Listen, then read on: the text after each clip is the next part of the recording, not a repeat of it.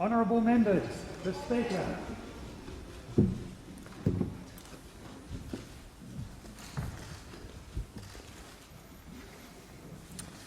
I acknowledge the Ngunnawal and Ngambri peoples who are the traditional custodians of the Canberra area and pay respect to the elders, past and present, of all Australia's Indigenous peoples. Almighty God, we humbly beseech Thee to vouchsafe Thy blessing upon this Parliament.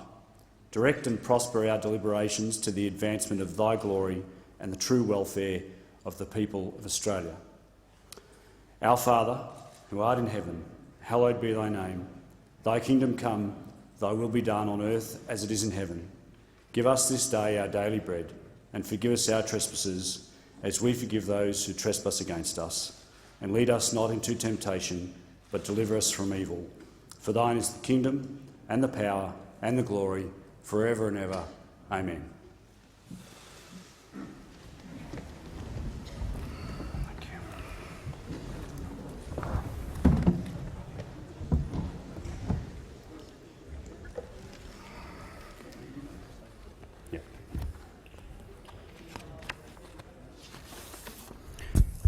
If members could please quickly come into the chamber and take their seats, I have a statement I wish to make.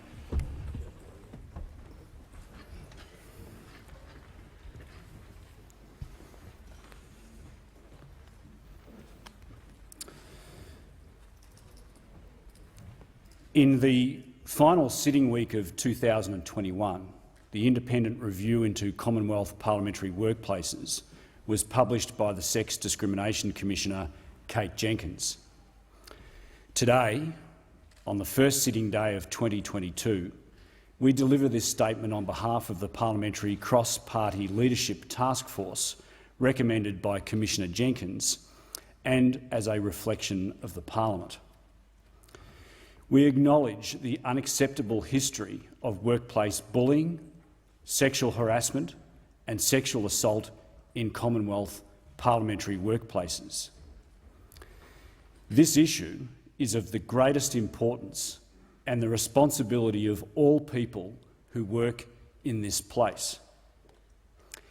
Any bullying, sexual harassment and sexual assault is unacceptable and wrong. We say sorry. Every workplace should be safe and respectful. This place and its members are committed to bringing about lasting and meaningful change to both culture and practice within our workplaces. We have failed to provide this in the past. We today declare our personal and collective commitment to make the changes required. We will aspire, as we should, to set the standard for our nation. We thank all of those who participated in the Jenkins Review, acknowledging everyone who came forward to tell us of their experiences. We also acknowledge the many others who could not or did not participate, but who may have experienced misconduct. We know that your experiences have had profound and far-reaching impacts on your lives. We have listened and heard you, and we accept your calls for change. This Parliament should serve as a model workplace for our nation. Only by creating the best workplace will this Parliament attract the best people our country has to offer. And only by attracting the best our country has to offer and listening to the communities we represent will we deliver the high standards that our country deserves.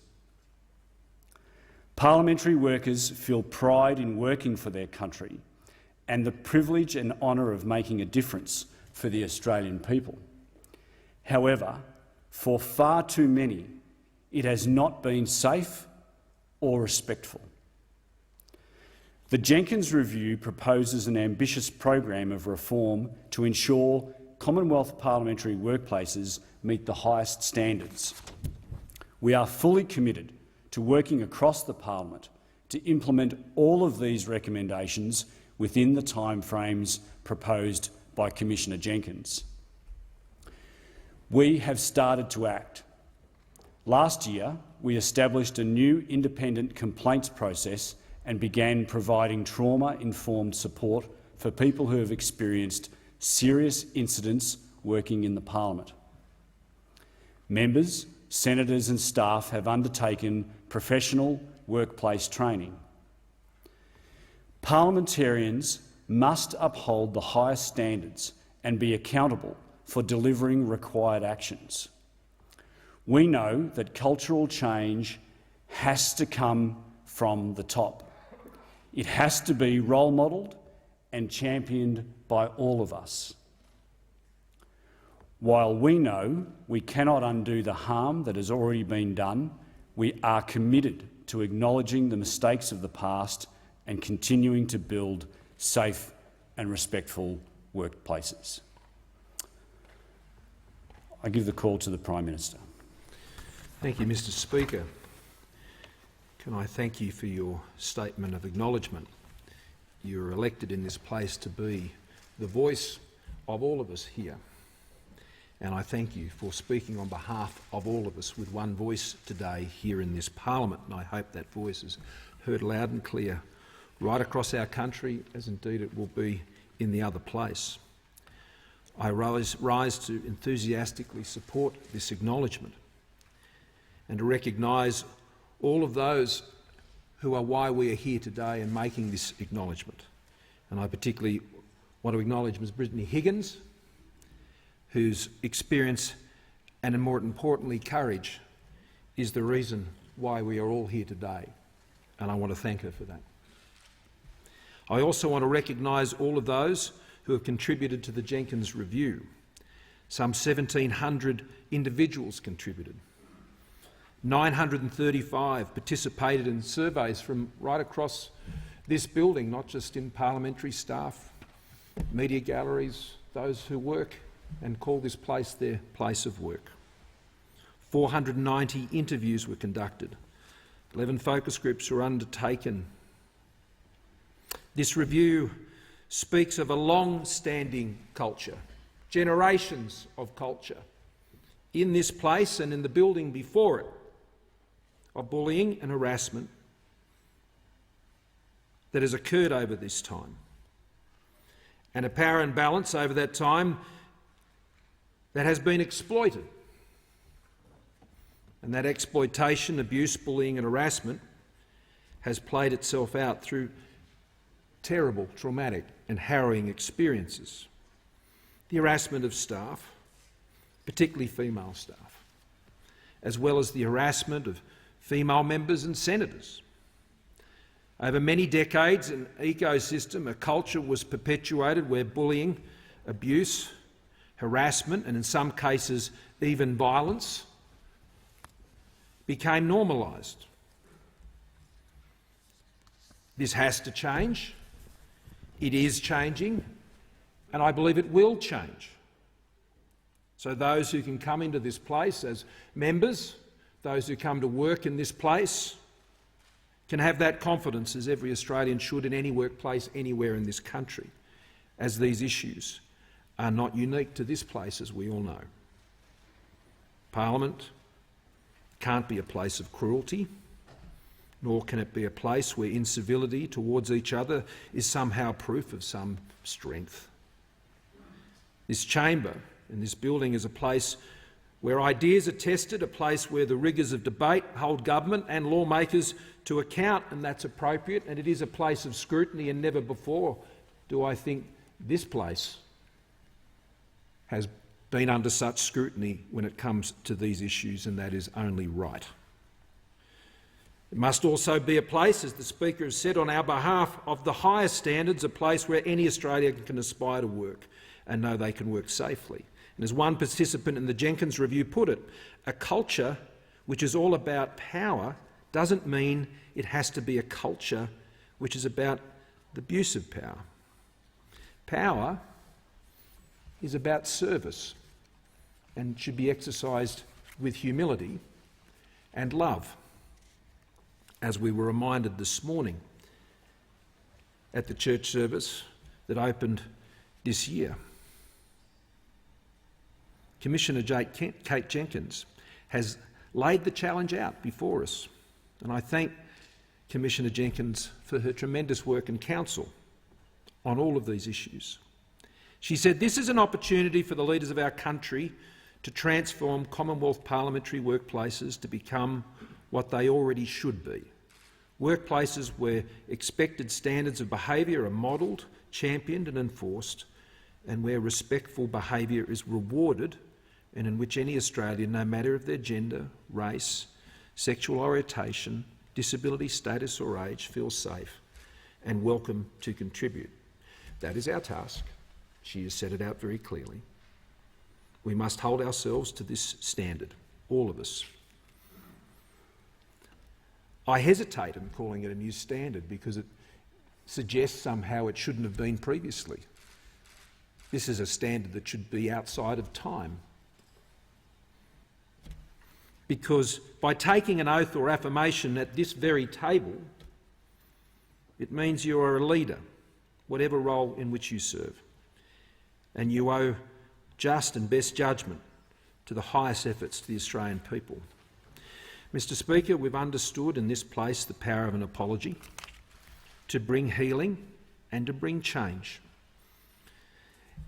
And I'm proud that this is a chamber in which we have done this on so many occasions. And I believe Australia is somewhat unique in this regard. We don't shy and have sought to silence the valid and just complaints of people because there was fear about electoral consequences. I am sorry. We are sorry. I'm sorry to Ms Higgins for the terrible things that took place here. And the place that should have been a place of safety and contribution turned out to be a nightmare. But I'm sorry for far more than that, for all of those who came before Ms Higgins and endured the same, but she had the courage to stand, and so here we are. So we are sorry for all of these things. And in doing so, each of us take an accountability for changing these things. And to those who have perpetuated such bullying, abuse and violence, the light will come to those behaviours, as it must, but it will follow and respect our rule of law in this country. It will proceed on the basis of fairness and justice in accordance for the rules of others that are in place in our country, and it will be done in the proper way, which I'm sure all in this place would agree. Justice should come, and it should always be delivered under the rule of law. Mr Speaker, every single Australian has the right to be safe at work, and yet it is clear that practical and cultural changes are necessary to make our parliamentary workplaces safer.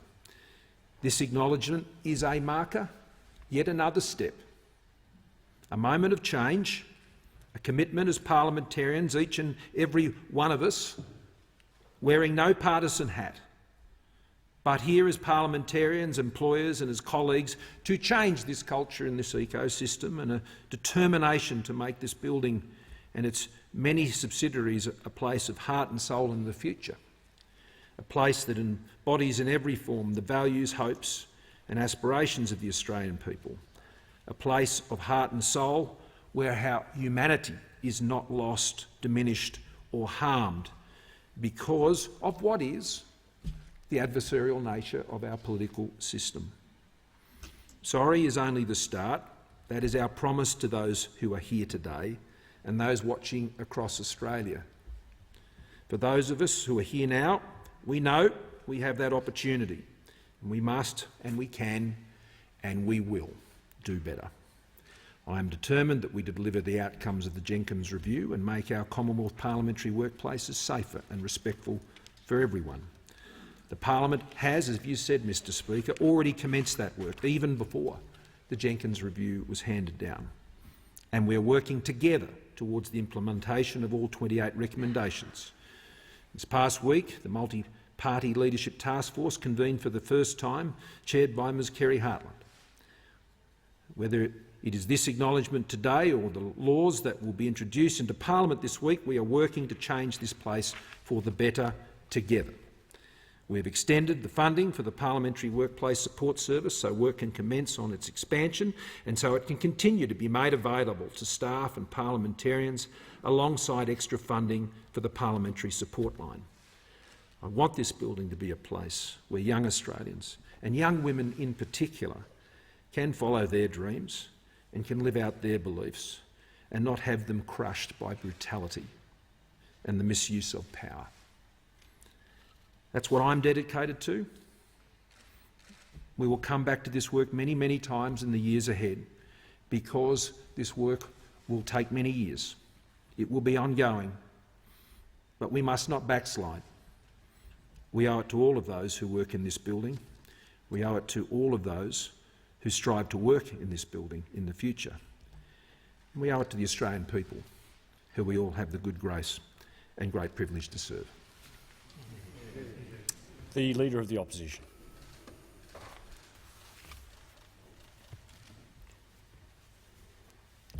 Set the standard.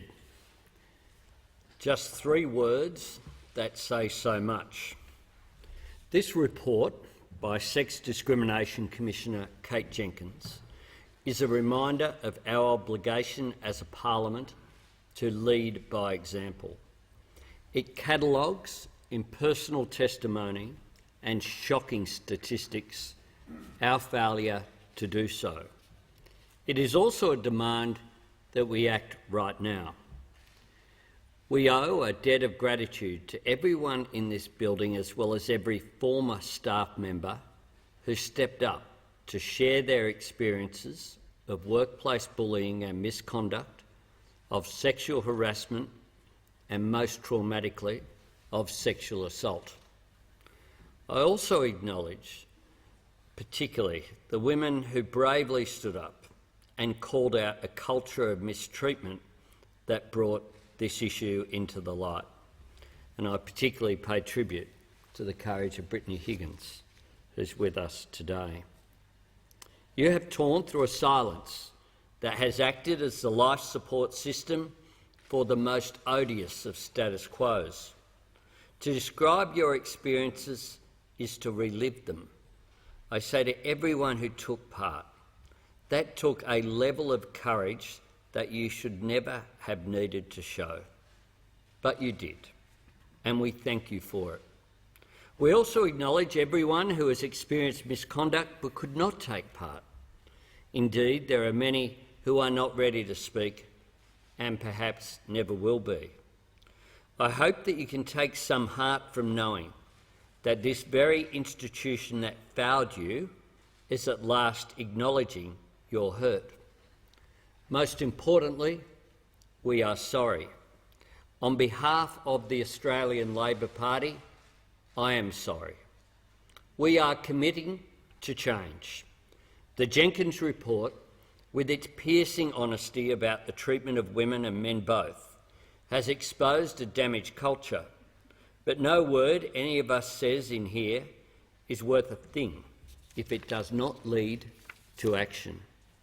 We can make a difference, but it will take real and sustained effort to create the lasting cultural change that we need. I believe we can do it. I know that we have to. And how we can start doing that is by working across the Parliament to implement every single recommendation of the Jenkins report. That is the absolute minimum we should be doing for the staff who are, in so many ways, the fuel in the engine of Parliament. Staff members are drawn to work in politics for many of the same reasons that parliamentarians are: a belief in their party's principles, a belief in those they work for, and belief in the power of the political process to create change and to make lives better.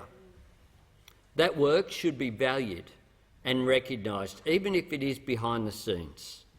Staff and their contributions are not in the spotlight, but lower visibility is not a licence to lesser treatment.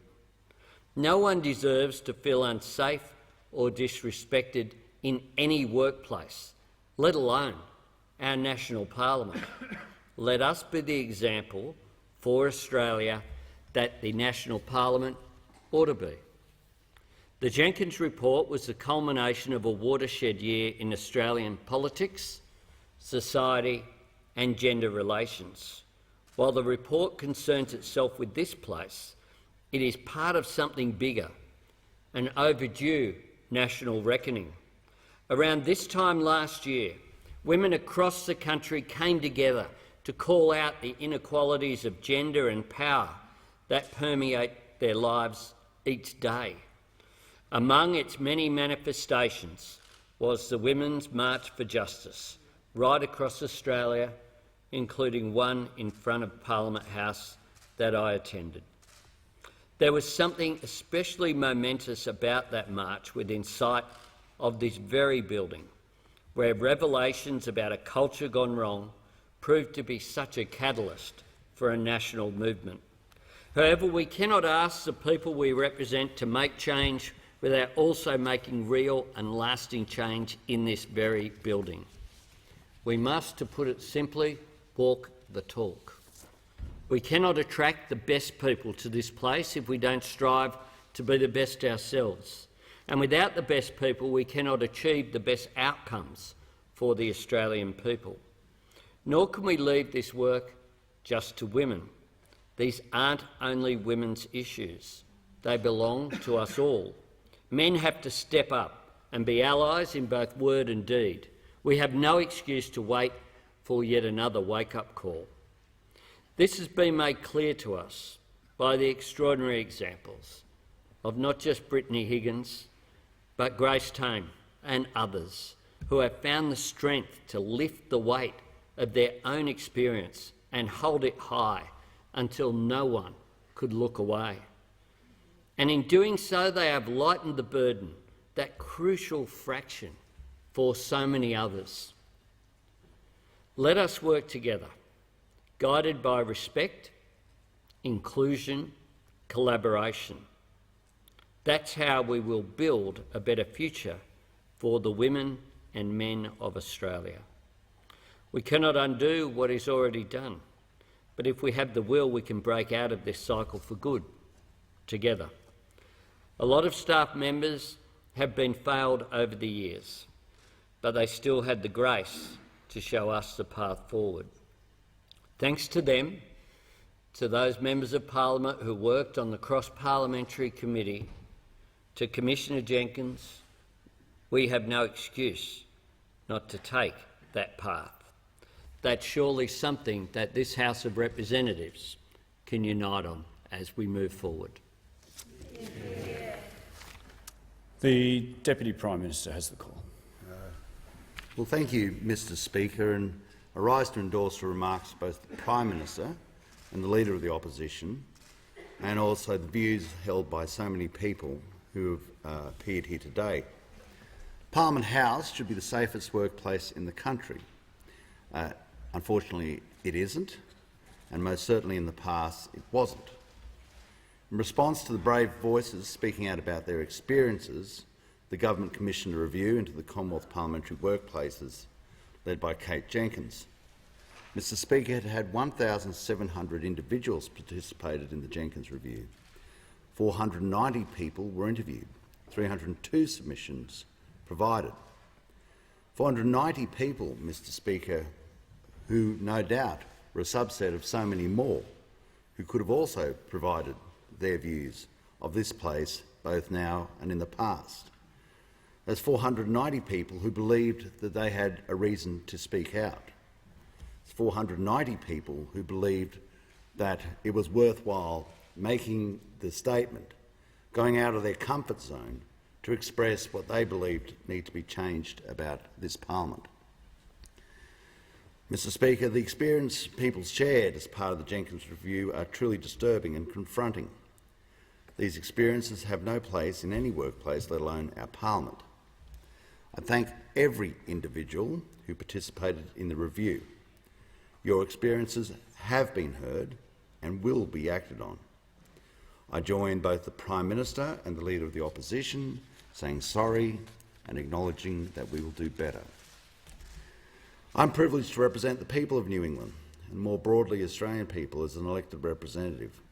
We are in a unique position that we can bring about change for the better, and there's no easier place to bring about change than in the place where we work in. With this privilege, all sides of politics have a responsibility that we must rise to and ensure that the horrific experiences in this building of many people are never repeated. It's because of the brave women who have spoken out on this issue of culture and their experiences in this building, which they have confided in people to do something about it. And by doing this, we are taking merely just the first step to fix the culture and the broken system to provide a workplace that is safe. There is no doubt people who are watching here today, I acknowledge Ms Higgins, but there are also those who are watching from home, from offices in this building, from a whole range of places, making sure that we make our first step in what is going to be a first step of many.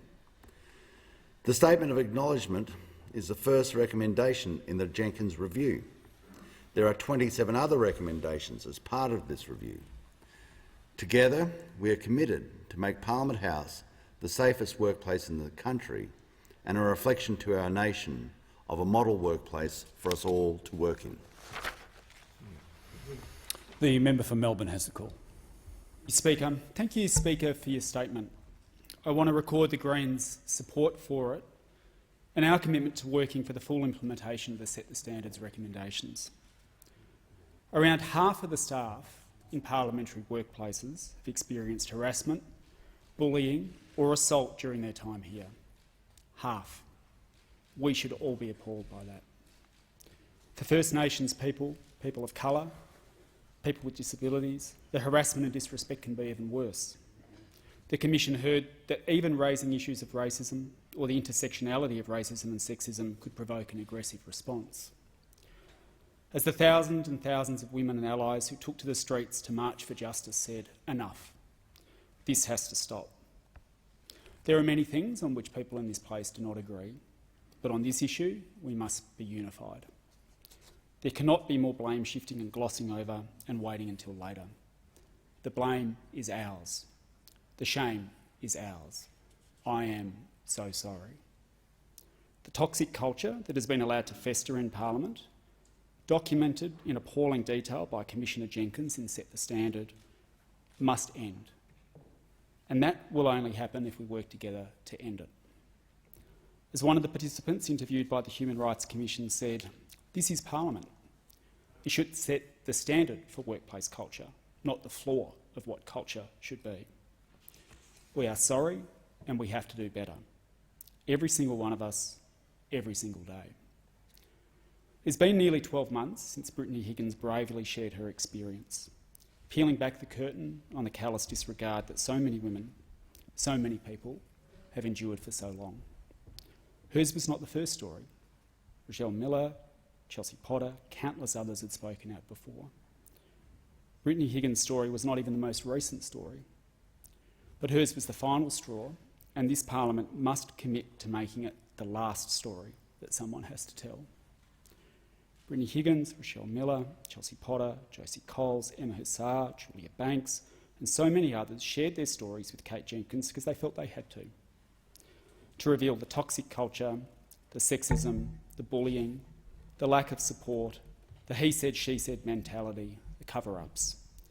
They did this in the hope that something would change. They chose to speak up for themselves and for those who are unable to. We know from the report that the vast majority of staff who have been harassed in this place have made no formal report because they had no faith that anything would be done. We have heard and we have listened. We must keep listening. We must make sure that current and former staff and affected survivors are involved in these reforms in a meaningful way. and feel supported to tell us when we're not doing enough. We must work to support those who have suffered, who are still suffering from their experience. We must maintain a robust, independent, confidential complaints process that people can trust. We must work to put in place a code of conduct that not only sets the standard, but makes sure that there are consequences when those standards are not met. We also need to tackle the lack of full representation in our parliament. The culture in this place will help change when decisions are being made by people with different views and experiences. We must work for a more diverse and inclusive parliament that better represents the community. More women, more people of colour, people with disability, LGBTIQ+ people, people with diverse backgrounds. I want to thank Commissioner Jenkins again for the incredible work she and her team have done in setting out what we need to do. We owe it to everyone who took part, to everyone in this place, to everyone in this country to show some leadership and get it done. And I also want to acknowledge that this is work that needs to be done in all workplaces around the country. We must also all keep working for a positive duty on employers to ensure that every worker in every workplace is safe and respected. Ultimately, Mr. Speaker, men have failed. Failed to act with respect, failed to act with basic human decency, failed to listen, and failed to make the changes necessary when asked. It is men who need to change our behaviours, and we are committed to that. The member for Warringah has the call. Thank you, Mr. Speaker. I rise on behalf of the crossbench members to speak in support of the Statement of Acknowledgement which you provided to this House today, a statement initiated by the Jenkins Report Implementation Task Force, of which I am a member. Importantly, it's a bipartisan task force to ensure that we all engage and ensure a better and safer workplace going forward. Thank you to Kerry Hartland, who is chairing the task force, and she is here today. Mr. Speaker, the statement for the House that you made seeks to acknowledge the harm caused by bullying, sexual harassment and sexual assault in Commonwealth parliamentary workplaces and articulates a commitment to action and shared responsibility. As has been noted, issuing this statement is the first recommendation of the Jenkins Review, Set the Standards, an inquiry established just under a year ago on 5 March 2021. Its report presented to the Parliament just 9 months later on 30th of November. I am pleased that today, the first sitting day of 2022, the statement has been delivered. That urgency is warranted and important. Working for the Commonwealth Parliament of Australia should be an immense source of pride, excitement and achievement. It should be the pinnacle of one's career, a place where ideas are explored and debated, where advice, knowledge and expertise are appreciated and valued, where democracy is upheld and celebrated, and where individuals are respected and safe. But sadly, for far too many, their experience has been one of trauma. People have left this place truly broken, careers have been destroyed, marriages torn apart, young women and men abused and violated, lives devastated. We have listened and we have heard you, and we are sorry. I am sorry. We are all familiar with the damning findings of the Jenkins Review. 1 in 3 people currently working in parliamentary workplaces have experienced some form of sexual harassment whilst working here. Over half of all people currently in these workplaces have experienced at least one incident of bullying, sexual harassment or actual or attempted sexual assault. That is truly deeply shocking.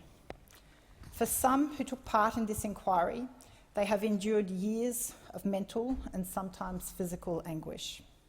On behalf of the crossbench, I say we hear you and we thank you for so bravely stepping forward and detailing your experiences. Because of your bravery, this place will be a better workplace for others. In particular, I wish to acknowledge and thank the brave women who join us in the gallery today. Brittany Higgins, Rachel Miller, Josie Coles, Chelsea Potter, Chanel Contos, and I acknowledge that many others may also have wished to be here today. These women have shown incredible bravery in speaking out and in doing so have empowered others and through their actions they have led to the instigation of the Jenkins Review, which saw hundreds more step forward. We must not forget that speaking up often comes at a very high personal price. It comes at a price of intrusion into your lives with public scrutiny, and I acknowledge the stress and anxiety that many of you have been under since telling of your experiences. Please know that we understand this is not easy, but so important. Similarly, there are many people who, for various reasons, chose not to take part in the review. As the statement of acknowledgement says, we know that for you too, your experiences have had profound and far-reaching impacts on your lives. So to you, I say, we see you too, and we will not let you down. Why is this statement so important? Because for too long, those that have been bullied, assaulted or victimised have felt ignored, dismissed and moved on. They have felt powerless. This statement today gives them a voice. It formally acknowledges their experiences and the long-lasting impacts of what had happened to them. It's an acknowledgement from all the members of this place for our responsibility to ensure that we provide a gold standard workplace where everyone feels respected and safe. It's ultimately through our actions that we can show our commitment to changing this workplace. On behalf of the Crossbench, I pledge to do everything in my power to ensure that all 28 recommendations of the Set the Standard report are fully implemented. As Commissioner Kate Jenkins herself wrote, the recommendations are mutually reinforcing and complementary and therefore should not be cherry-picked. Some will be more straightforward than others, and some are far more reaching than others. The preparation and adoption of codes and standards of conduct for parliamentarians and their staff is urgently needed. As the vast majority of Australian workplaces have codes of conduct in place, it's extraordinary that this place, of all places, is yet to have one. As the 46th Parliament, we stand at a fork in the road. We can choose to act with integrity and change this place and the way it has operated for too long. The course of action we must take is clear from the Jenkins Review. As Commissioner Jenkins sums up, the challenge of effectively preventing and responding to bullying, sexual harassment and sexual assault in these workplaces is significant. The problem is not, however, inevitable or intractable. There is momentum for change, and the proposed framework for action in this report sets out a clear path to ensure that these workplaces are safe and respectful, uphold the standing of the Parliament and are worthy of reflection of the community that they serve. Whilst there is much more work to be done to build an equal and safe society, one where women and men are safe, respected and valued, we can start here. So I commend the statement to the House as the first step in raising the standards, of showing the Parliament, our communities and our hard-working staff the respect they so richly deserve. I thank honourable members.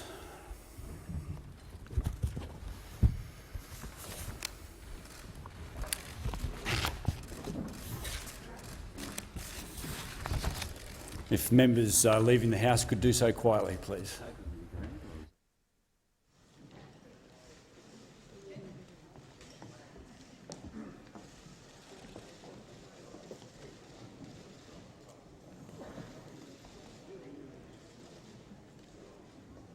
Clark.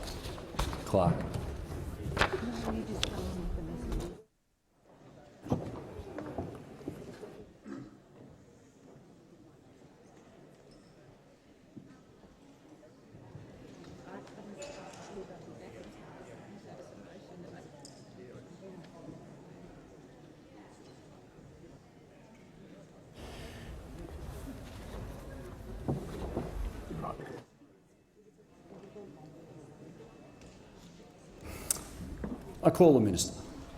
Thank you, Mr Speaker. I present the following agreement for members to contribute remotely to parliamentary proceedings.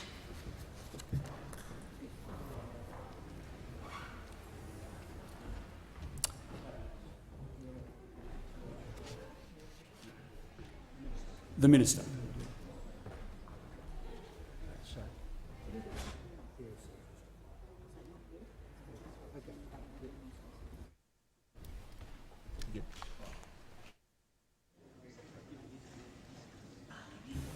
I've received messages from His Excellency the Governor-General notifying assent to several bills. I do not propose to read the titles, which will be recorded in the votes and proceedings. I have to report to the House that on 6, 8, 17 and 21 December 2021 I received advice from the Chief Government Whip nominating changes in the membership of certain committees. In accordance with Standing Order 229B, as the House was not expected to sit for several weeks, the appointments became effective on those dates. I now call the Minister to move a motion to resolve the membership of the committees. Thank you, Mr Speaker. I ask leave of the House to move a motion for the appointment of members to certain committees. Is leave granted? Leave is granted. I move that members be appointed as members of certain committees in accordance with the list which has been placed on the table. As the list is a lengthy one, I do not propose to read the list to the House. Details will be recorded in the votes and proceedings. Thank you. The question is that the motion be agreed to. All those that opinion say aye. Contrary, no. I think the ayes have it.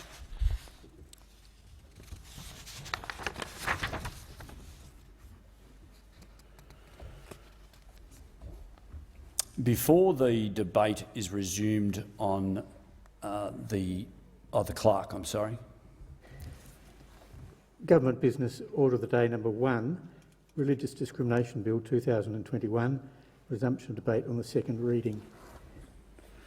Before the debate is resumed on this bill, I remind the House that it has been agreed that a general debate be allowed covering this bill, the Religious Discrimination Consequential Amendments Bill of 2021 and the Human Rights Legislation Amendment Bill of 2021.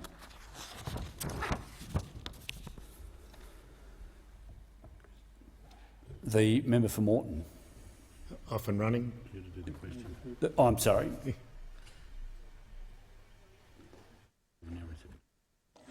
The question is that the bill be now read a second time.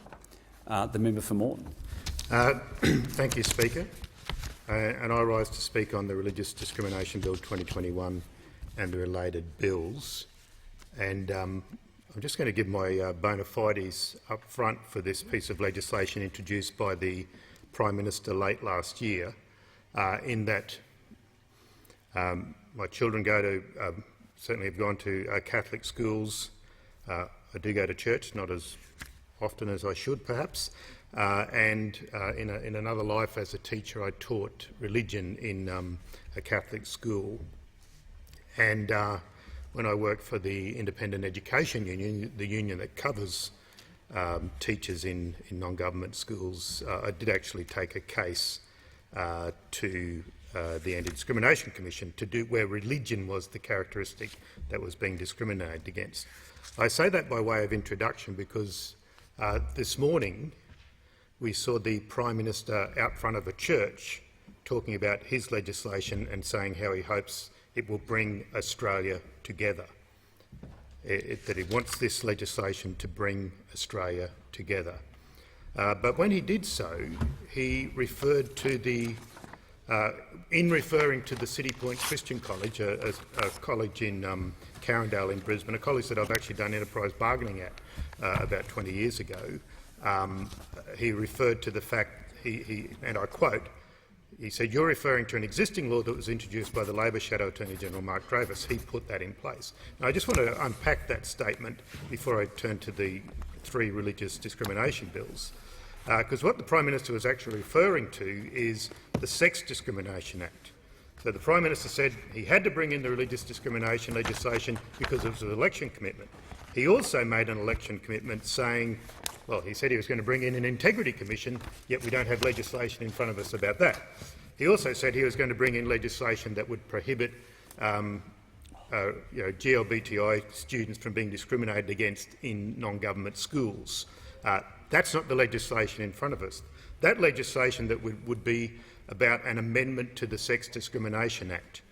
Now, back when I think it was Susan Ryan brought in the Sex Discrimination Act, the only characteristics it referred to was sex, marital status and pregnancy. So, and I think when the Liberals came to voting on that legislation, they actually had a conscience vote back in 1984, 1985, whenever that was. But in 2013, when the Prime Minister was a member of the Abbott-led opposition, the Abbott opposition actually let that legislation go through on the Voices, which added to the Sex Discrimination Act the fact that there would not be, because the Sex Discrimination Act did not include any protections against discrimination on the basis of a person's sexual orientation, gender identity and intersex status.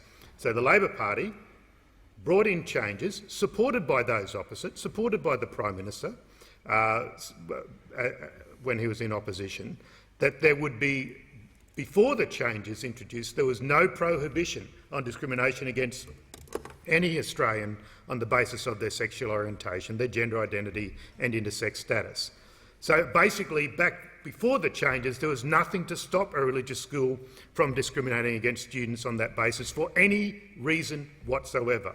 So because of the changes introduced by the Labor Attorney-General Mark Dreyfus, there is now a prohibition on discrimination on the basis of sexual orientation, gender identity and intersex status at the Commonwealth level, subject to a number of exemptions, and that being that it's basically more difficult for religious schools to discriminate against students on those grounds unless they can show that it's done in good faith and in order to avoid injury to the religious susceptibilities of adherents of that religion.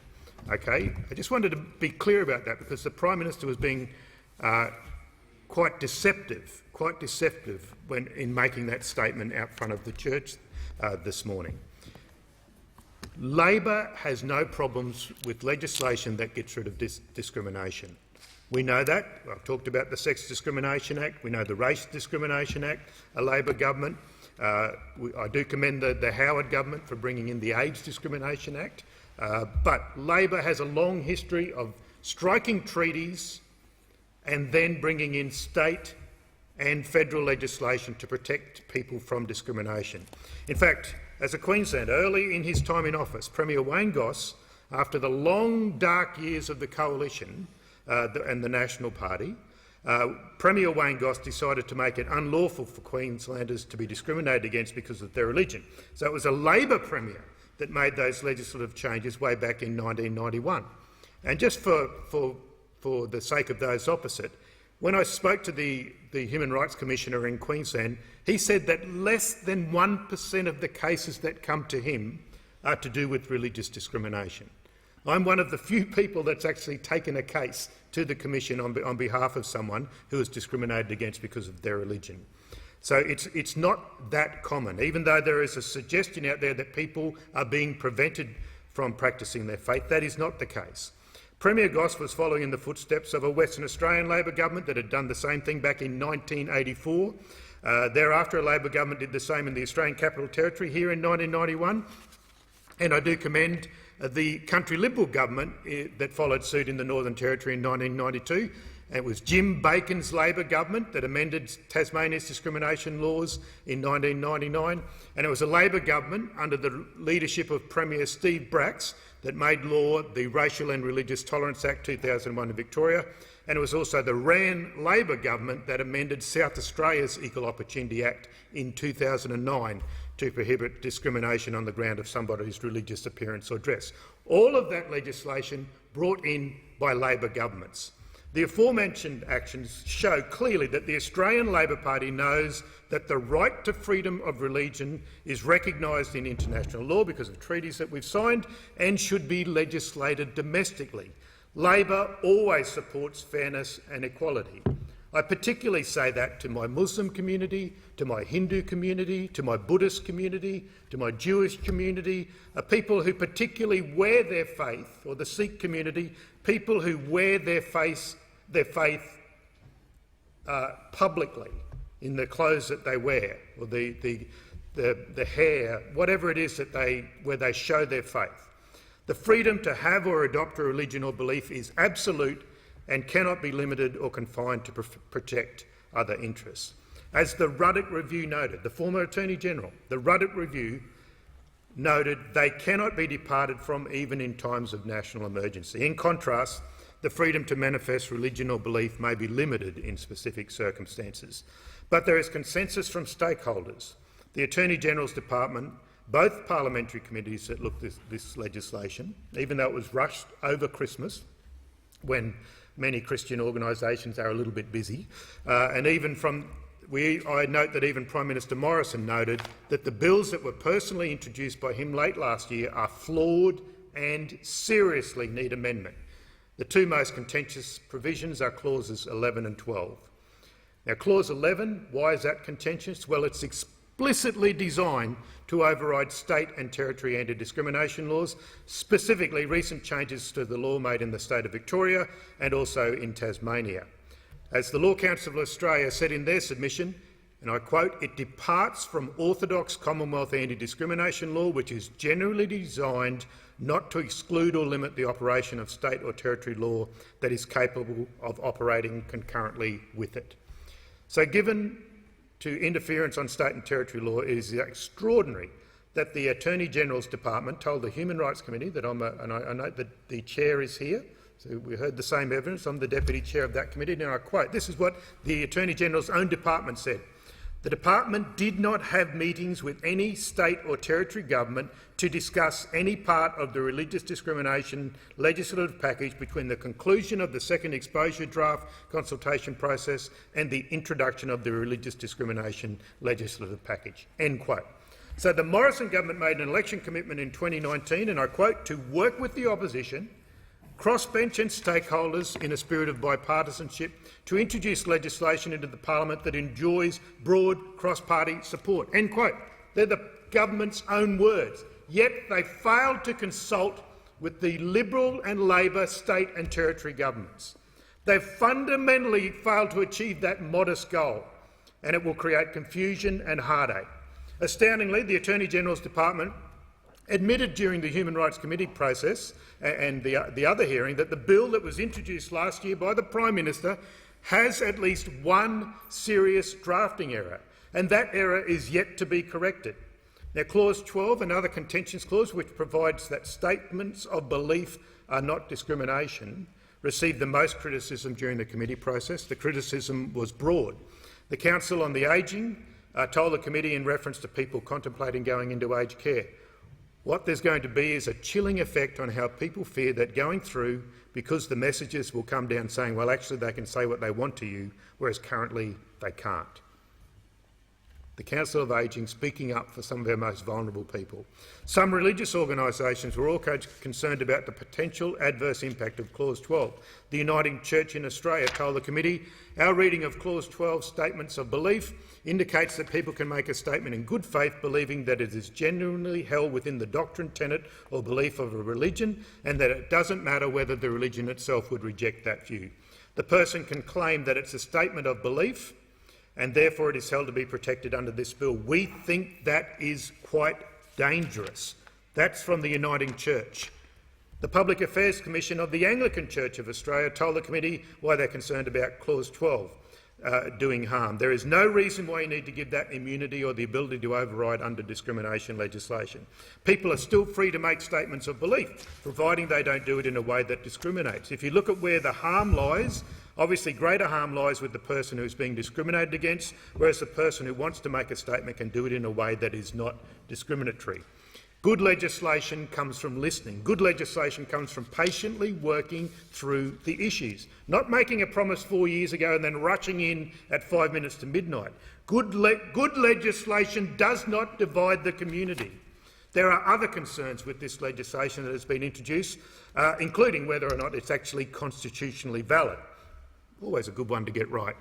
This bill is supposed to protect people of faith from religious discrimination, but it will do nothing to protect against vilification of people who are targeted because of their religious beliefs or activity. I particularly speak to the Jewish community, the Muslim community, the Hindu community, the Sikh community, those who wear their faith and are targeted. This protection has been called for over many years. The calls have become more urgent since that shocking Christchurch attack where an Australian terrorist killed 50 people. And we know that there's a rise in Islamophobia, Hindu-phobia, anti-Semitic incidents are on the rise in Australia and the United States and around the world, in fact. These laws are not being debated today, but the discrimination bills, which are largely uncontroversial, they present the Parliament with an opportunity to provide people of faith, particularly those of minority faiths, with protection against vilification. The government should work with the Australian Labor Party. The government should work with the state and territory governments, Labor and Liberal. The government should work with religious stakeholders to address this shortfall in protections for people of faith. Speaker, in my time remaining, I'd like to particularly turn to the idea that we would let schools like City Point target people because of who they are, because of God's plan for that child. I fundamentally am committed to protecting children in Australia, Speaker. As a teacher, as a lawyer, as a politician, I've devoted my life to making sure that children's lives are safer and better. The idea that a contract would be foisted on parents and said, you must make a decision based on whatever, on some misguided interpretation of the Bible, and targeting children. Now, I've spoken to the people running Brisbane Christian College in my electorate, and they made it very clear that they love all of their students. They love and protect all of their students. The idea that people would be targeted, trans children, intersex children, any children, when we know that God made them. For a person to be using a contract to beat up a child and saying, I know God's plan and I will enforce harm upon that child and that family is something I find utterly repugnant, Speaker, utterly repugnant. And I know that the leaders of the Australian Christian Lobby and others have been strangely silent when it comes to this, and I know that there's been some crab walking away from City Point Christian, but I would ask them to make sure that they always protect the children that walk through their gates. I thank the member for Moreton. The question is the bill be now read a second time, and I call the member for Mallee. Thank you, Mr Deputy Speaker. I have the privilege of chairing the Parliamentary Joint Committee on Human Rights, which considered this important package of bills. The Religious Discrimination Bill 2021, the Religious Discrimination Consequential Amendments Bill 2021 and the Human Rights Legislation Amendments Bill 2021. The committee heard from a variety of experts and lobby groups who all expressed their thoughts on the bills, and I thank each and every one of them for engaging with the committee and making their views and voices heard. This legislative package seeks to fill a void in Australia's human rights framework. This parliament has rightfully passed the Racial Discrimination Act in 1975, the Sex Discrimination Act in 1984, the Disability Discrimination Act in 1992 and the Age Discrimination Act in 2004. What is missing from this list is the Religious Discrimination Act. This is despite the long-standing recognition of freedom of religion in the United Nations Declaration of Human Rights and the International Covenant on Civil and Political Rights. The UN Special Rapporteur has emphasised the mutually reinforcing nature of the rights to freedom of religion and freedom of expression, stating that freedom of expression is necessary for the meaningful enjoyment of the freedoms of thought, conscience and religion or belief. One right cannot be fully enjoyed without the other or in the absence of the right to privacy, freedom of association and peaceful assembly. This suggests that the two rights are not only interdependent but also exist in a legal continuum with myriads of other rights. The European Court of Human Rights has also observed that protection of religious groups is necessary for the realisation of the individual right to freedom of religion. The Commonwealth must step in to rectify the situation. Federal protection is lacking, and the current patchwork of state laws does not protect every Australian, with New South Wales and South Australia lacking any framework and other states missing the mark with theirs. The need for such a framework has been well documented, beginning with the Religious Freedom Review chaired by Philip Ruddock. People of faith, and particularly those of minority religions, are being discriminated against because of their faith, with no recourse under Commonwealth law. The primary purpose of these bills is to protect ordinary people of faith from discrimination as they go about their daily lives. The bills also protect those who experience discrimination because they do not adhere to any faith or religious belief. The bills will protect against direct and indirect religious discrimination. This is not a blanket protection, as the realities and requirements of day-to-day life, as well as potential conflict with other protected rights, can occur. Indirect discrimination on the ground of religious belief or activity is permissible when reasonable. It is permissible to discriminate against someone on the basis of their religious belief if, in expressing their belief, they are encouraging or promoting conduct of an offence involving harm. It is permissible to discriminate against someone on the basis of their religious belief to comply with other legislation and law enforcement and national security needs. It is permissible to discriminate against someone on the basis of their religious belief if they cannot carry out the inherent requirements of their employment. The bill also introduces the new offence of victimisation to deter people from trying to prevent others to engage with the Human Rights Commission or advertises an intention to engage in unlawful discrimination. These provisions strike the right balance in protecting religious freedom while also not impinging on other rights and the rights of others. A crucial element of this bill are the clauses establishing a statement of belief.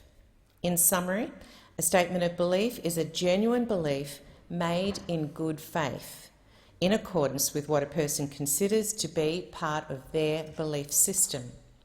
The bill protects the making of statements of belief. This protection extends only to statements, not conduct, which may be discriminatory. Furthermore, the narrow protection of statements of belief extends only to other anti-discrimination laws or other prescribed state laws.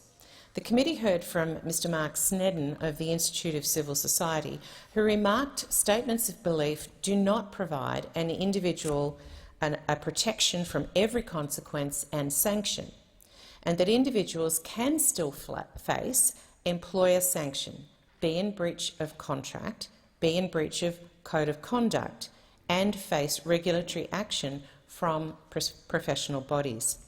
Keeping with the bill's balanced approach, malicious, threatening or vilifying statements of belief are not protected under this bill. This allows for a shield against discriminatory complaints for moderately expressed religious views. The regulated nature and inbuilt protections means there is no sword here to use against others. Indeed, in the committee it was heard that the statement of belief had a narrow scope, allowing banal statements. This reality of the bill's provisions does not reflect the commentary and scaremongering peddled by lobby groups.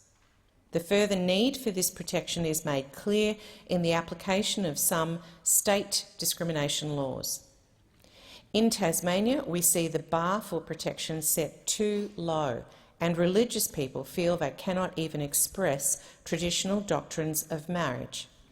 Even the threat of these complaints and the spectre of lawyers and court costs to defend what many Australians feel is uncontroversial in their own faith community deter people from speaking.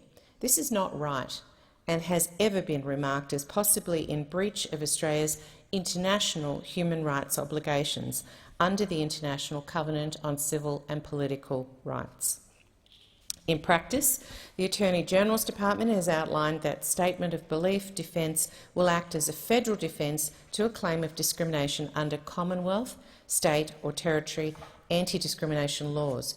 It will not in and of itself forced discrimination complaints to courts, and states and territories have the power to arrange complaints to be heard at tribunals if they choose.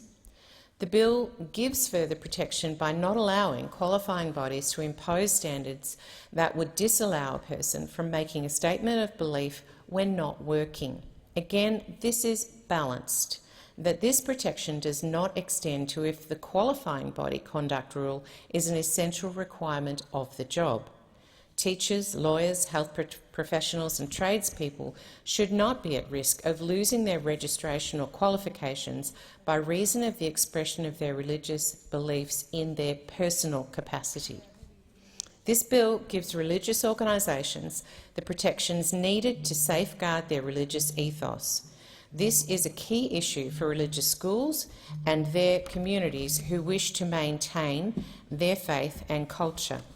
The bill promotes this by allowing religious educational institutions to act in good faith in a manner that a person would reasonably consider to be consistent with that religion's beliefs and teachings, including preferencing persons of the same religion. This is only permissible if done in accordance with a publicly available policy. It is important to note that the Religious Discrimination Bill itself states that certain conduct that is permissible in the bill may still be indirect or direct discrimination under other Commonwealth anti-discrimination laws, such as the Sex Discrimination Act. People have asked me why such a rule for all religious schools for all their employees. Does it matter for a maths teacher at, say, a Christian school to be a Christian? Most people see the link for religious studies or humanities, but why maths? To that I say, it is not about the individual subjects. It is about the type of people in the school and the ethos the school values and wants to promote. A student may see a maths teacher after class or in the yard about topics unrelated to classwork. We all know the increasing burden teachers face as students' personal lives and problems become more apparent in the schoolyard with little support from qualified professionals. It's important that all staff share the values of the school so parents and students have confidence in the community they put their children in. Not only this, but it goes further to an issue of freedom of association. In their submission to the committee, Jacinta Collins of the National Catholic Education Commission stated, if people don't want to work in an environment which is operating within a faith-based ethos, they can work in a public school or a school of another ethos or faith. It is an issue of choice, or in my view, she says, it's actually freedom of association. It's associating around our faith so that we can meet our mission about the transference of faith at the same time as delivering high-quality education. The proposed bills are about completing the anti-discrimination framework Australians enjoy, in keeping with our international obligations and to protect all members of Australian society from discrimination. We must pass these bills. Anyone who has read the bills and not relied on willfully spread misinformation will tell you the targeted measures of the bills and the protections within that will not see wholesale collapse of Australian society and instant discrimination and vilification. Far from this. We will see religious and non-religious alike enjoy protections under the new law and deliver clarity on permissible personal and professional conduct. Talks of amending the Sex Discrimination Act should have nothing to do with this bill, and debate on the merits of any amendments can be discussed when it's proposed. The task at hand is establishing a Religious Discrimination Act that will bring peace of mind to all Australians, particularly those of faith. Thank you. I thank the member for Mallee. The question is the bill be now read a second time, and I call the member for Clark. Deputy Speaker, I'm opposed to the Religious Discrimination Bill in its current form, just as I was opposed to the previous version of this legislation put forward by the government. This bill will have an enormous impact on the rights and freedoms of many Australians, and particularly Tasmanians. Deputy Speaker, Tasmania has the strongest anti-discrimination laws in the country, and it's because of this that we have the most to lose under this legislation. Indeed, we have the fiercest protections against discrimination for minority groups and are the only state in Australia that prohibits discrimination on the grounds of sexual orientation, gender identity and relationship status by faith-linked organisations, including schools, hospitals and charities. We are also one of the few states that prohibit all hate speech with no exceptions on religious grounds. Deputy Speaker, the government has said that the bill is not intended to replace state laws. However, if passed, that's exactly what will be done here, because this bill creates a direct conflict between state and federal laws, allowing people who are complaining of religious discrimination to sidestep state laws and practices. So, in effect, Tasmania's Anti-Discrimination Act would be undermined, despite the Tasmanian Parliament twice upholding the state's hate speech laws and the Tasmanian Supreme Court having found them to be constitutionally sound on more than one occasion. In other words, Deputy Speaker, this bill today demonstrates a blatant disregard for state and territory laws by the federal government. Indeed, the federal government should be looking at Tasmania's anti-discrimination laws as a model for national reform. But instead, it is intent on watering down the strong protections that we have in the island state. This is something that Tasmanians do not want, and even the Liberal Premier has said as much recently. Deputy Speaker, the Prime Minister has repeatedly said that this legislation will serve as a shield, not a sword. And this is also not true, because this bill will allow people to make harmful and arguably discriminatory statements against others in the name of faith. It could allow, for example, a vulnerable woman being told by her doctor that she is sinning in the eyes of God because she is seeking access to contraception. It could allow a person to say to another that their disability was caused because they turned their back on God. It could allow a school to sack a member of its staff simply for being gay. It could allow a nurse to tell a patient that their HIV diagnosis is a punishment from God. It could allow faith-linked schools to teach students that marriage can only be between a man and a woman, despite the overwhelming majority of Australians voting in favour of marriage equality and it now being Australian law. Or indeed, it could allow a school to force parents to sign a contract agreeing that their children will only identify as the sex they were assigned at birth, as we saw in the media just last week. Quite frankly, Deputy Speaker, it's absurd that people feel they are being persecuted if they are prevented from persecuting others. Now, don't get me wrong, Deputy Speaker. I support freedom of religion when it means not discriminating against people of faith, but I will not support legislation that allows discrimination and hate speech in the name of faith. Now, I do acknowledge that two controversial provisions from the original draft of the bill have been removed. Firstly, the Folau clause, which provided legal protection from an individual having their employment terminated because of expressing religious beliefs. And secondly, the clause which would have enabled health providers to refuse to provide treatment based on conscientious objection. The removal of these provisions is welcome. But some of the most controversial provisions remain in the bill, and new inclusions, such as the clause allowing statements of belief as a defence to discrimination complaints, makes this bill simply unsupportable, particularly considering this definition is not subject to clear or well-defined limitations. Deputy Speaker, implementing legislation which permits religious freedoms without appropriate corresponding limitations and safeguards is reckless and potentially dangerous. It goes against the public interest and completely disregards the wishes of the community. Indeed, a poll conducted by YouGov just last week found that 77% of Australians oppose religious exemptions from laws against discriminatory speech. Moreover, I have received correspondence from hundreds, if not thousands, of Australians calling on this bill to be scrapped. So the community recognises the dangers of this bill, so why can't the government? What's equally concerning is the fraught process by which we have got to where we are today. Deputy Speaker, the government would have been more than happy to push this legislation through the parliament without any scrutiny.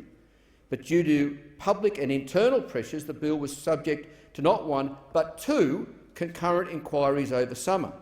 However, it's important to note that the process by which these inquiries were conducted was entirely unacceptable. For instance, the consultation process allowed just 25 days for public submissions into what is arguably the most complex discrimination law in Australia's legislative history.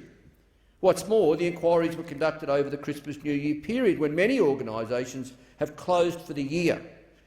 This bill has been on the government's agenda for over 3 years and is obviously a very important issue in the Australian community. But once again, politics are prioritised over effective public scrutiny. Indeed, former Tasmanian Anti-Discrimination Commissioner Robin Banks has provided me with some worrying figures about these committee inquiries.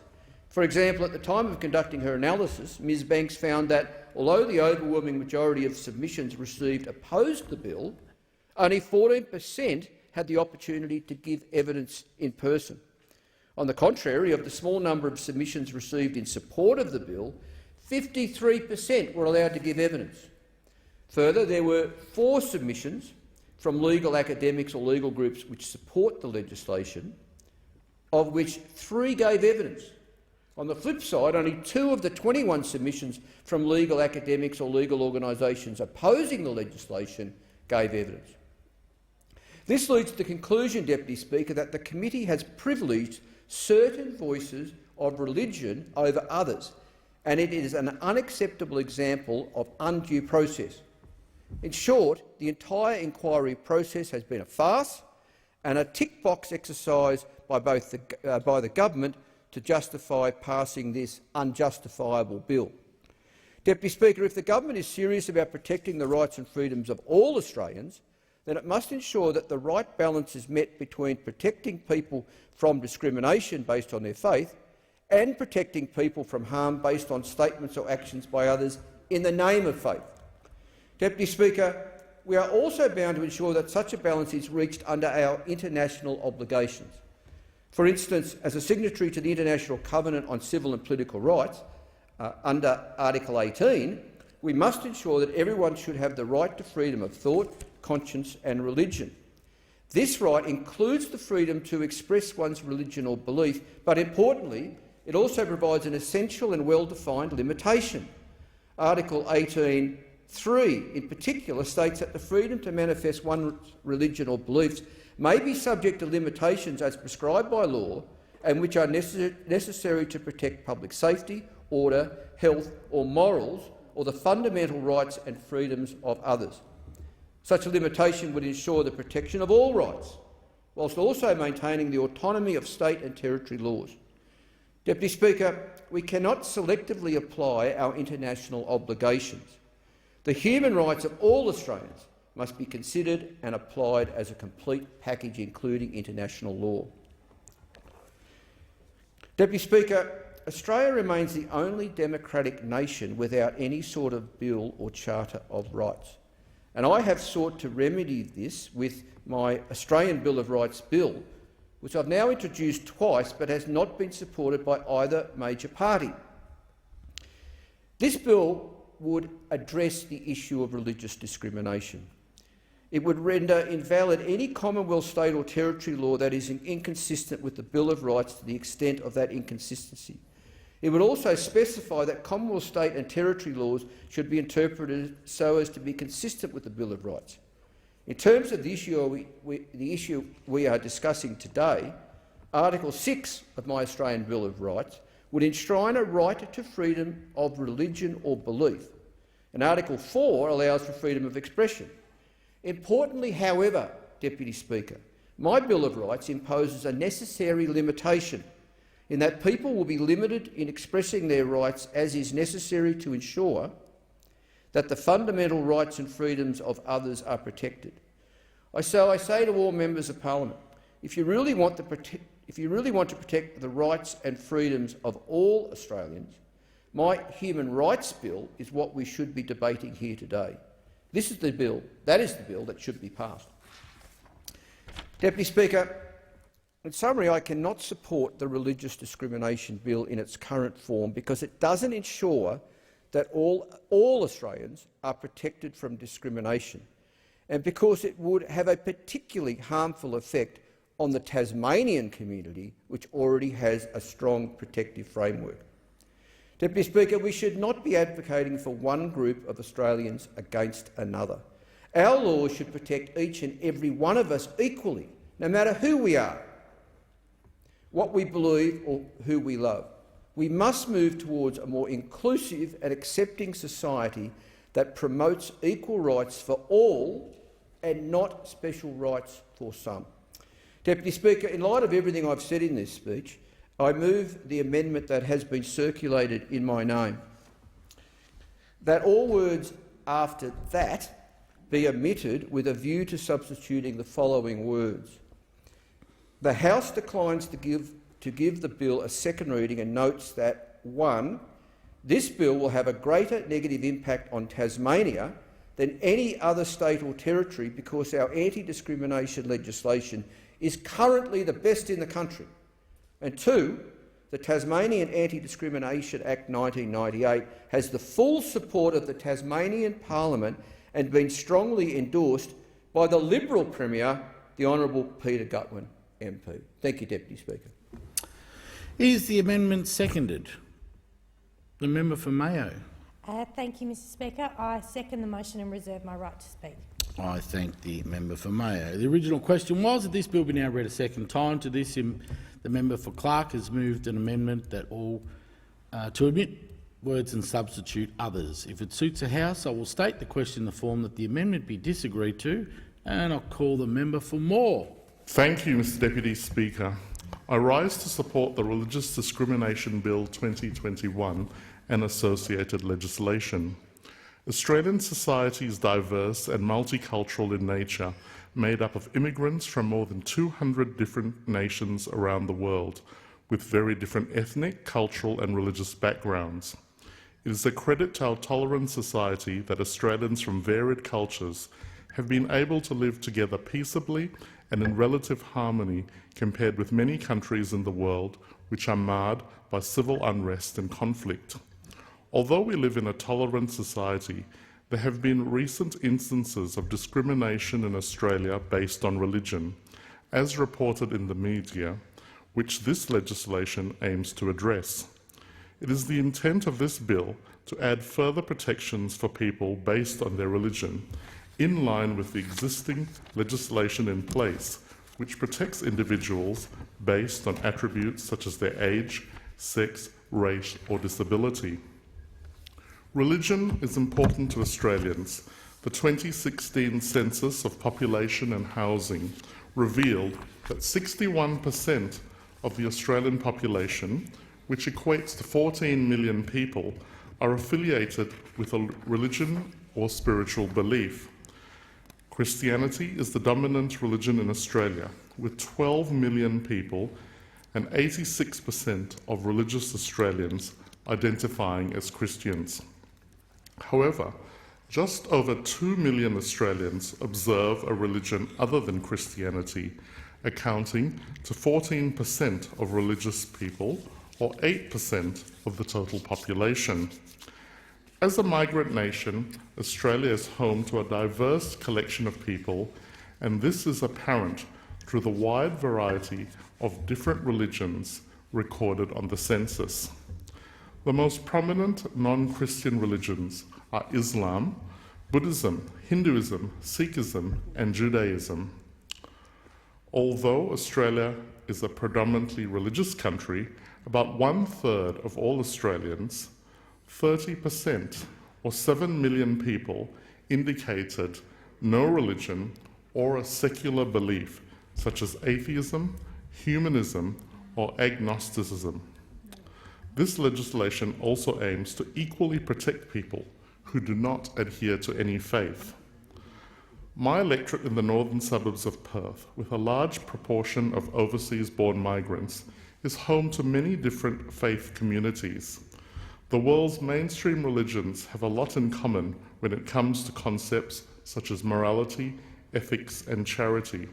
However, there have been a number of instances of religious discrimination against people of faith, with unfair criticism of individuals who are actively exercising their democratic right to participate in community affairs. For example, I have been subjected to personal attacks in the media for being a Christian over several years, as have a number of my supporters and colleagues. Political opponents have questioned the right of people of faith to participate in the political process and use slurs to denigrate mainstream Christian beliefs by referring to my supporters and I as being part of a cult. This is why a religious discrimination bill is required to give lawful protection to people of faith to participate in society.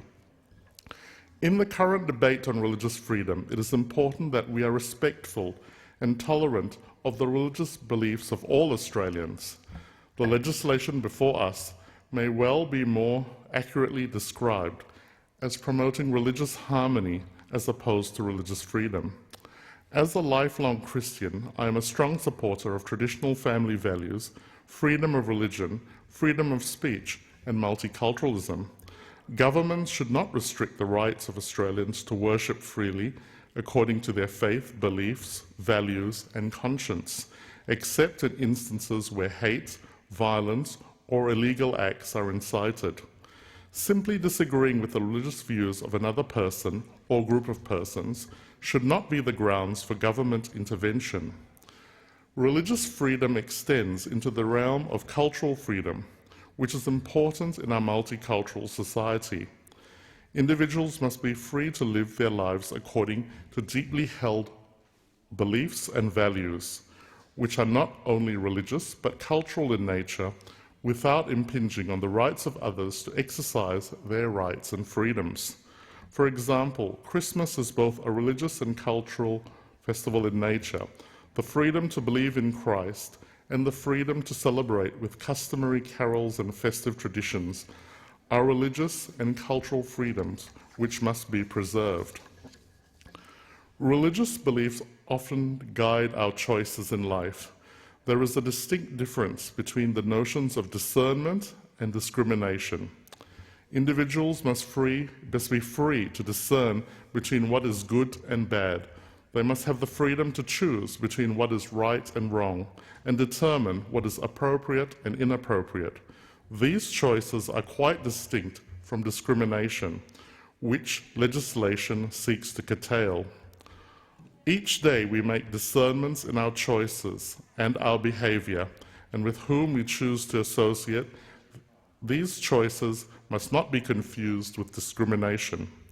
Legislation and regulation should not infringe on our basic human right to discern. Discernment is often required with activities that are legal, such as moderation in the consumption of alcohol, gambling, or smoking tobacco. Individuals, parents, and families should be free to express their values and beliefs to their children. This legislation provides the necessary legal protection to make personal choices based on religious belief in law. Many families of faith in my electorate choose to send their children to private schools operated by religious institutions because they see value in the religious ethos of the schools as part of a well-rounded education, which prepares students not only for the workforce, but equips them with faith-based values and life skills for adult life. These parents make considerable financial sacrifices to send their children to religious schools and are justified in their expectation that the school will uphold the faith, doctrines, and tenets of the respective religion. Although I'm an Anglican, I completed my high school education at Arranmore Catholic College, run by the Christian Brothers and the Sisters of Mercy, and I certainly benefited from the school's religious education program, which has contributed to developing my Christian faith. Similarly, at the other end of the life spectrum, many religious organisations operate aged care facilities of a particular faith, and senior citizens feel more comfortable by being able to attend chapel services and observe the familiar traditions of festivals and holy days in keeping with their religious heritage within their facility. so it is not unreasonable for religious organisations to recruit staff who adhere or are sympathetic to a particular faith. The public is aware of the religious affiliation of the facility and has made a conscious choice to preference it over a secular service provider. The ability of religious institutions to preference applicants for employment who adhere to faith, doctrines and tenets of the particular religion provides the opportunity for individual choice. Order. The debate is interrupted in accordance with Standing Order 43. The debate may be resumed at a later hour. The member will have leave to continue speaking when the debate is resumed. Are there any statements by honourable members? And I call the member for Lilly. Thank you very much, Deputy Speaker. Nearly 1 year on since the day Ms Brittany Higgins came forward with a horrific story about alleged crimes perpetuated on her in this building, Australian women are still demanding answers from the Prime Minister. When planning to deliver a parliamentary acknowledgement of the bullying and sexual harassment that has taken place in this building, why was the Prime Minister's first act not to invite the survivors? Why are these women constantly an afterthought to the Morrison government? Why did the Prime Minister refuse to walk to his own front door to listen to 10,000 women demand respect at work, but gave himself— The member must remember the sub judice and crimes, alleged crimes. I said alleged crimes, Deputy Speaker. I'm sorry, I thought you said otherwise. I said alleged crimes. Sorry. Continue. Who knew about the reported assault of Brittany Higgins just metres away from the Prime Minister's office, and when did they know? Why has the Gaetjens report not been treated with the urgency it deserves? Why, a year on, can the Prime Minister still not answer that question? Why did the Deputy Prime Minister call the Prime Minister a liar over text in the same week he denied any knowledge of the alleged sexual assault that happened in our own workplace? Why did the Prime Minister refuse to release internal documents regarding the alleged rape of Brittany Higgins requested through the FOI process? Why did you give domestic and gendered violence advocates a measly 2 weeks to map out the next 10 years of the fight against gendered violence in Australia? Why do we still have to ask these questions a year on? I give the call to the member for Parkes. Thank you very much, Mr Deputy Speaker. I'd like to speak today about last Friday night. I attended the Business Awards in Dubbo, aptly named the Rhinos, as a tribute to the stars at the Taronga Western Plains Zoo that resides at Dubbo. And what was particularly exciting about that night was the level of optimism and success of local businesses, how through a couple of pretty difficult years they've not only survived but thrived. And the Gold Rhino went to an online ticketing company, Tix123, who showed great innovation to evolve their company, to keep it relevant and to actually grow their company during the pandemic. But that's just Dubbo is just one of the towns in my electorate, and during the break I was speaking to a business person in Moree, employed 20 people, and was saying what a great help the JobKeeper was to keeping their business afloat during the first early days of the pandemic, and how subsequent government policies like the instant asset write-off have enabled them to secure their business, to invest in equipment and ultimately tool up and hire staff to enable them to take part of the enormous opportunities that are across regional Australia at the moment. This is a very, very positive time for regional Australia. I call the member for Jagga. This summer, a member of my community wrote to me in despair to say, "My husband and I are older people and parents of 2 disabled adults. We've been made to feel expendable by the Morrison government and their current decisions. Are these decisions because we're seen as a burden on the community? Are they because we're considered unproductive? Are we a way to save money on pensions because dead people cannot claim a pension?" She went on to explain the lengths she had gone to try and source COVID tests for her family, including her son with Down syndrome. She said that rapid antigen tests were unavailable, that as a grandparent she was undertaking regular duties to care for 2 children under 5 who couldn't be vaccinated but at childcare were also exposed to the virus, and staff could not access rapid antigen tests. This was the summer for my constituents. But for the Morrison government, this summer was attending the cricket for 3 days instead of attending the Senate inquiry into COVID in our aged care.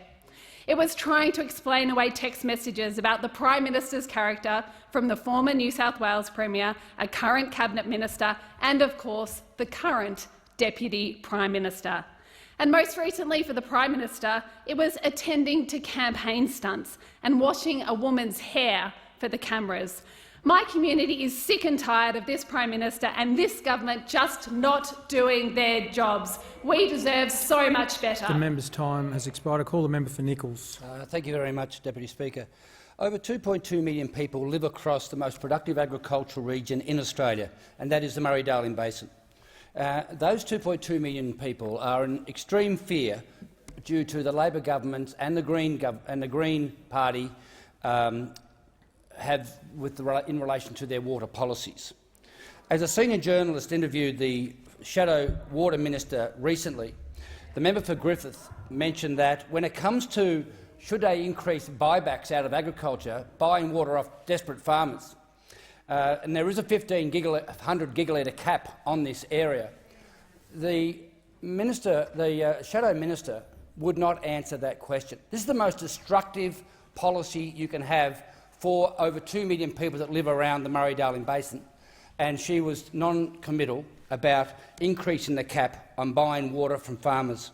When it came to an additional 450 gigalitres that the plan is demanding be flushed down the rivers, again, this water cannot be delivered without causing incredible pain and damage to the agricultural sector. Again, the member for Griffiths was non-committal and would not comment on another 450 gigalitres being taken away from agriculture. These issues are critical to the 2 million people living up and down the Murray-Darling Basin, and it is a real and genuine concern that a Labor Party will simply go after desperate farmers and buy their water. Time has expired. I call the member for Lyons. Today I had the privilege of meeting Shirley, Asker and Katie, who between them have worked more than 30 years in aged care. They came to Canberra to implore this parliament to address the aged care crisis that is gripping this country. We also heard from Rosalind, who finished her evening shift last night but was so determined to speak up for the residents she cares about that she came to Canberra to speak to MPs. And it is aged care residents who are bearing the brunt of this crisis. More than 500 have died with COVID since New Year's Day. It is an horrendous toll, with every one of those deaths a person, a mother or father, a grandparent, a valued and loved member of our community, somebody to be valued, not expendable. Long before we had heard of coronavirus, aged care was in crisis. We had a Royal Commission about it. Neglect. 148 recommendations, and it's been left to gather dust by this rotten Liberal government. The coronavirus pandemic has made the crisis only worse. Staff are calling in sick and can't be replaced. Residents are being locked in their rooms. They're not being fed on time, nor cleaned nor showered. Nurses and carers and volunteers and families are tearing their hair out while the PM does photo ops washing hair. 4 weeks ago, they asked the government to send in ADF assistance. This Prime Minister at first said no and changed his mind. Always too little, too late. I call the member for Leichhardt. Very much indeed, Mr Deputy Speaker. I rise this afternoon to place on the record and pay tribute to those in my community who were recently named Citizens of the Year at the recent Government Australia Day Awards ceremonies in my electorate.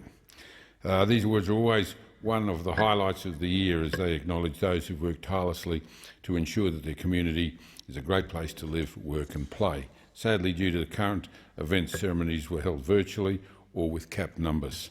Cairns Regional Council named Rick Hanlon of the AFL Cape York House as a Citizen of the Year, while up the road Douglas Shire Council named former local principal Deborah Ketchell as a Citizen of the Year for almost 50 years of service in various charities across the Shire.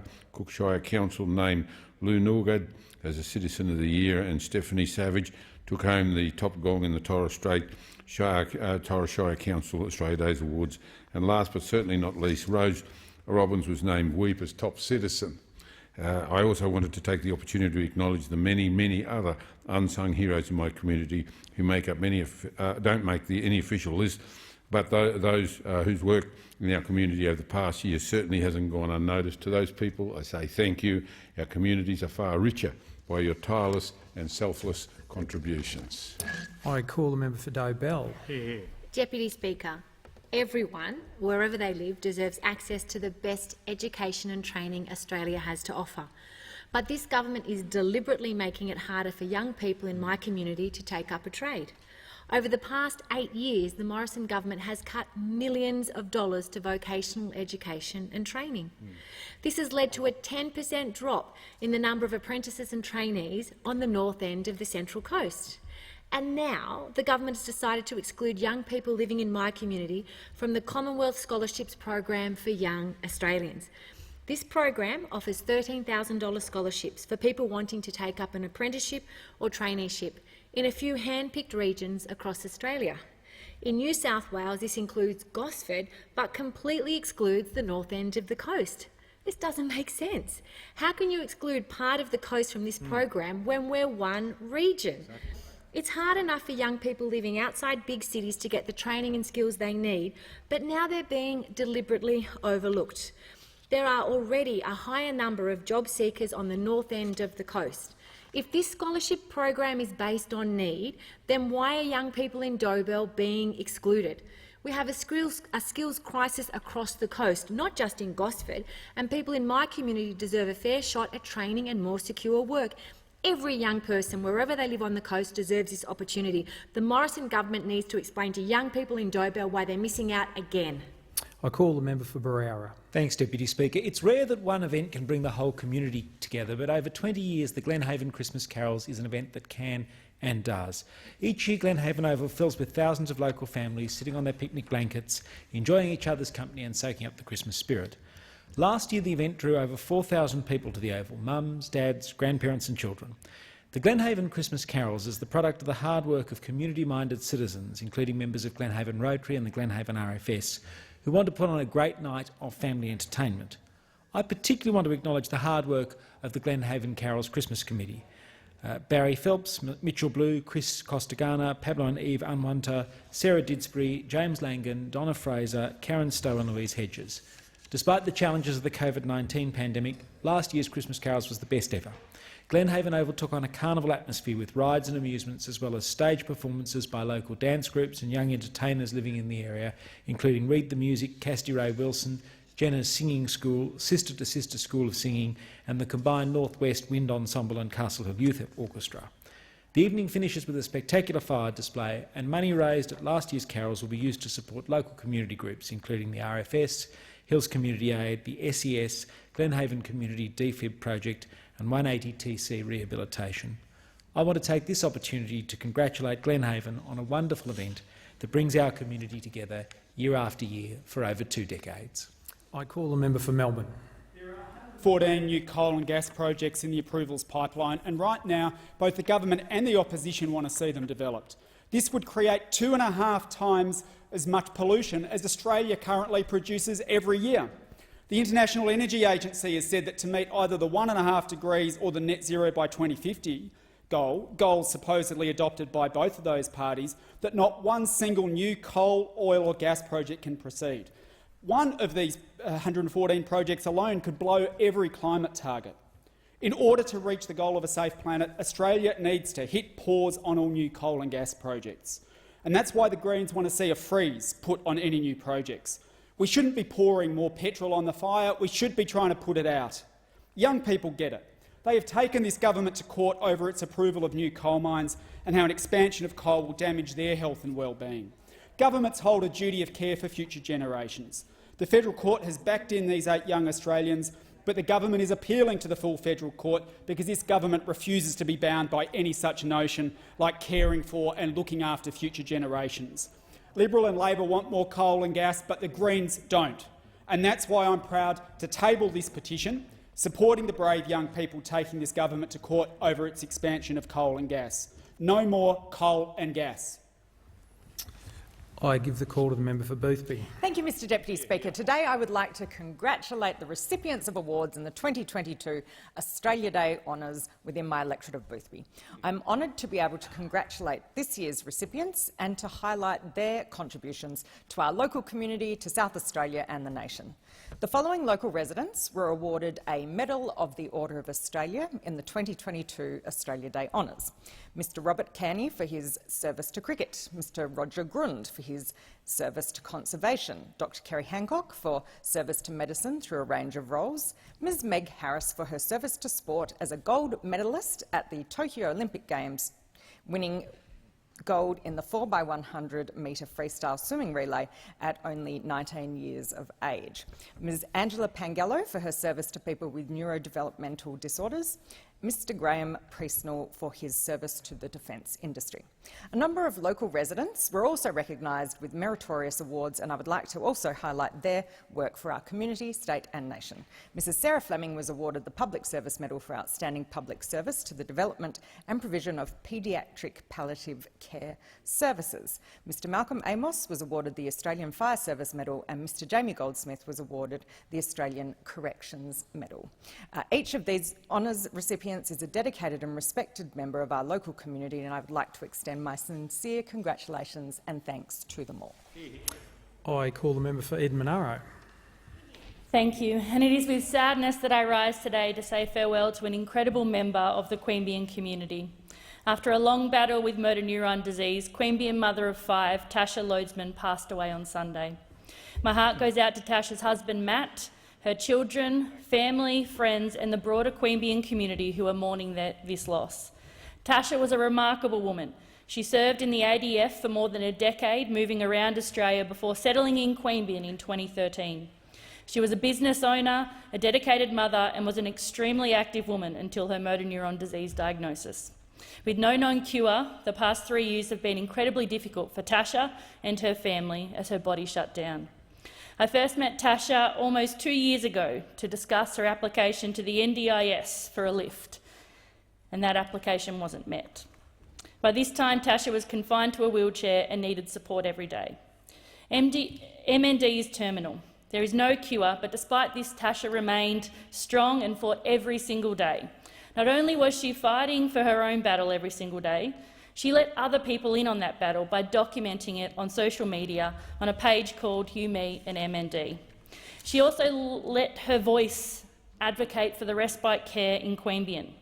She spoke out about the need for respite care in Queanbeyan and gave an honest account of her experiences in the hope that others wouldn't need to travel to Canberra to access care. Tasha's husband Matt and her children will be celebrating Tasha's life this Friday. It will be a colourful celebration of a beautiful woman who made the world a better place. Vale Tasha Loadsman. I give the call to the member for Moore. Thank you, Mr Deputy Speaker. On Australia Day, I was privileged to attend a ceremony to commemorate the 20th anniversary of BAPS Perth at the temple in Wangara. BAPS Swaminarayan Sanstha is a worldwide socio-spiritual volunteer and humanitarian organisation. It is in consultative status with the Economic and Social Council of the United Nations Organization, with its presence spread worldwide.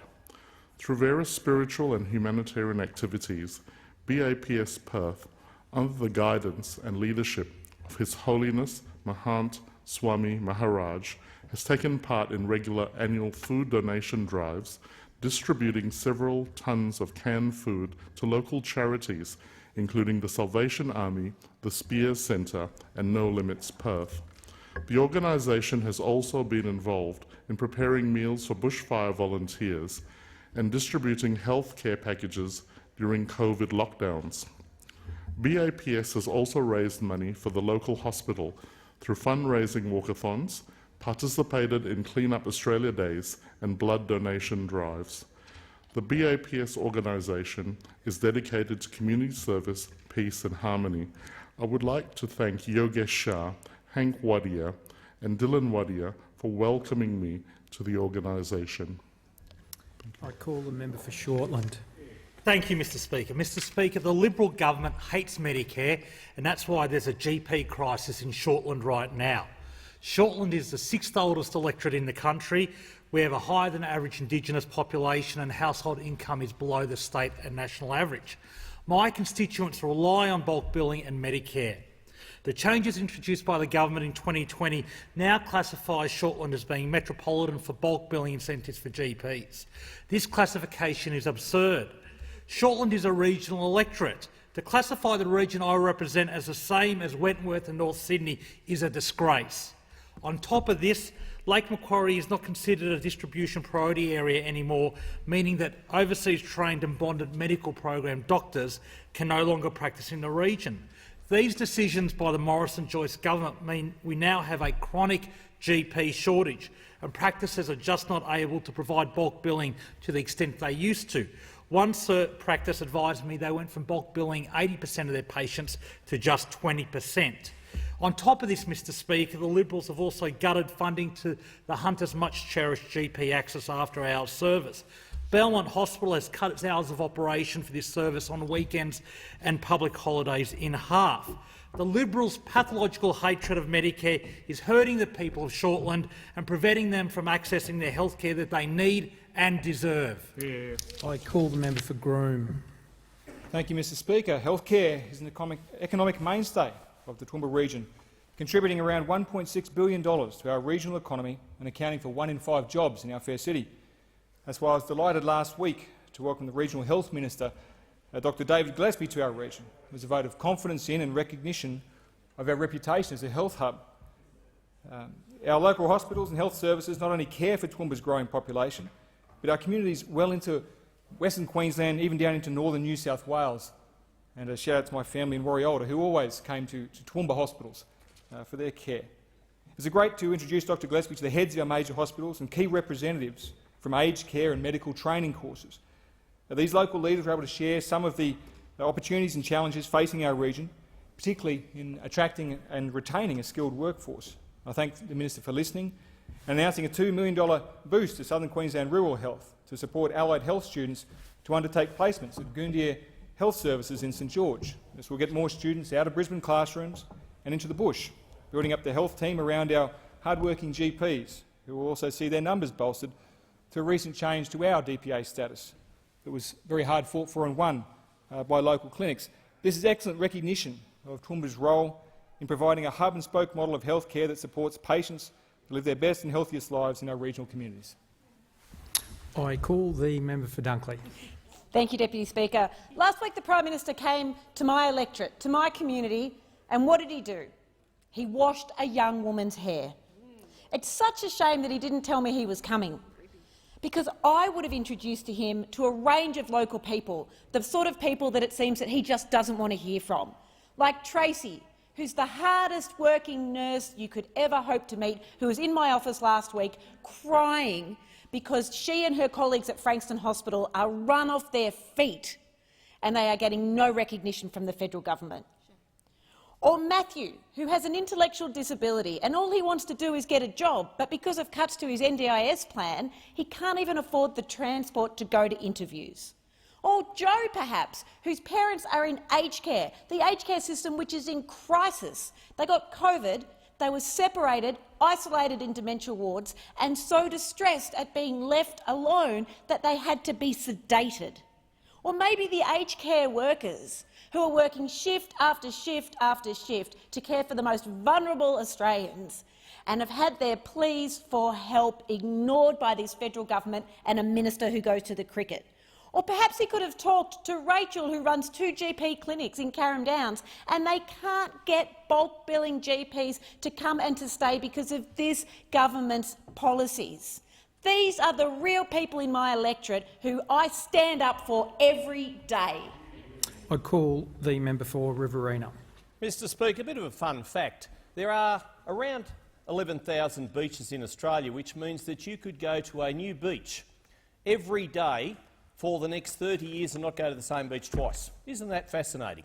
And this summer there was a massive oversight because Wagga Wagga's beach on the Murrumbidgee River was excluded from the top 20 beaches in Australia. Now, I can hear the roars of discontent about this absolute outrage, Mr Speaker.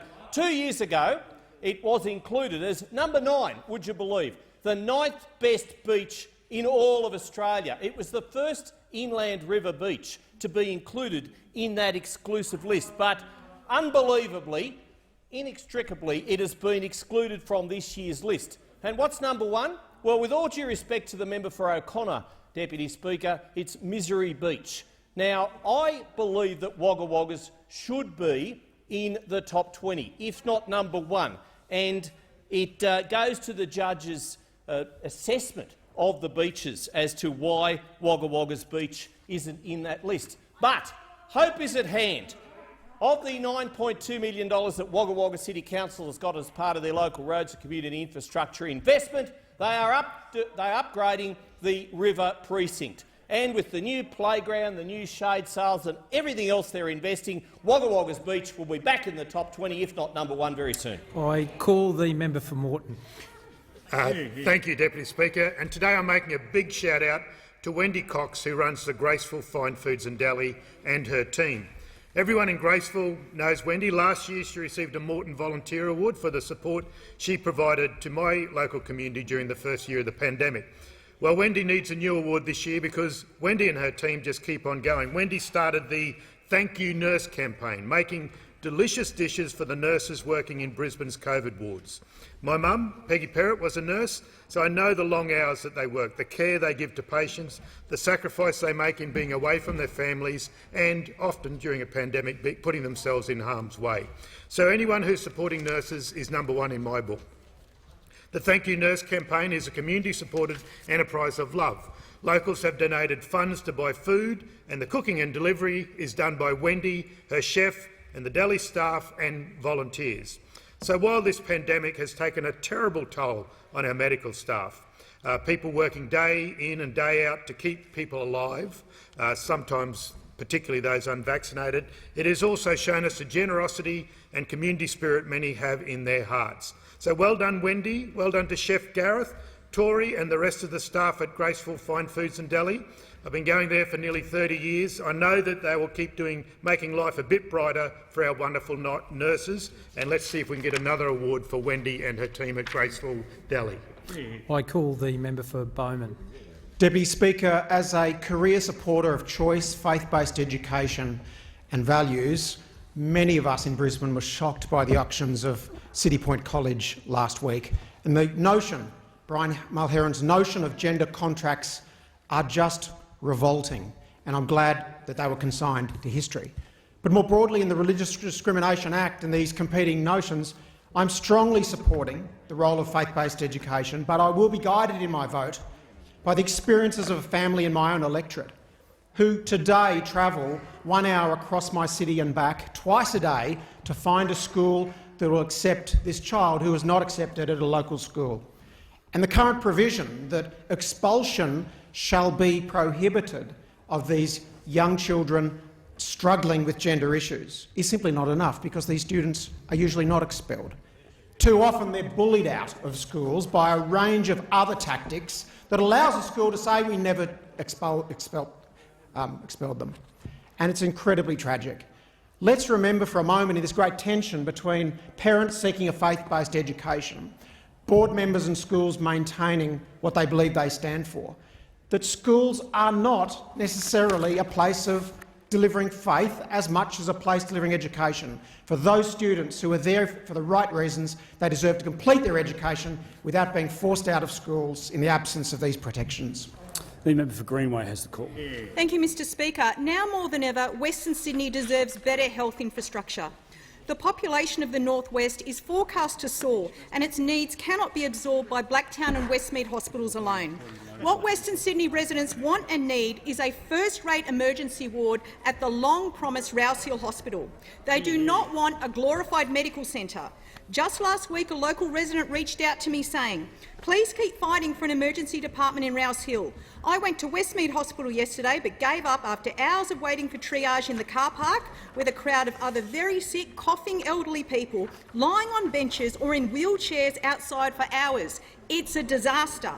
That same week, the Daily Telegraph broke that the New South Wales Liberal government has disposed of hundreds of millions of dollars worth of dodgy PPE. And reports about an audit of New South Wales Health reveal that in total $775 million worth of COVID-19 inventory, including PPE, was either written off or impaired. Now, can you imagine what $775 million could have delivered for increased health capacity in Western Sydney?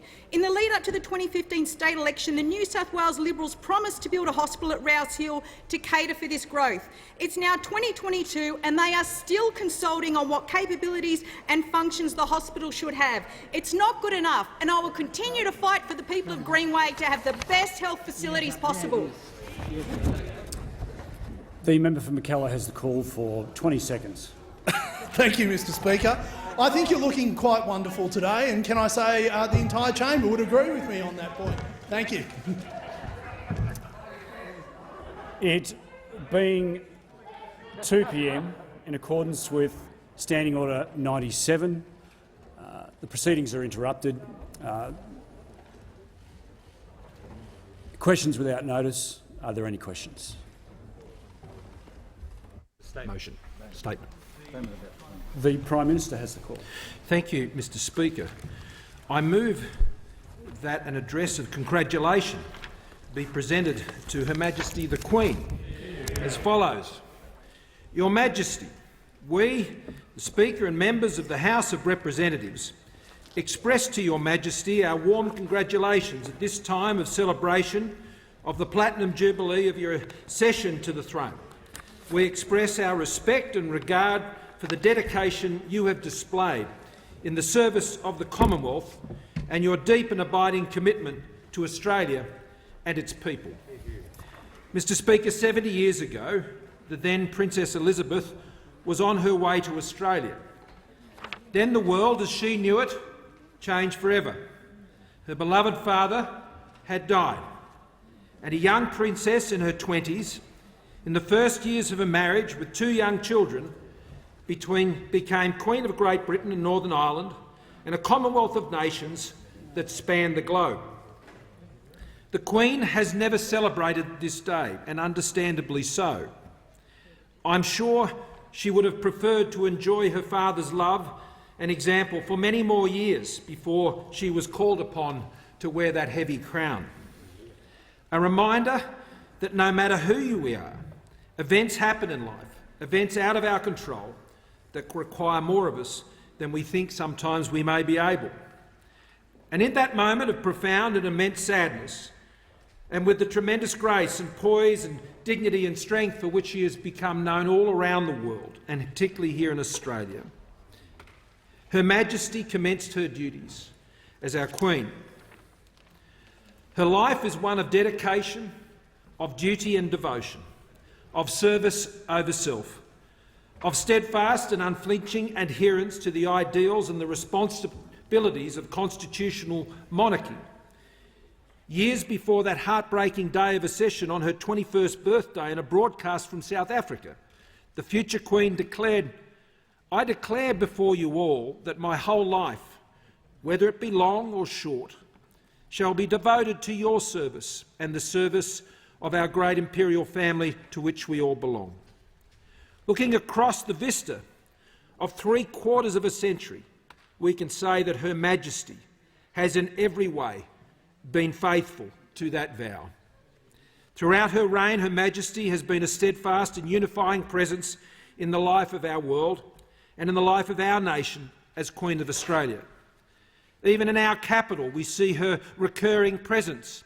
Here in Canberra, Her Majesty opened the High Court in 1980, the National Gallery in 1982, our Parliament House in 1988, and back in 1970 she opened the National Carillon, Aspen Island, where the Carillon stands and will be renamed in her honour in June. Her Majesty heads a Commonwealth of 54 nations, almost a third of the world's people, and is the sovereign in the United Kingdom, Australia and 13 other nations. 70 years marks a reign of 25,568 days as of last Sunday, and I hope we will see many thousands more. A remarkable achievement from a remarkable woman. Her Majesty has been the reigning sovereign for 15 Australian Prime Ministers 16 Governors-General, 14 British Prime Ministers, around 170 Commonwealth Prime Ministers, and also 7 James Bonds, one of whom Her Majesty worked with very closely. If there is an indelible moment from the 2012 London Olympics, it was the cheeky, slightly irreverent and magnificent video of Her Majesty and James Craig playing James Bond. The story goes no one thought she would do it, and eventually a nervous courtier asked. I can only imagine having met Her Majesty. The Queen looked at the proposal and said she'd do it, but there was one condition. She wanted a speaking part. And with that she took out the pen and wrote the words, "Good evening, Mr Bond." In that we see something of her quiet assurance and her good humour.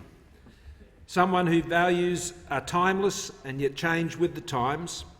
A monarchy that has evolved from distance to involvement and from reserve to good humour. The Crown is above politics, and she has upheld that throughout her reign. A unifying force that highlights good causes and brings people together. And in the moments of trial and testing, times that she has known over her life, both personally and as monarch and sovereign, she speaks for us all and to us all. Grief is the price we pay for love, the Queen wrote to the New Yorkers after September 11. During our Black Summer fires, which I had the privilege to sit with her and discuss, as she shared her reflections on them, she reflected on the character of Australians. She observed publicly the stoic and resilient nature of the Australian people will rise to the challenge, and we did as she always knew we would. And in the midst of the darkness of the early days of the pandemic, she pledged that, like at an earlier time, we will meet again, and surely we have.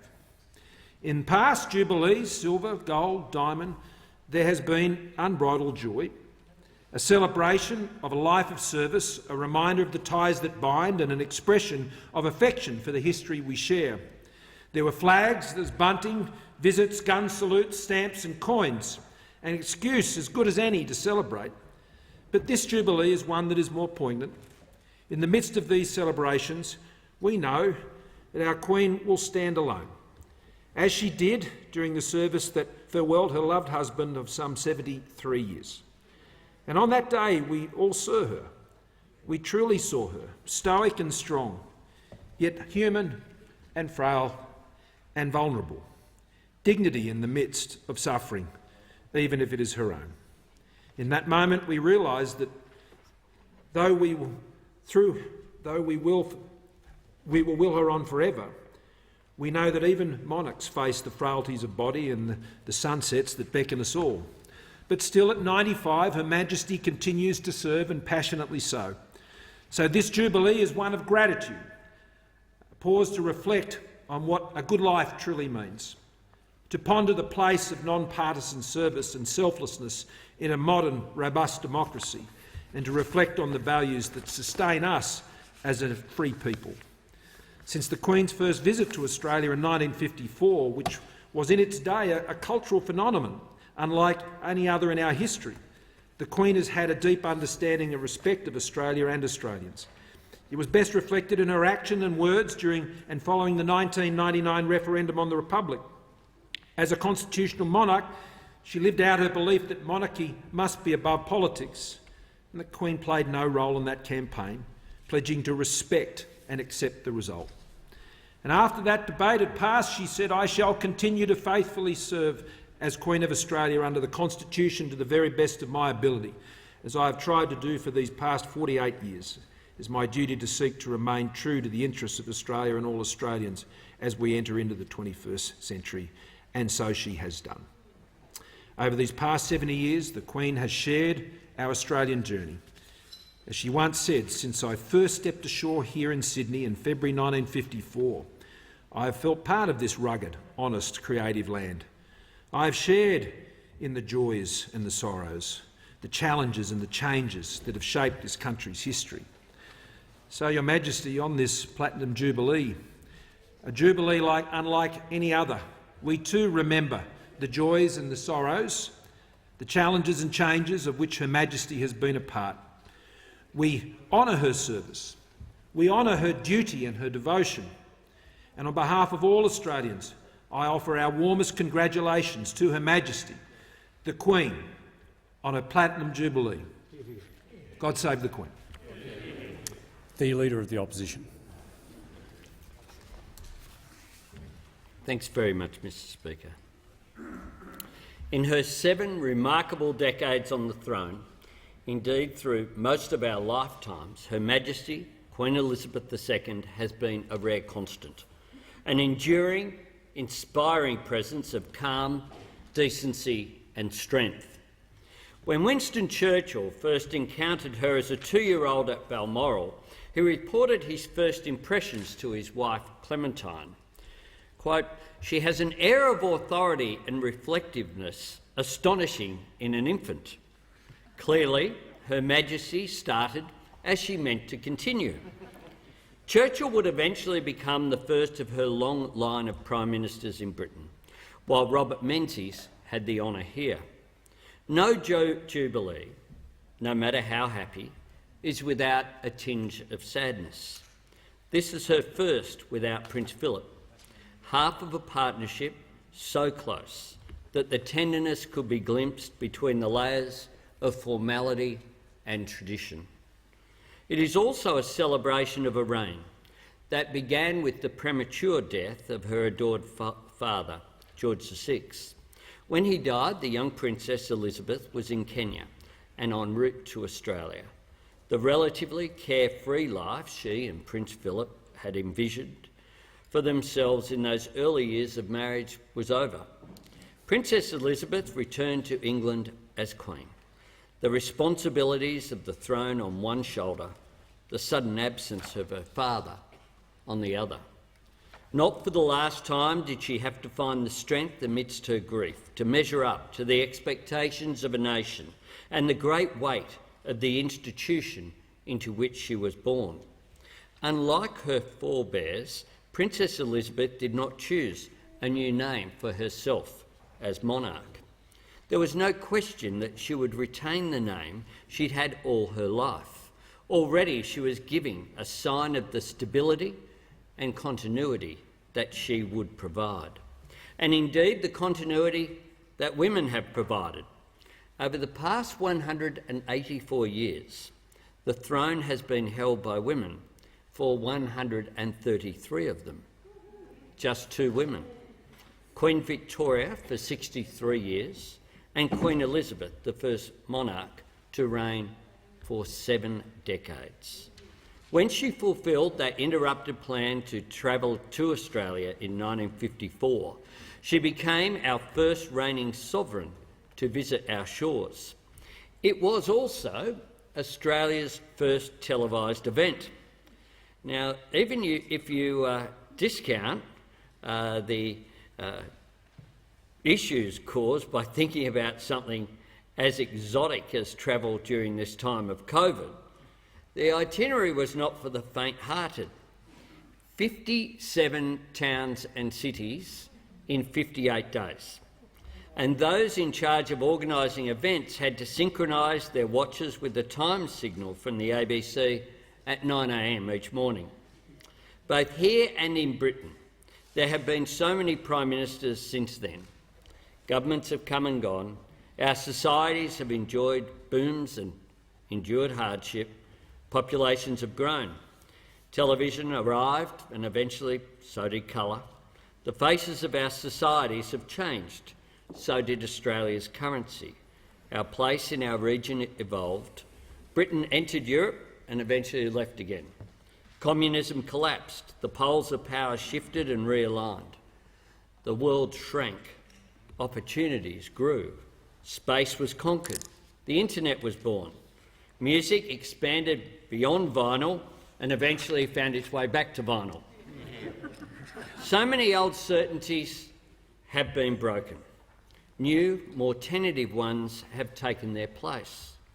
Throughout it all, there has been Queen Elizabeth II. She is a queen who has let her humanity shine.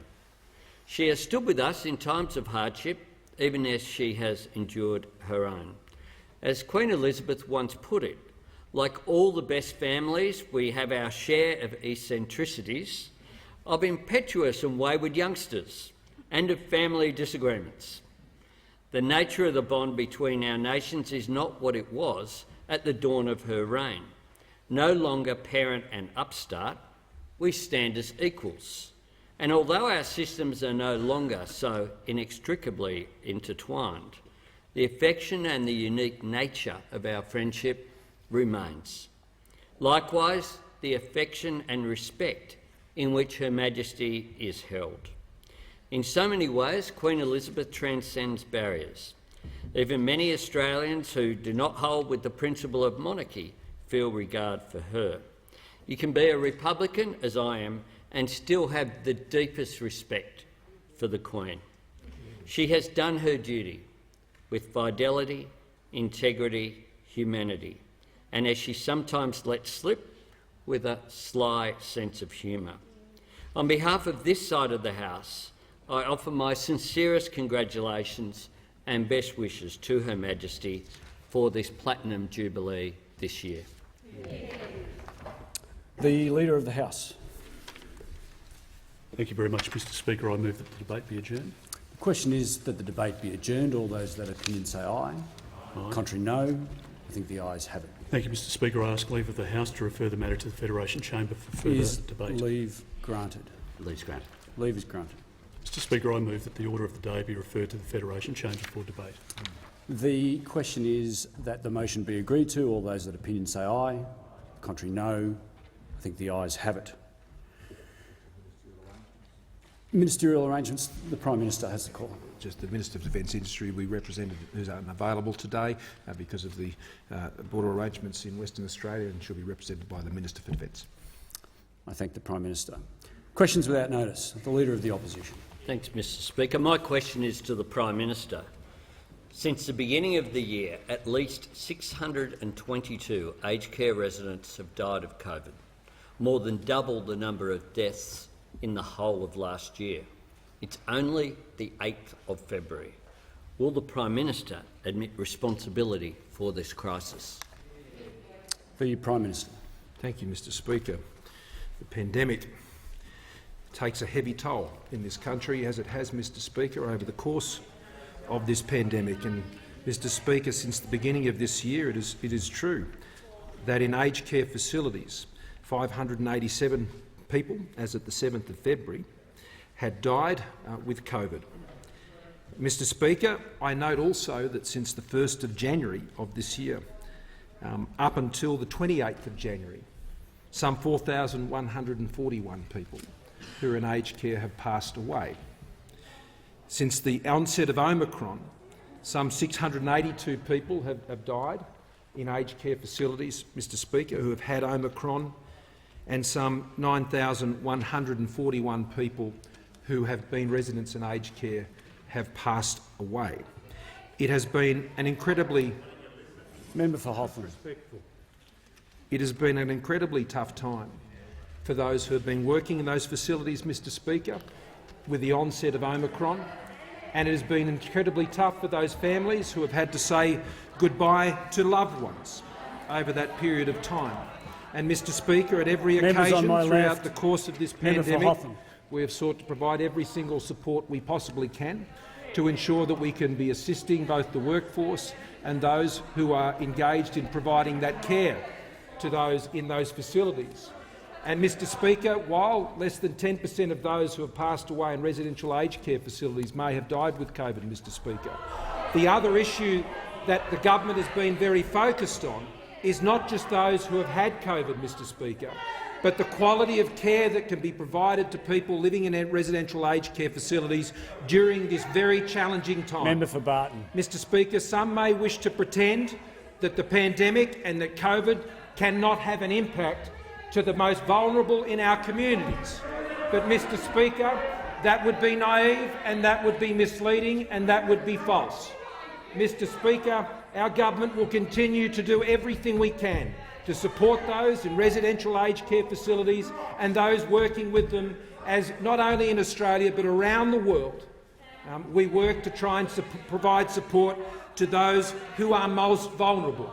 And, Mr Speaker, we would seek the support of all of those, whether in this chamber or elsewhere, in joining together to help provide that support and assurance to those who need our help and are getting their help, whether it's from the clinical support they're getting through the aged care facilities or indeed, most recently even now, members of our own Defence Forces who are going in to support that important work.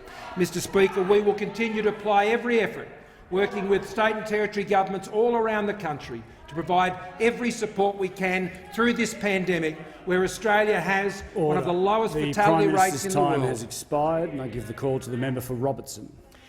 Thank you, Mr Speaker, and my question is to the Prime Minister. In an uncertain global environment, it's crucial that decisions for our country's future are grounded in clear and consistent values and principles. Will the Prime Minister inform the House how the Morrison government's National Economic Plan is strengthening our economy for a stronger future? The Prime Minister, just before I call the Prime Minister, the interjections on my left are too high. The Prime Minister has the call. Thank you, Mr Speaker. And I thank the member for Robertson for her question, and I thank you, the member for Robertson, for your great work over the summer leading the inquiry into the social media bill, which is designed to stand up to trolls and big tech companies, Mr Speaker. And I thank you for the work you've been doing in listening, Mr Speaker, to the real and genuine concerns of Australians, Mr Speaker. I don't know why those opposites are interjecting on me commending a member who was doing that work, Mr Speaker. Those opposite can explain themselves at another time. The Prime Minister will resume his seat. Whoever made that unparliamentary comment, I didn't see who it was. I'd ask them to withdraw it.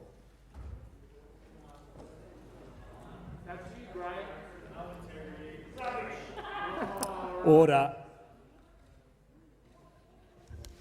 Mr Speaker, I believe you're referring to me, but I said the Prime Minister was a fraud, and I do not believe that is unparliamentary. It is unparliamentary, and Well, I ask withdraw. him to withdraw it. The Prime Minister has the call. The trolls aren't limited to the internet, Mr Speaker. Prime Minister has the call. Thank you, Mr Speaker. We're on track as a nation, Mr Speaker, to have the lowest rate of unemployment in this country in 50 years, Mr Speaker. This is a once-in-a-lifetime opportunity for our country, Mr Speaker, in the months ahead over the course of 2022 for us to have an unemployment rate with a 3 in front of it. And, Mr Speaker, this is an achievement of the Australian people, the business owners of this country, the workers of this country, Mr Speaker, who have pushed forward throughout this pandemic. At the same time, right now, an unemployment rate of 4.2%, an unemployment rate amongst young people of 9.8%, Mr Speaker, half what it was at the peak of the pandemic, Mr Speaker, and in the lowest level we've seen since 2008. Under our government, 1 million more women are back in work under the policies of our government, Mr Speaker. 700,000 jobs were saved by JobKeeper as a result of the policies of our government, and there are 220,000 Australians who are trade apprentices in training right now, which is the highest level this country has seen since records were kept in 1963. Our economy is one of the strongest in the world, pushing out of this pandemic. And, Mr Speaker, that sets up a great opportunity for this country. As we come out of this pandemic stronger than most of the advanced economies in this world, it isn't just about reclaiming what was lost from over the COVID period, Mr Speaker. It's about a new era of economic opportunity for this country. We have maintained our AAA credit rating. The business confidence is returning, Mr Speaker, and it's based on a strong plan. A plan of lower taxes and cutting red tape. A plan of investing in the infrastructure and skills development, which sets us up for the future. Thirdly, Mr Speaker, reliable, affordable energy. Fourthly, a data and digital economy that will be in the top 10 of the world by 2030, and continuing to build our sovereign capability as we see a resurgence in the manufacturing industries of this country under our policies. That's the plan for Australia's future, Mr Speaker. That's a plan that Australians are backing and can back. The Prime Minister's time has expired. The member for Hotham has the call. Speaker, my question is to the Prime Minister. On February 2nd, when more than 500 people had already died of COVID in aged care this year and residents were being left without food and water, the Minister for Aged Care Services said the system was functioning, quote, exceptionally well. Today he's again refused in the other place to say the system is in crisis. Why has the Prime Minister not sacked this minister? The Prime Minister has the call. Mr Speaker, I'll ask the Minister for Aged Care to add to my answer. Mr Speaker, as I remarked in response to the earlier question today from the Leader of the Opposition, Mr Speaker, this pandemic is taking a heavy toll on the entire world and on Australia, Mr Speaker, and particularly our most vulnerable and our most frail, Mr Speaker, are in the most vulnerable of all positions. I think we all understand that. And, Mr Speaker, while international comparisons I know provide no comfort to those who have lost loved ones, we do know that the outbreaks, Mr Speaker, in Canada, for example, are around 13 times greater than what we see in this country. We do know that Australia's fatality rate is one of the lowest in the world and certainly, Mr Speaker, amongst the OECD countries. And we do know that the investments that we have made, the changing of close contact rules, the investment in the boosted wage payments, Mr Speaker, of aged care workers, including those working in non-care settings, Mr Speaker, are all assisting the sector to deal with a big challenge. But those who pretend that the pandemic can have no impact, Mr Speaker, are misleading Australians and, Mr Speaker, are diminishing the scale of what is a very difficult challenge. And I'll ask the Minister for Aged Care to add further to my answer. The Minister for Health, the member for Cooper. Minister for Health has the call. Thank you very much, Mr Speaker, and I do recognise that this has been a very challenging time for many people in Australia, in aged care and, of course, around the world. In particular, over the course of the summer, we've been working very closely with our aged care facilities and have dispatched over 48 million units of PPE in 2022 alone. That includes a total now of 10.9 million rapid antigen tests to aged care facilities, which commenced in August of last year and has included over 6.7 million The Minister for this Health year. will resume his seat. The point of order. The Prime Minister and the Minister have now had 2 minutes to go to the point of this question, and that is about the incompetence of the Minister for Aged Care Services. Could they please address that key part of the question? Well, the member for Hotham would know that the question was directed at, in effect, the state of the aged care sector. And the Minister for Health is being directly relevant. The Minister for Health has the call. In terms of the specific response to support the aged care sector, which I would hope is the real concern of every person in this House, masks 14.8 million units, gloves 17.5 million units, gowns 5.9 million units, goggles 3.9 million units. All of these are real actions that have been taken to support that sector. In addition to that, the changed furlough requirements were fundamental to ensuring the continuity of workforce. That's both in terms of the definition of close contact but also the capacity in critical sectors such as aged care for asymptomatic close contacts to work. That's been backed up by 80,000 shifts which have been put in place by the government, and in addition the support for workforce retention and now the ADF. The member for Cowper has the call. Thank you, Mr Speaker. My question is to the Deputy Prime Minister. This week, the Morrison-Joyce government announced the reopening of our international borders. Will the Deputy Prime Minister please update the House on how the aviation and transport sectors will facilitate international travellers and help boost the tourist economy? And is the Deputy Prime Minister aware of any alternate approaches? The Deputy Prime Minister has the call.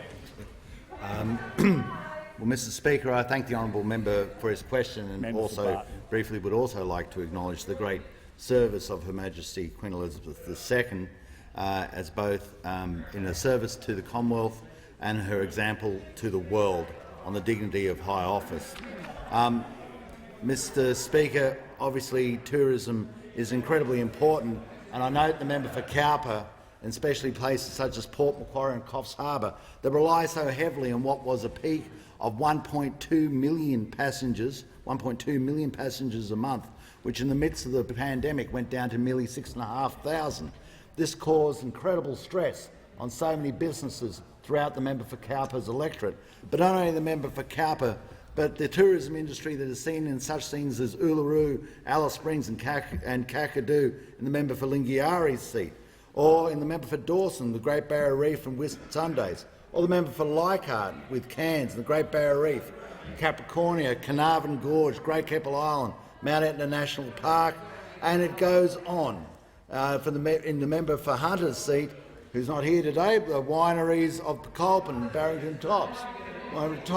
So, Mr Speaker, it is with great pleasure that we once more open up our nation to get ourselves back onto the footing on the tourism industry that we were beforehand, to meet the position that we've reached, especially on an economic basis with the great work of the Treasurer, with the exceptionally low unemployment and economic growth. The CEO of Qantas last night contacted me directly, telling me that there was, and I quote, "great news about the international borders means Australia is truly open for business. Fantastic for the industry as a whole and for the regions that have been doing it tough without the flow of tourists and labour. Thanks for staying the course." And in noting staying the course, he of course notes the great support that was given by the Commonwealth Government to keep the airline industry in a position where they can be the greatest beneficiaries of now this new opening. This is going to be incredibly important that people such as Virgin Australia also get back in the air. And the CEO, Jane Herdlicker, said, "Today's announcement made by the Australian Government is an important step forward in reigniting the travel industry and opening Australia to the rest of the world at a critical time of recovery. This will also come as positive news for travellers looking to reconnect with loved ones in Australia and will be a huge boost for our tourism industry." Of course, it goes without saying, I go back to the member for Cowper and the immense work he has done for the travel agents. We will note that the travel agents also will be looking forward to the reopening of these borders and the reinvigoration of their income streams. The Leader of the Opposition. Thanks, Mr Speaker. My question is to the Prime Minister. Yesterday, the Prime Minister announced the Defence Forces would be operating in aged care, after repeatedly ruling it out on the 13th of January, 19th of January, 4th of February and other times. Why does the Prime Minister reject good ideas time and time again before always taking action which is too little, too late, and after a problem becomes a crisis?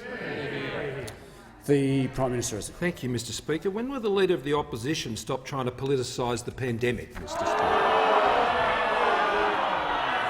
Because time and again, Mr Speaker, the Leader of the Labor Party continues to misrepresent the facts, Mr Speaker. I simply said in January, Mr Speaker, The Prime Minister will resume his seat for one moment. I'm trying to listen to the answer. I can't hear the answer when there's such noise on my left. The Prime Minister has the call. Thank you, Mr Speaker.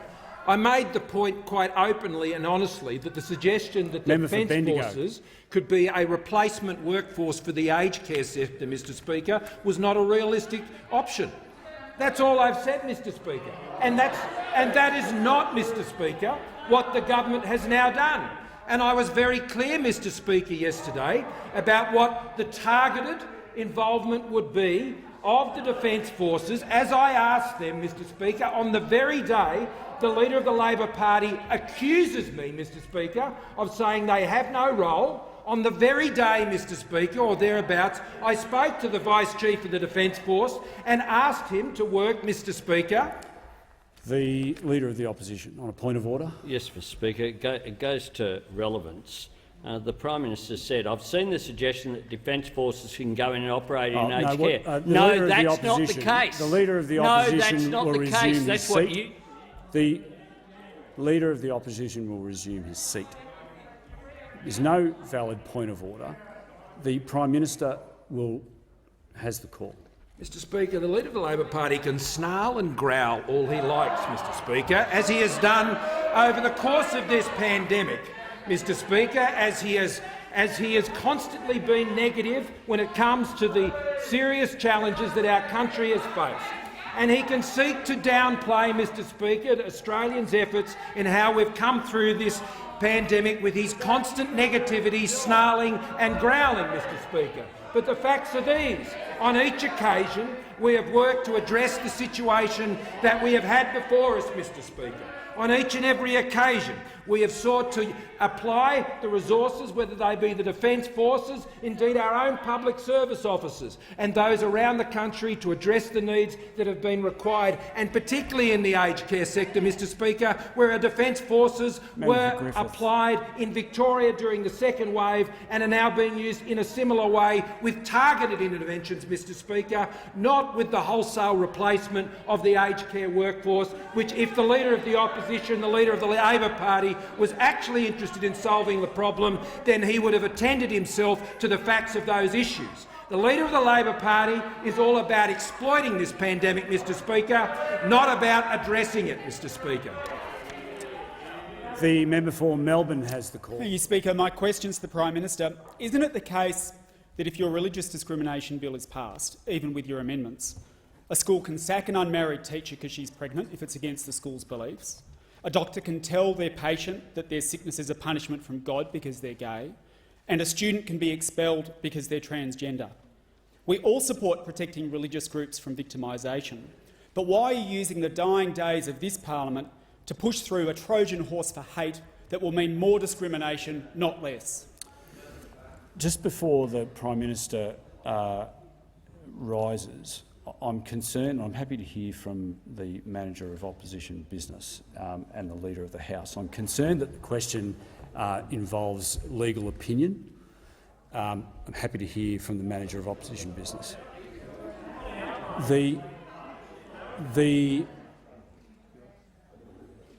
Does the member for Melbourne wish to rephrase the question? I wish to address that point, your point of order. The member for Melbourne has the call. Speaker, that goes to questions about things that the Prime Minister has said previously about what is in this bill and what is not in this bill and the effect of this bill. So it is asking about things that the Prime Minister has already said. It is about what the effect of legislation will be, not giving about legal advice about an existing situation, but what will be the case if legislation is passed. If you can't ask government ministers what will be the effect of your laws if they are passed, because it amounts to legal advice, then none of us can ask anything about any government legislation in this parliament. The Prime Minister, I accept the explanation of the member for Melbourne. The Prime Minister has... Thank you, Mr Speaker. I'm very happy to answer the member's question. If he is seeking a legal opinion on the matters that he's raised about what the impacts are as he's outlined them, then he should check with the member for Isaacs, Mr Speaker, because the very issues that the member raises are a result, Mr Speaker, of the laws introduced by the Labor Party in relation to transgender children, children of different sexual orientation. Those laws, Mr Speaker, prevent the expulsion of those students, Mr Speaker, or allow the expulsion of those students, were introduced by the Labor Party when they were last in government, Mr Member for Goldstein. Member for Goldstein. So, Mr Speaker, I'm asked as to whether I should be coming here and making changes to laws that were introduced by the Labor Party that have the exact effect of what you are speaking about.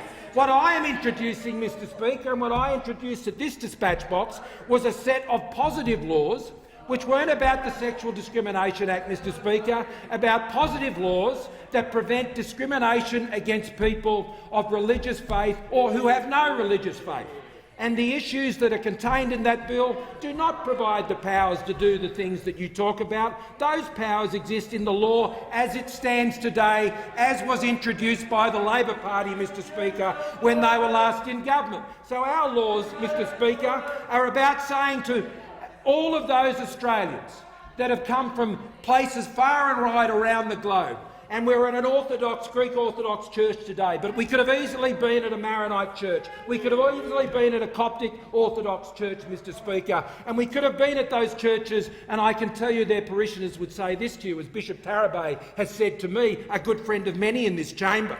They came here to flee religious persecution and discrimination, and they came to this country believing this was a country where those things would be protected, and they are finding that not to be their experience. So I'm prepared to legislate on behalf of our government how I took this to the Australian people, and they supported us. And they supported us, Mr Speaker, and they supported at the ballot box those protections being provided to people of religious faith. Now, if those in this chamber want to speak about multiculturalism and how great a multicultural society it is, then they must acknowledge the role of faith and culture in this country. And if they want to support multiculturalism in this chamber, then I urge them to support the bill, Mr Speaker, because I know the faith communities of suburban Melbourne, whether they be, Mr Speaker, the Sikhs or the Hindus or the Muslims of Sydney and Melbourne or the Christians of northwestern Sydney or Queensland or southern Tasmania or northern Tasmania, wherever you happen to be. If you support religious freedom and opposing religious discrimination, support the bill. The Prime Minister's time has expired. I give the call to the member for Lindsay. Thank you, Mr Speaker. My question is to the Treasurer. Will the Treasurer remind the House how the Morrison government's strong and principled economic management is driving unemployment to its lowest level in 13 years, and how we plan to generate even more jobs for Australian families and businesses into the future? Is the Treasurer aware of any alternative policies? The Treasurer has the call. Well, thank you very much, Mr Speaker, and I thank the member for Lindsay for her question. I had the opportunity to join her recently in her electorate and visit an earth-moving business that was investing in new equipment, Mr Speaker, using our immediate expensing provisions. Now, Mr Speaker, when the Coalition came to government, the unemployment rate was 5.7% and rising. When the Coalition came to government, there were 1 million fewer women in work, Mr Speaker. And when the Coalition came to government, under Labor, 1 in 8 manufacturing jobs were lost. Now, after the biggest economic shock since the Great Depression, the picture is very different. The unemployment rate at 4.2% is at a 13-year low and on track to a 50-year low, Mr Speaker. There are a record number of Australians in a trade apprenticeship, and there are 1.7 million more Australians in work today than when Labor was last in office. Our economic plan is working, investing in skills, lower taxes, infrastructure, the digital economy and manufacturing, Mr Speaker. The member for Rankin said the biggest test of the Morrison government's management of the pandemic will be what happens to jobs, Mr Speaker. It was a challenge we readily accepted, and it was a test the member for Rankin's colleagues wished he never set, Mr Speaker. And then the Leader of the Opposition can't be trusted with the Australian economy. The Leader of the Opposition, Mr Speaker, has never had a Treasury portfolio, Mr Speaker. The Leader of the Opposition said that our tax cuts for small business and families were for the top end of town, Mr Speaker.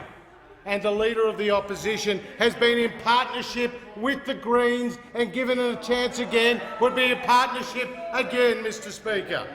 And the Leader of the Opposition, as a product of the unions, is too weak. The Treasurer will resume his seat. The Manager of Opposition Business on a point of order. Which union? Name it. Mr Speaker, on direct relevance, this is not relevant. He was invited to talk about other policies. This isn't a policy. This is just gibberish. Like the Manager of Opposition Business will resume his seat. The Treasurer is being directly relevant to the question.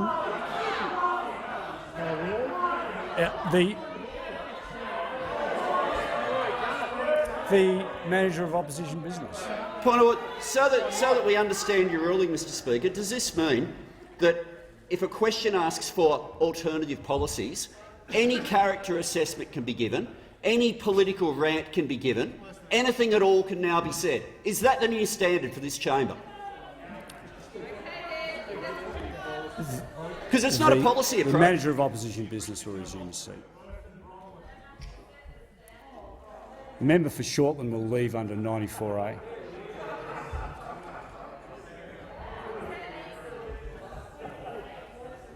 The Leader of the House.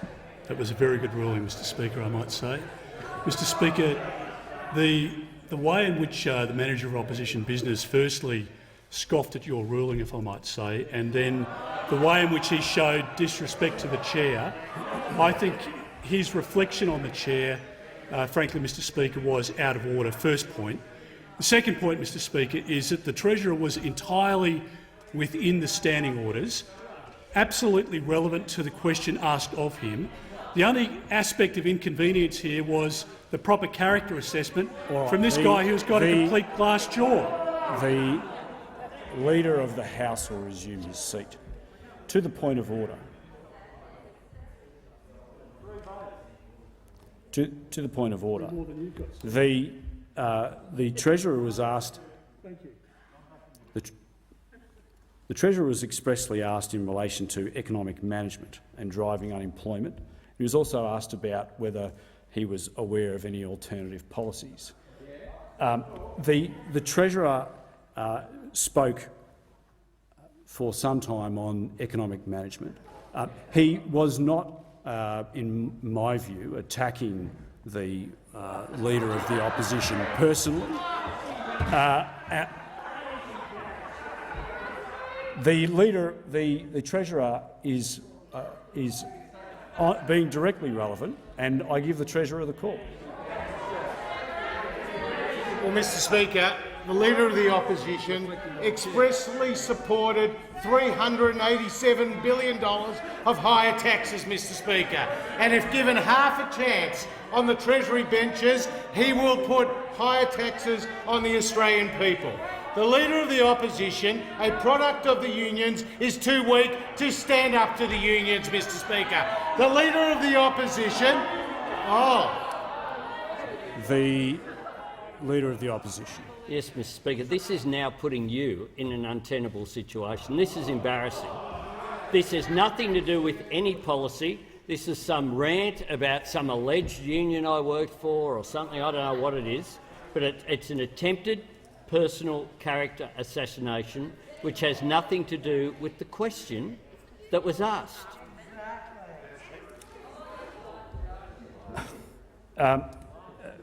The Treasurer will return to the substance of the Treasurer will return to the question. Mr Speaker, the reality is, when it comes to economic management, the Leader of the Labor Party cannot be trusted. He stands for higher taxes. He stands for higher spending, like a $6 billion cash splash. You can't stand there. You just can't stand there. Point of order. You just can't stand there. Well, look, the Leader of the Opposition, the member for Rankin. I'd ask the Leader of the Opposition not to come to the dispatch box early if he's not making a point of order, please. The Leader.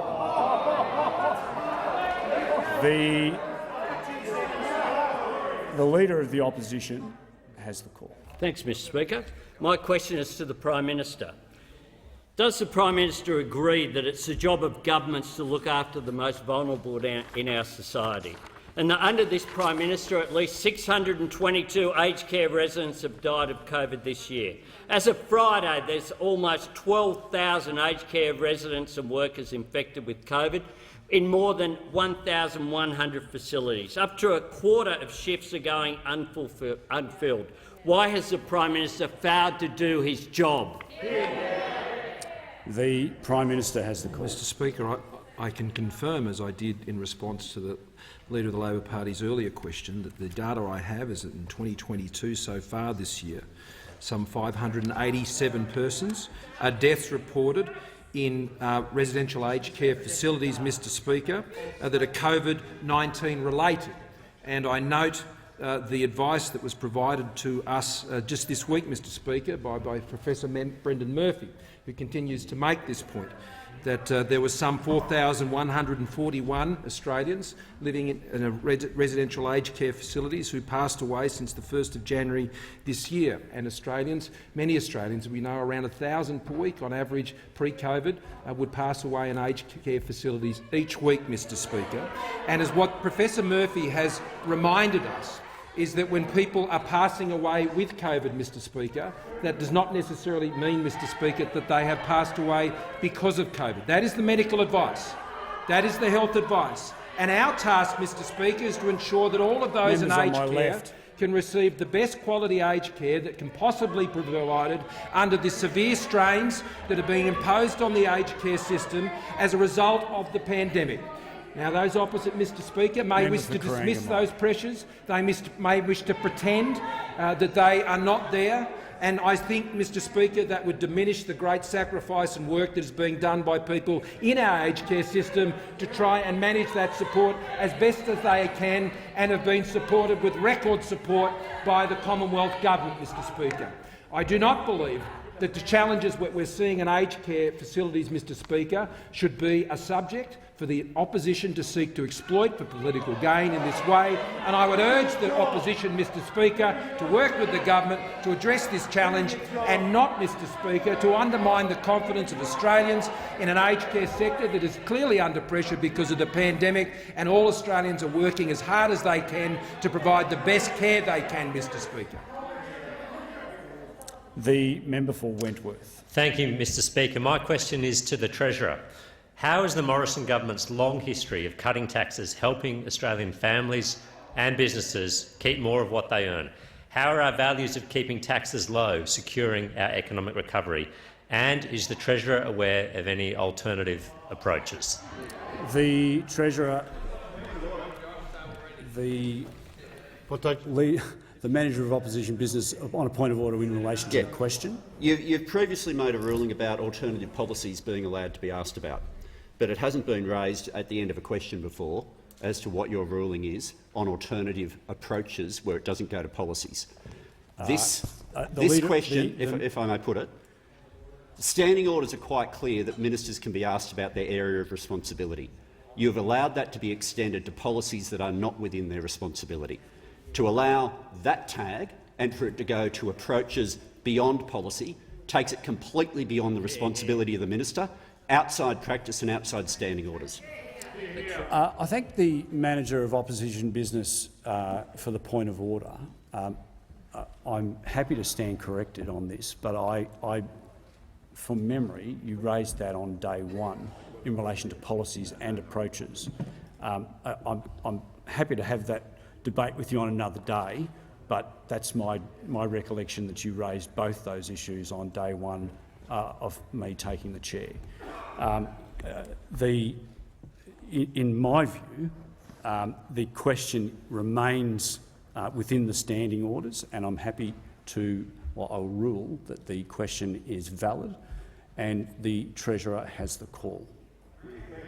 Very much, Mr Speaker, and I thank the member for Wentworth for his question. I had the opportunity to join him recently in his electorate to visit a small business to see how they had benefited from JobKeeper, and now their doors are open and they're continuing to employ a significant number of staff. Now, Mr Speaker, when the Coalition came to government, we took over from a Labor Party that had put in place more than $90 billion in higher taxes. And we remember them: the carbon tax, the mining tax, higher taxes on superannuation, higher taxes on income earners. And since we've come to government, we've been cutting taxes. Cutting taxes for families, Mr Speaker. Cutting taxes for small businesses to their lowest level in 50 years. Putting in place the largest investment incentives using the tax system in Australia's history. The net result of our initiatives have helped drive the unemployment rate to 4.2%, the lowest in more than 13 years, and now on a track to the lowest in some 50 years, Mr Speaker. That is our economic record: cutting taxes and creating more jobs. But we can't put our economic recovery at risk with a Leader of the Opposition, a Leader of the Labor Party, who believes in higher taxes, Mr Speaker. You see, Labor has opposed our tax cuts every step of the way. You know, the Leader of the Opposition said about our tax cuts for families, Mr Speaker, that they were the top end of town. He described families and small businesses as the top end of town. Mr Speaker, the Leader of the Opposition went to the last election supporting a retirees tax, a housing tax, more taxes on superannuation, more taxes on income earners and a tax on family business. And you know what the Leader of the Opposition said about those taxes? That Labor had a, quote, strong mandate for them, Mr Speaker, a strong mandate. And he supported the carbon tax, Mr Speaker, and he said he was determined to get on with it. And he supported the mining tax, and he said that the mining companies should pay for it. That was his language, Mr Speaker, language he can't walk away from. And the Leader of the Opposition has also, at a previous Labor conference, moved a motion in favour of death duties, Mr Speaker. Death duties. The Manager of Opposition Business on a point of order. You're just lying. The Manager of Opposition on a point of order. Point of order. Opposition Business on a point of order. On a point of order, Mr Speaker. The Treasurer has now gone to completely inventing things that are not true, going down a curious path of... The Manager of Opposition Business will go to the point of order. Yeah, the point of order is how can it be relevant to a question when it's not his ministerial responsibility and it's not even true. So how does that find its way into being allowed now in question time? The Manager of Opposition Business will resume his seat. The Manager of Opposition Business knows full well that I can't be an arbiter of fact as to whether something is true or not. The Manager of Opposition Business knows that. The Manager of Opposition... No, the Treasurer will resume his seat. Manager of Opposition Business on the...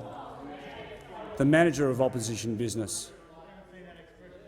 Speaker, I respect what you're saying in terms of you having to be the adjudicator of what is true and what is not. But you can make rulings about what is in the responsibility of a minister, this cannot be. Just one note. No, the Leader of the House will resume his seat. Are you finished? Yeah, I can keep going. No, I'm quite fine, thank you. The Leader of the House. Thank you very much, Mr Speaker. Well, firstly, it's very clear that the Leader of the Opposition is not a minister, so the point about ministerial responsibility, of course, has no relevance to him.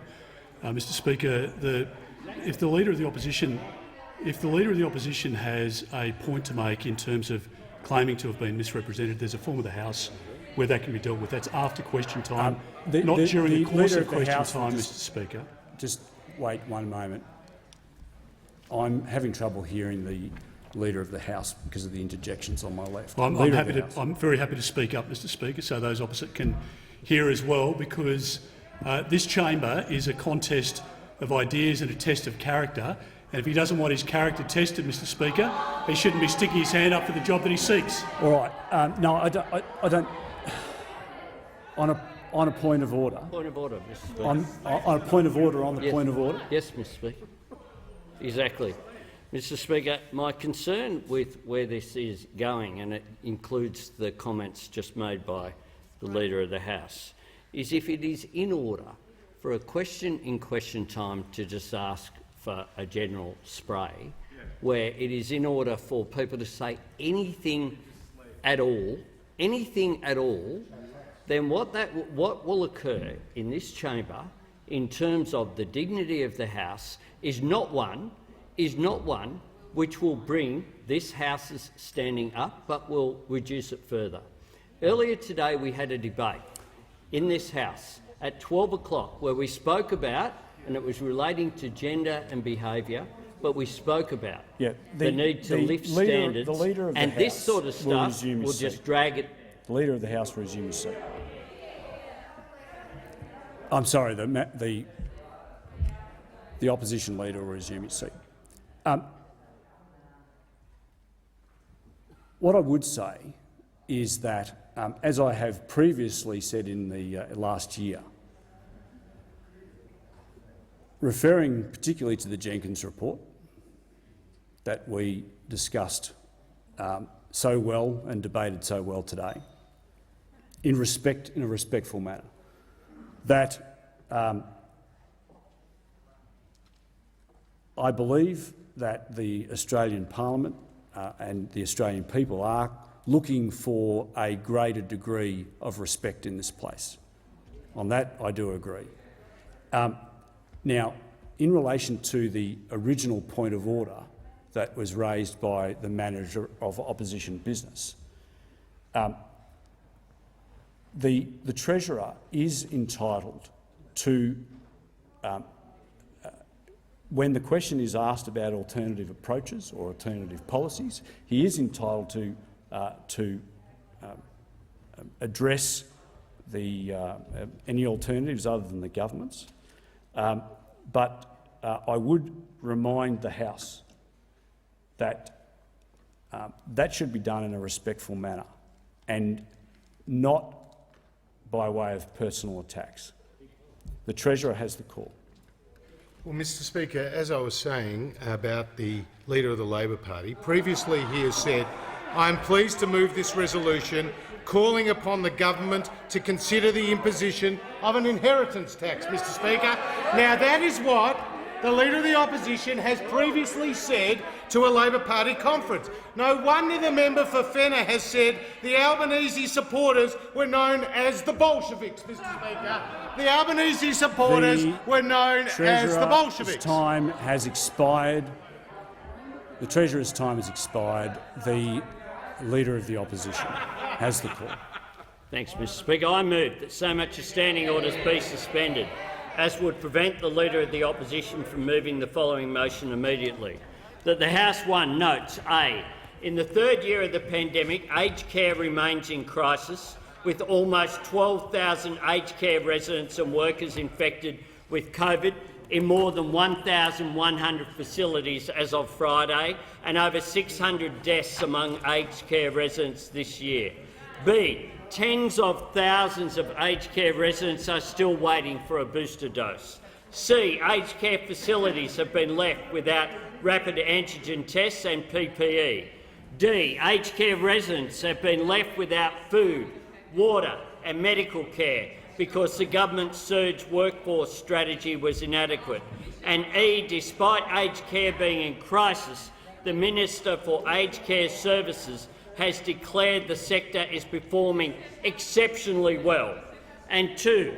Therefore, calls on the Prime Minister to immediately sack his Minister for Aged Care Services and B. apologise to aged care residents and their families for his failure to listen and act on countless warnings about the continuing crisis in aged care. Is leave granted? Well, Mr Speaker, this is question time, so leave is not granted. Leave is not granted. Leave is not granted. Standing orders be suspended, as would prevent the Leader of the Opposition from moving the following motion immediately. That the House 1 notes A. In the third year of the pandemic, aged care remains in crisis, with almost 12,000 aged care residents and workers infected with COVID in more than 1,100 facilities as of Friday, and over 600 deaths among aged care residents this year. B. Tens of thousands of aged care residents are still waiting for a booster dose. C. Aged care facilities have been left without rapid antigen tests and PPE. D. Aged care residents have been left without food, water and medical care because the government's surge workforce strategy was inadequate. And E. Despite aged care being in crisis, the Minister for Aged Care Services has declared the sector is performing exceptionally well. And 2. Therefore, calls on the Prime Minister to immediately sack the Minister for Aged Care Services and B. apologise to aged care residents and their families for his failure to listen and act on countless warnings about the continuing crisis in aged care.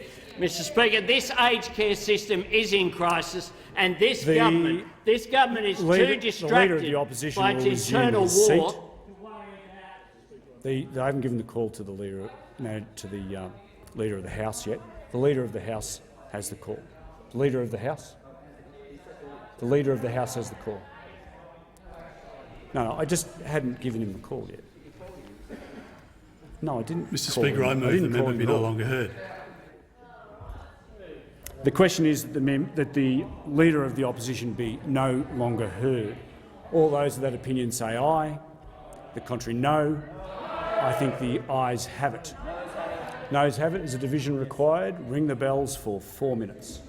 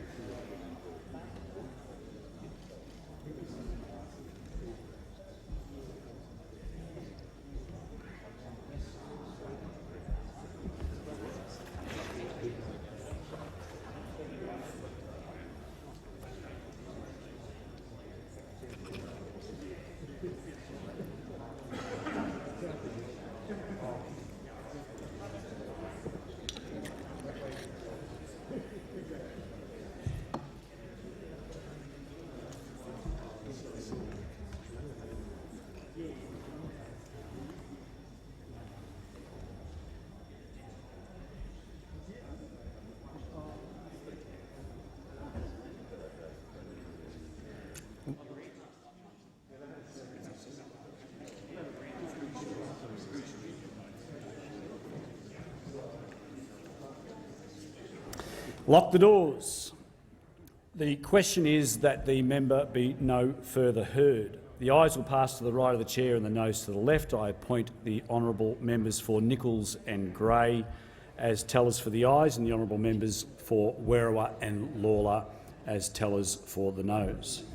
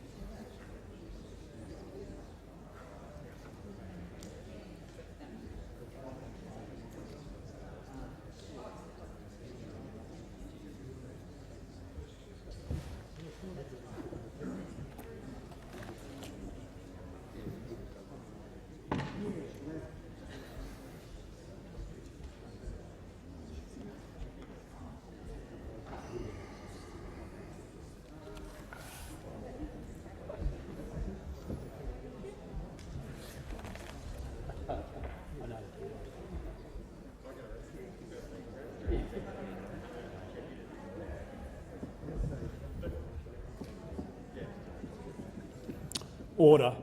The result of the division is ayes 63, noes 59. Therefore, the question is resolved in the affirmative. Is the motion seconded? The member for Hotham. Seconded. Speaker, the Prime Minister's continuous attempt in question time today to minimise this crisis is a disgrace. The member for Hotham will resume her seat. The Leader of the House. Thank you, Mr Speaker. I move the motion be put. The question is that the Manager of Opposition Business. There is no question before the House at the moment. A question hasn't been stated, and the member for Hotham should return to be given the call if a motion was moved that's not allowed at this point. The call should go back to the member for Hotham. You'd have to sit down and have another go. We know you will, but... Order. Order. The Manager of Opposition will resume his seat. You're seeking the call. The call does go back to the member for Hotham. The Leader of the House will resume his seat.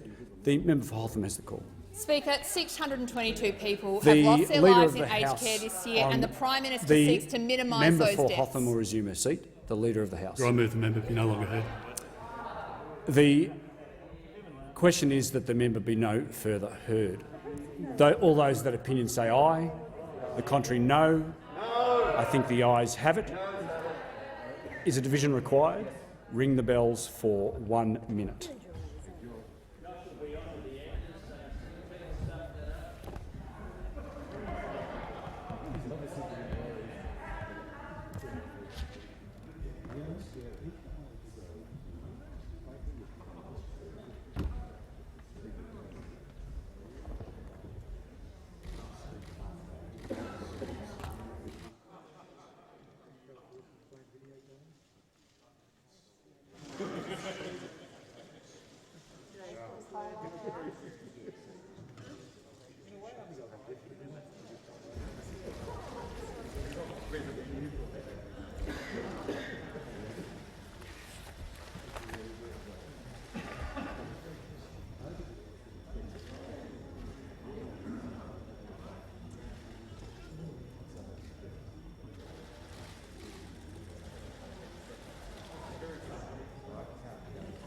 Where's that? Where's that?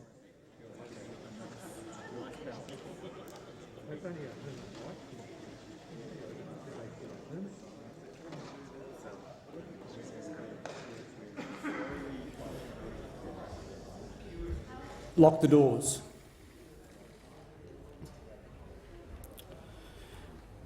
The question is that the member be no further heard. The ayes will pass to the right of the chair and those to the left. I appoint the honourable members for Nichols and Gray as tellers for the ayes, and the honourable members for Werriwa and Lawler as tellers for the noes.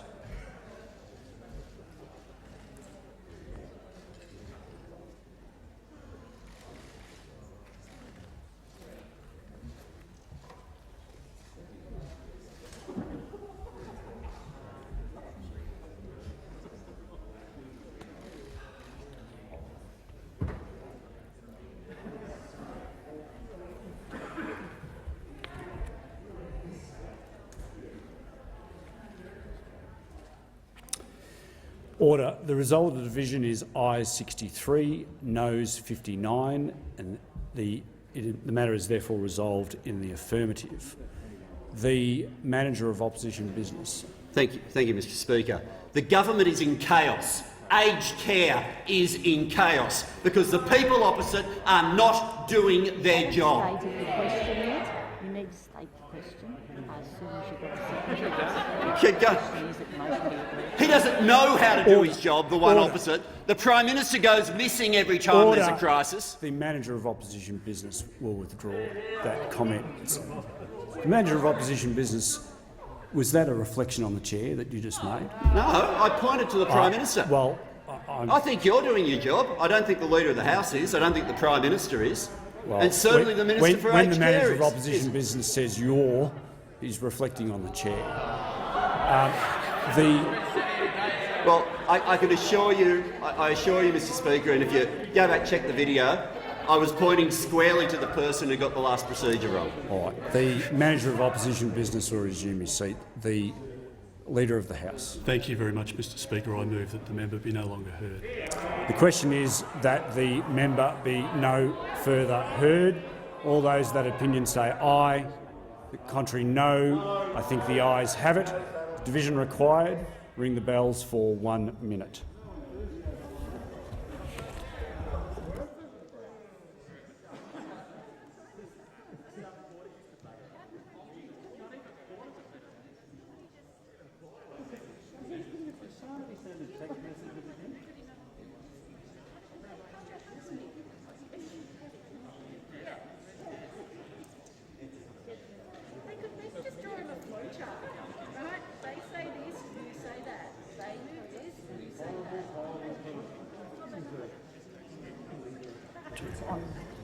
Yeah.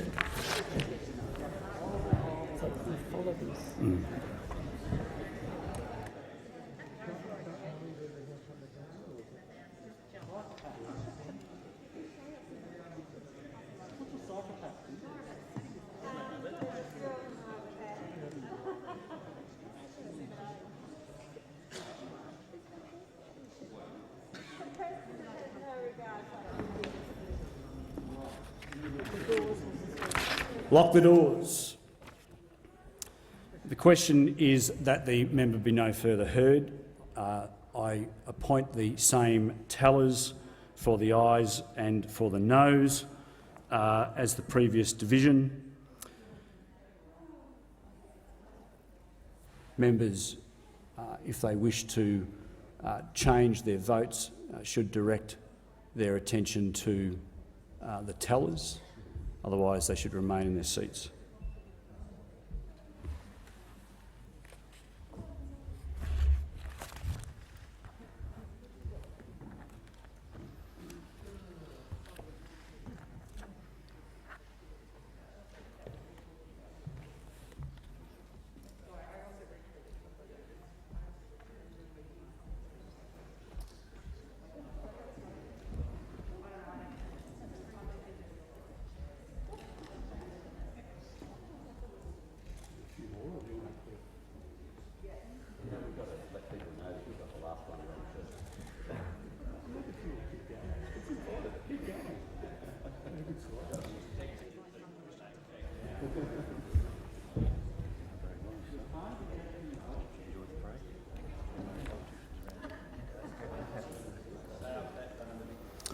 Order. The result of the division is ayes 63, noes 59. Therefore, the matter is resolved in the affirmative. The question now is that the motion be disagreed to. All of those that opinion say aye. Order. Order. Order. The member will resume her seat. The question is that the motion. I have to put the question. The question is, I have to state the question, and the question is that the motion be disagreed to. Have you given her the call? I haven't given the member the call. The member for Franklin has the call. Thank you, Mr Speaker. If this Prime Minister and the Minister had done their job, thousands of residents in aged care would be being... The Leader of the House. Thank you very much, Mr Speaker. Now that they've run out of time for question time, I move the question be put. The question is that the motion is the question be put. All those that opinion say aye. The contrary, no. I think the ayes have it. Is a division required? Ring the bells for 1 minute.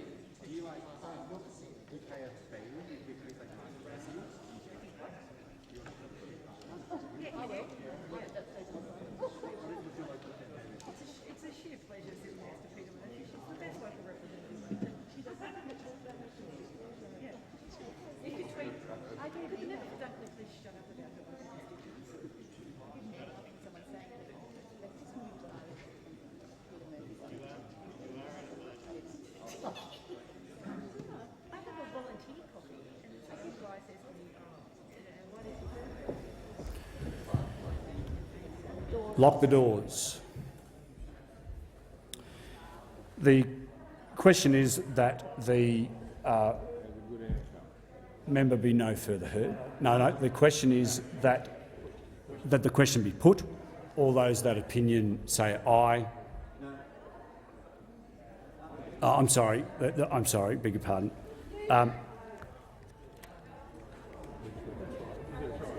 The question is that the question be put. All those that opinion say aye. The contrary, no. I think the ayes have it.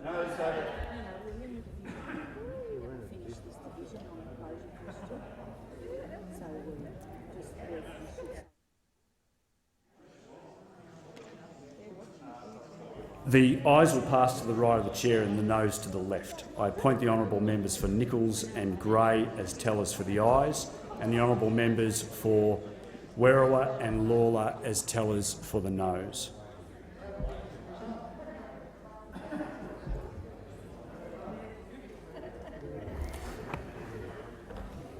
Order. The result of the division is ayes 63, noes 59. The question now is that the motion be disagreed to. All those that opinion say aye. The contrary, no. I think the ayes have it. Is a division required? Ring the bells for 1 minute.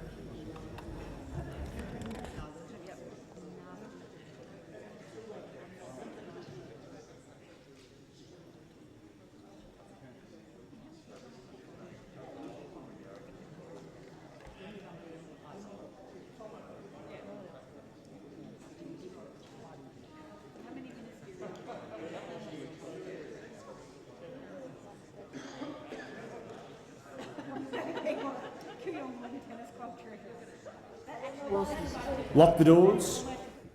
The question is that the motion be disagreed to. The ayes will pass to the right of the chair, the noes to the left. I appoint once again the honourable members for Nichols and Gray as tellers for the ayes, and the honourable members for Werriwa and Lawler as tellers for the noes.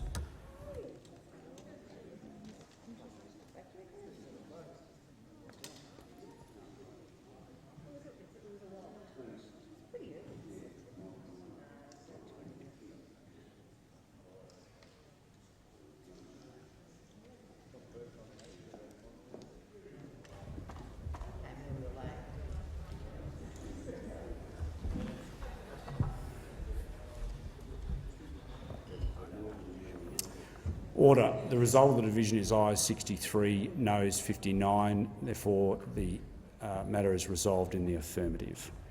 The Prime Minister. Thank you, Mr. Speaker. I ask that further questions be placed on the notice paper. The Leader of the House with no papers. No. Mr. Speaker, earlier in question time, just before this debate, there was an unparliamentary remark made by the member for McMahon. I'd ask you to ask him to withdraw it. Did the order? There's a pretty boy. There's a pretty boy. No, I haven't given you the call yet. I can't. I wouldn't be able to hear you even if I did.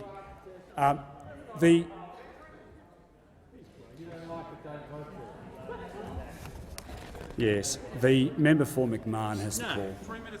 I withdraw. Thank the member for McMahon. The Leader of the House. Very gracious. Thank you very much, Mr Speaker. Documents are tabled in accordance with the list circulated to honourable members earlier today. Full details of the documents will be recorded in the votes and proceedings. The Leader of the Opposition. Yes, Mr Speaker, I seek leave to give a personal explanation. Does the Leader of the Opposition claim to be misrepresented? I do, Mr Speaker. Repeatedly. The Leader of the Opposition repeatedly by the Treasurer. I won't go through all of them. Suffice to say, he just stood here and did a contest between him and the Leader of the House for competing for backbench cheer squad, and a range of the things that he said simply are not true. The Leader of the Opposition. Thanks, Mr Speaker. I move something on another matter, Mr Speaker. Yes. I move that leave of absence until the 29th of March 2022 be given to the honourable member for Hindmarsh for parental leave purposes. Is leave granted? I'm moving it and just speaking to it, if I may briefly, Mr Speaker. Can I congratulate Mark and Daniela on the birth of Charlie Dominic Butler, a little brother for Ellie and Isaac, who was born yesterday morning.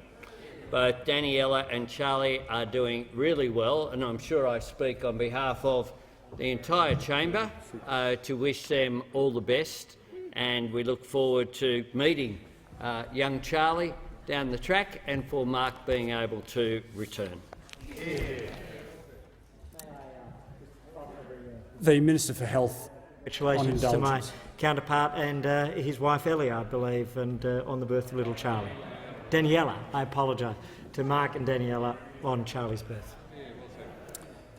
The Minister for Communications. And I ask leave of the House to move a motion for the election of a member to the Council of the National Library of Australia.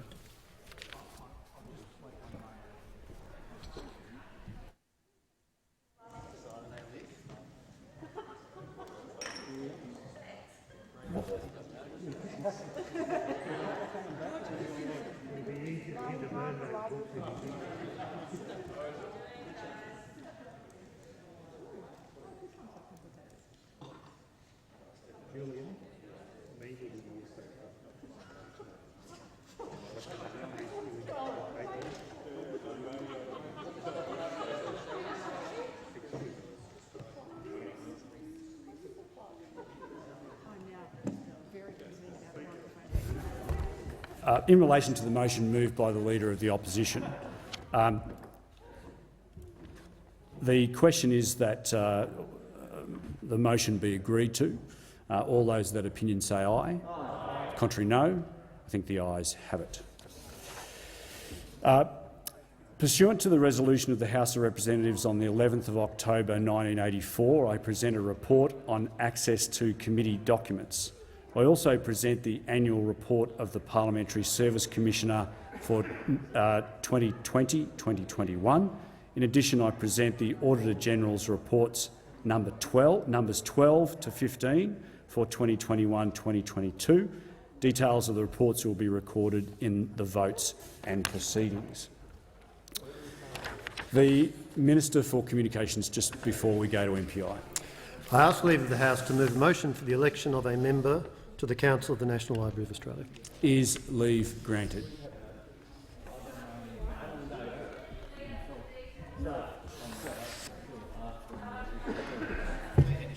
Sorry, I'm not aware of this. I'm sure we can do it at a later hour, but there's normally consultation for something like this, which, if it has occurred, it hasn't reached me. All right. All right. Thank you. The Leader of the Opposition.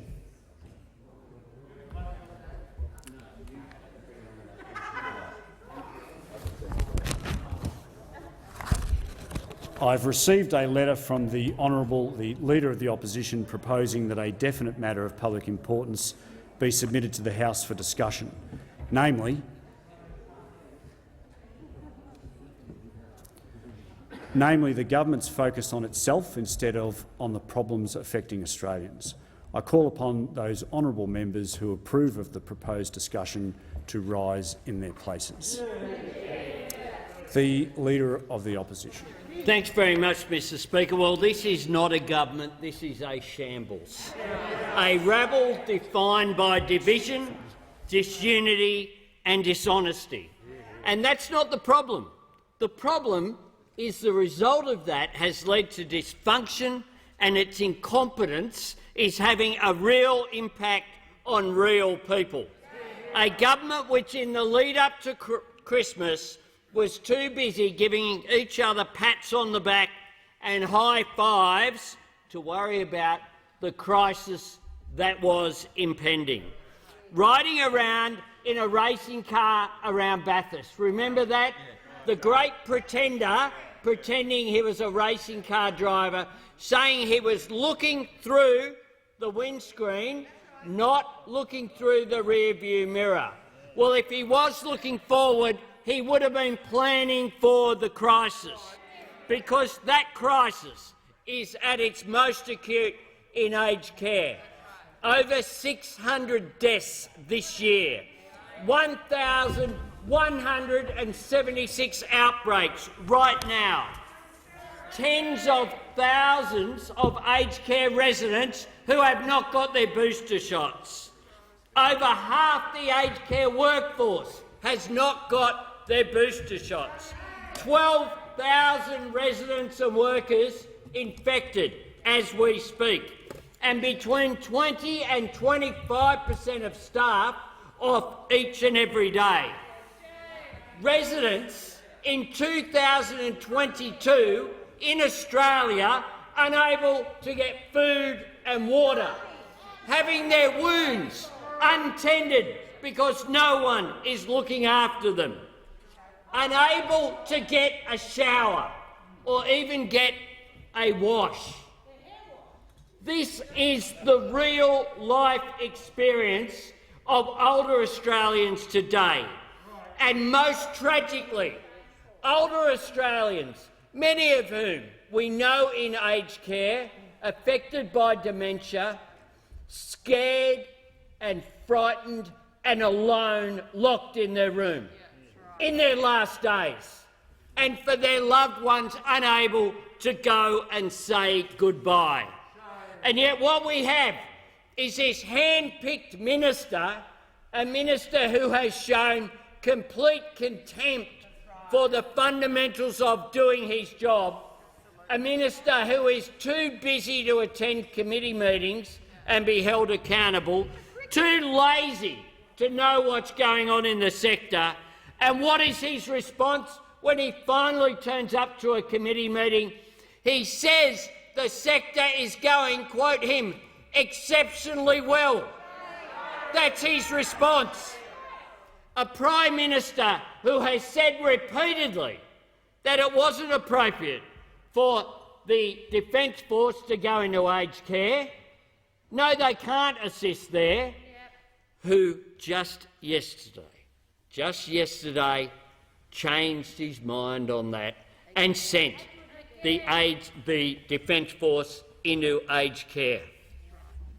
1 month after the former Liberal Premier Mike Baird, who now leads one of the major aged care providers, called for it. 1 month. It follows, of course, the flip on providing any support at all to aged care workers at the National Press Club. The $400 payment, one to be given in March and one to be given almost without a vote in May. What a cynical exercise by a cynical political government. But what they haven't taken account of is that it's a pro rata payment. And you know what the figure is of direct care workers in aged care who are permanent full-time?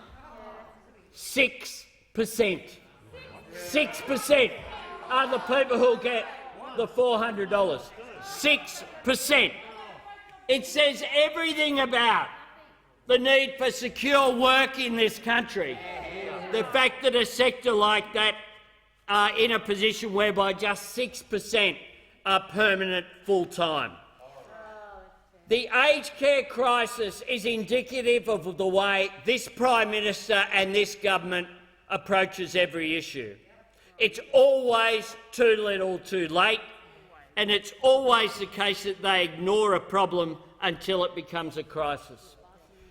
In the first summer when I was Labor leader, we had the bushfire crisis, where the Prime Minister said that he didn't hold a hose and showed no empathy and acted, in the words of the New South Wales Premier Gladys Berejiklian, of having more concern for politics than people. The second summer was the summer of the vaccines neglect. It's not a race. That led to the failure when it came to lockdowns, that led to the slow rollout of the boosters. And the third, of course, was then rapid antigen tests. It's not my job. It's not my job. He thinks his job is dressing up, whether it's a racing car driver or a fighter pilot or a cook or a hairdresser washing someone's hair last Friday. If you want photo ops, he's your guy. But if you want someone to govern the country, then people should vote Labor when the election comes. Because the fact is that this Prime Minister is too busy pretending to do other jobs to do his day job. The crisis continues, not just in aged care.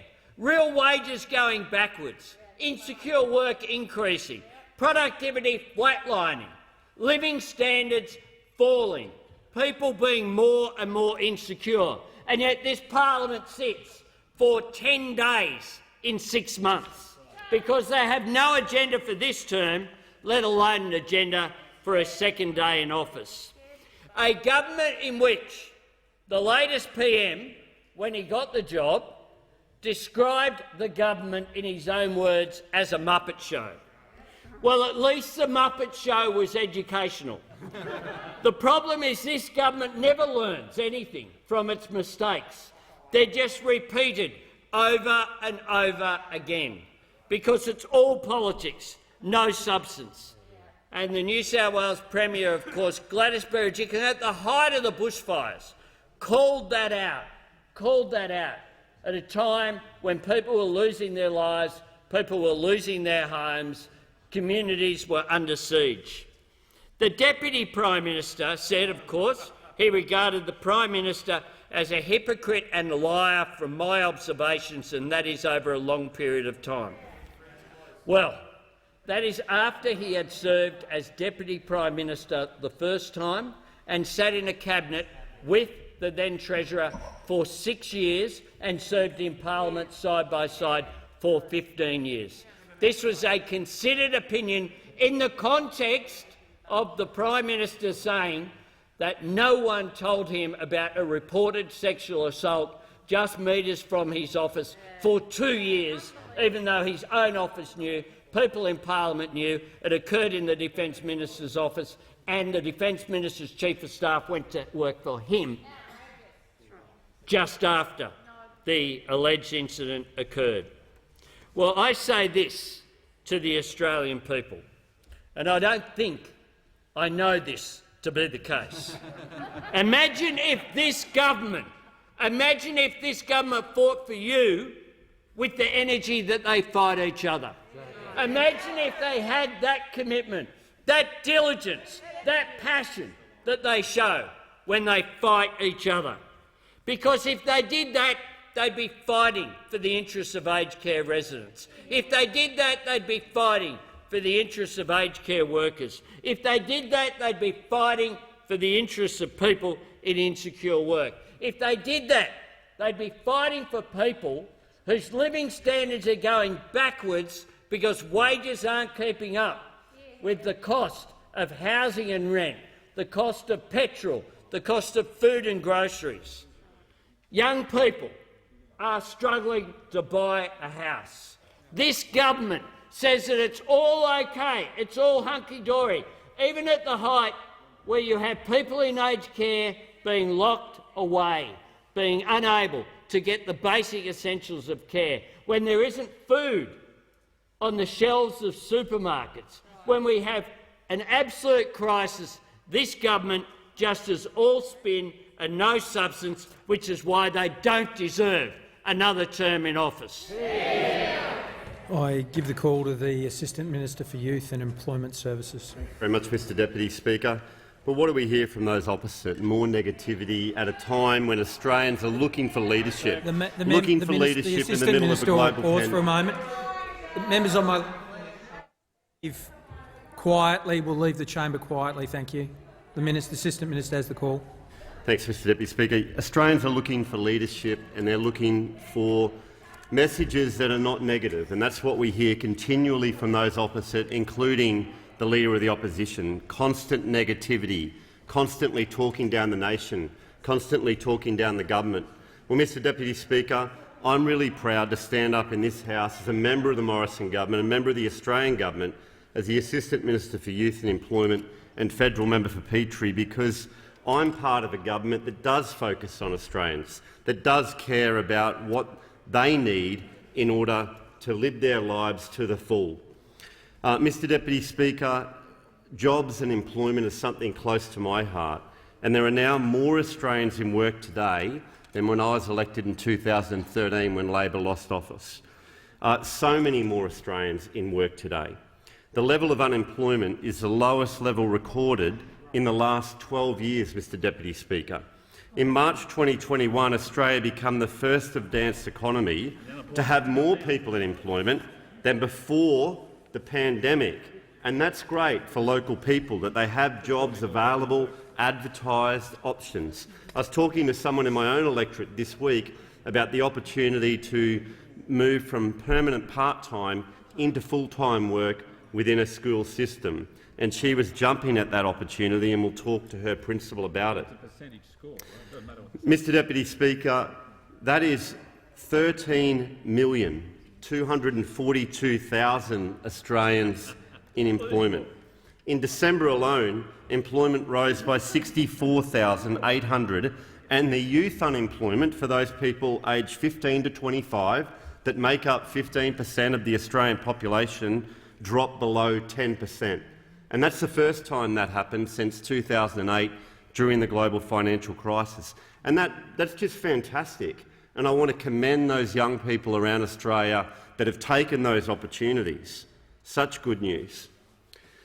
The Shadow Treasurer who's sitting opposite right now said the biggest single test of the government's management of the pandemic will be what happens to the unemployment rate.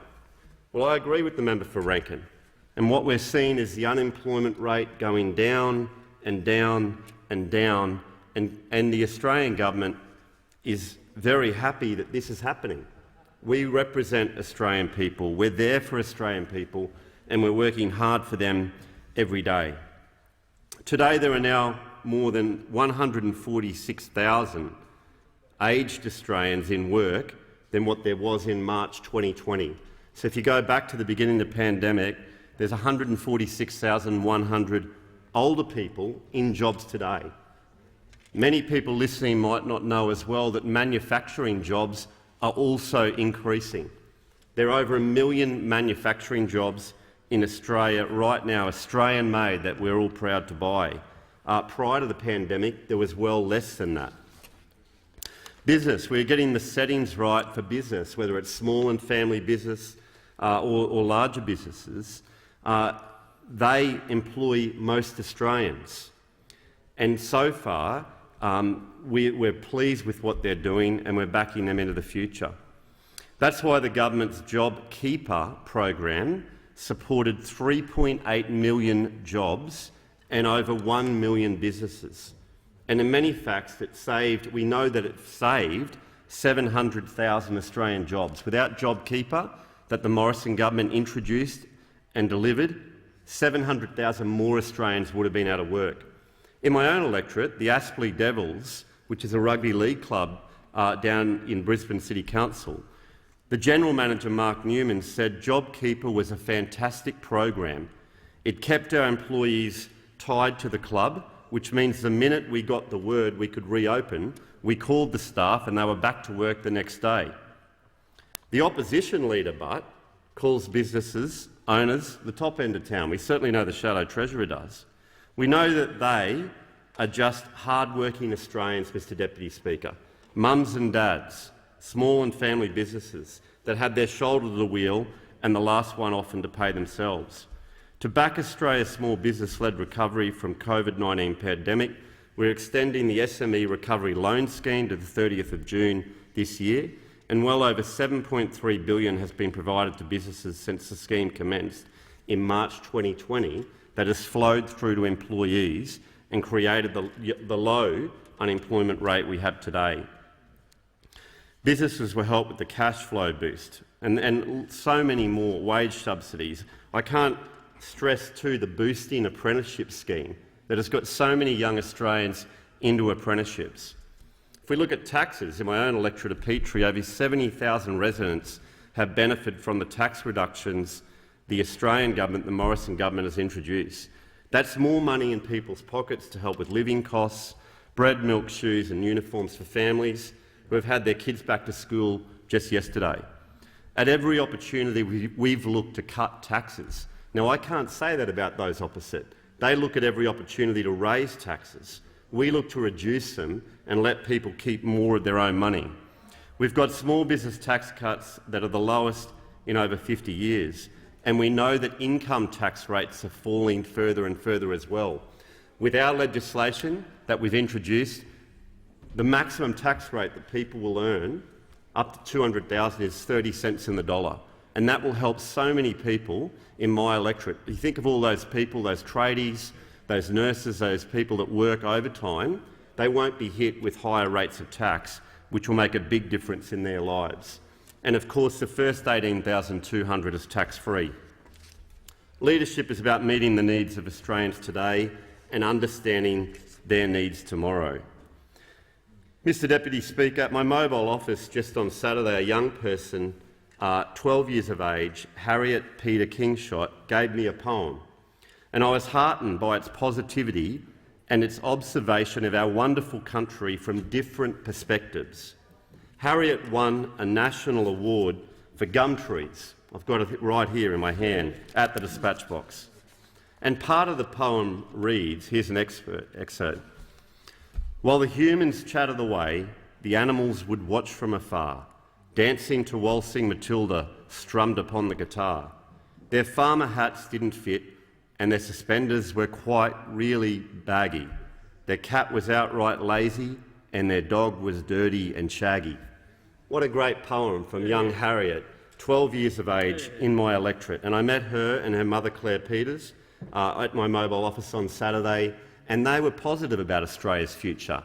And I'm really proud of Harriet Kingshott and other young people like her in the Petrie electorate, and also youth all around the country. I met another young man in my electorate on Saturday. I had a game of snooker with him, and he really carved me up. His name's Adrian Hands. Adrian Hands, he lives in North Lakes. He's 16 years of age, and he's the under-18 champion for snooker and billiards. I started off strongly, potted a few balls, Mr Deputy Speaker, but he did run away with it and really carved me up. I mention these, Mr Deputy Speaker, because Australians want positivity from their government. They don't want negativity from the opposition leader and from those opposite that those listening on this broadcast will continue to hear as the next speaker gets up to speak. And as the Assistant Minister for Youth and Employment Services, I'm encouraged by young Australians.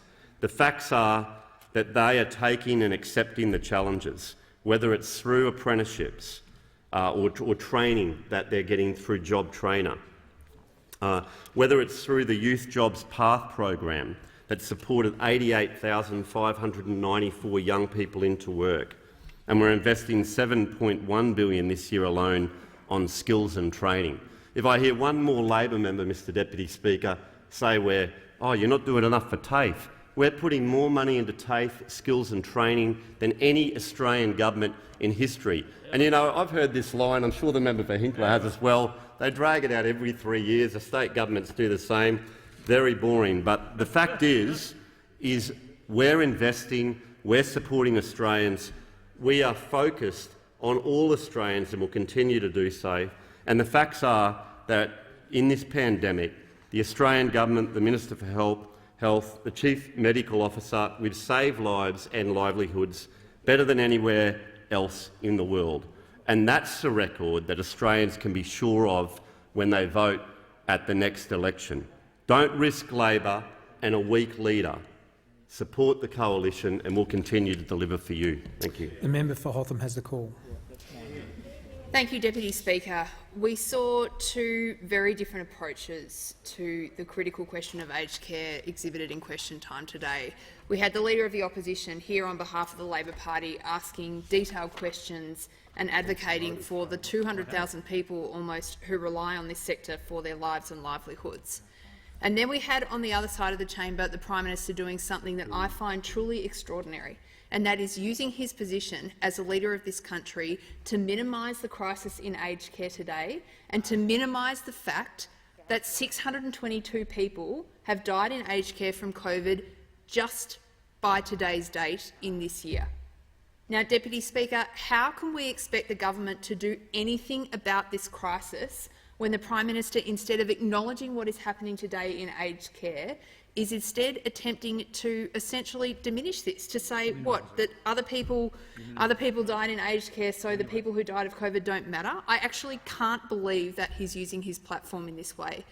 Deputy Speaker, you're a member of parliament who represents constituents, and I know that, like me, you must be getting many emails from people in your electorate who are suffering because of the negligence and incompetence of the government, and in particular of Richard Colbeck, the relevant minister.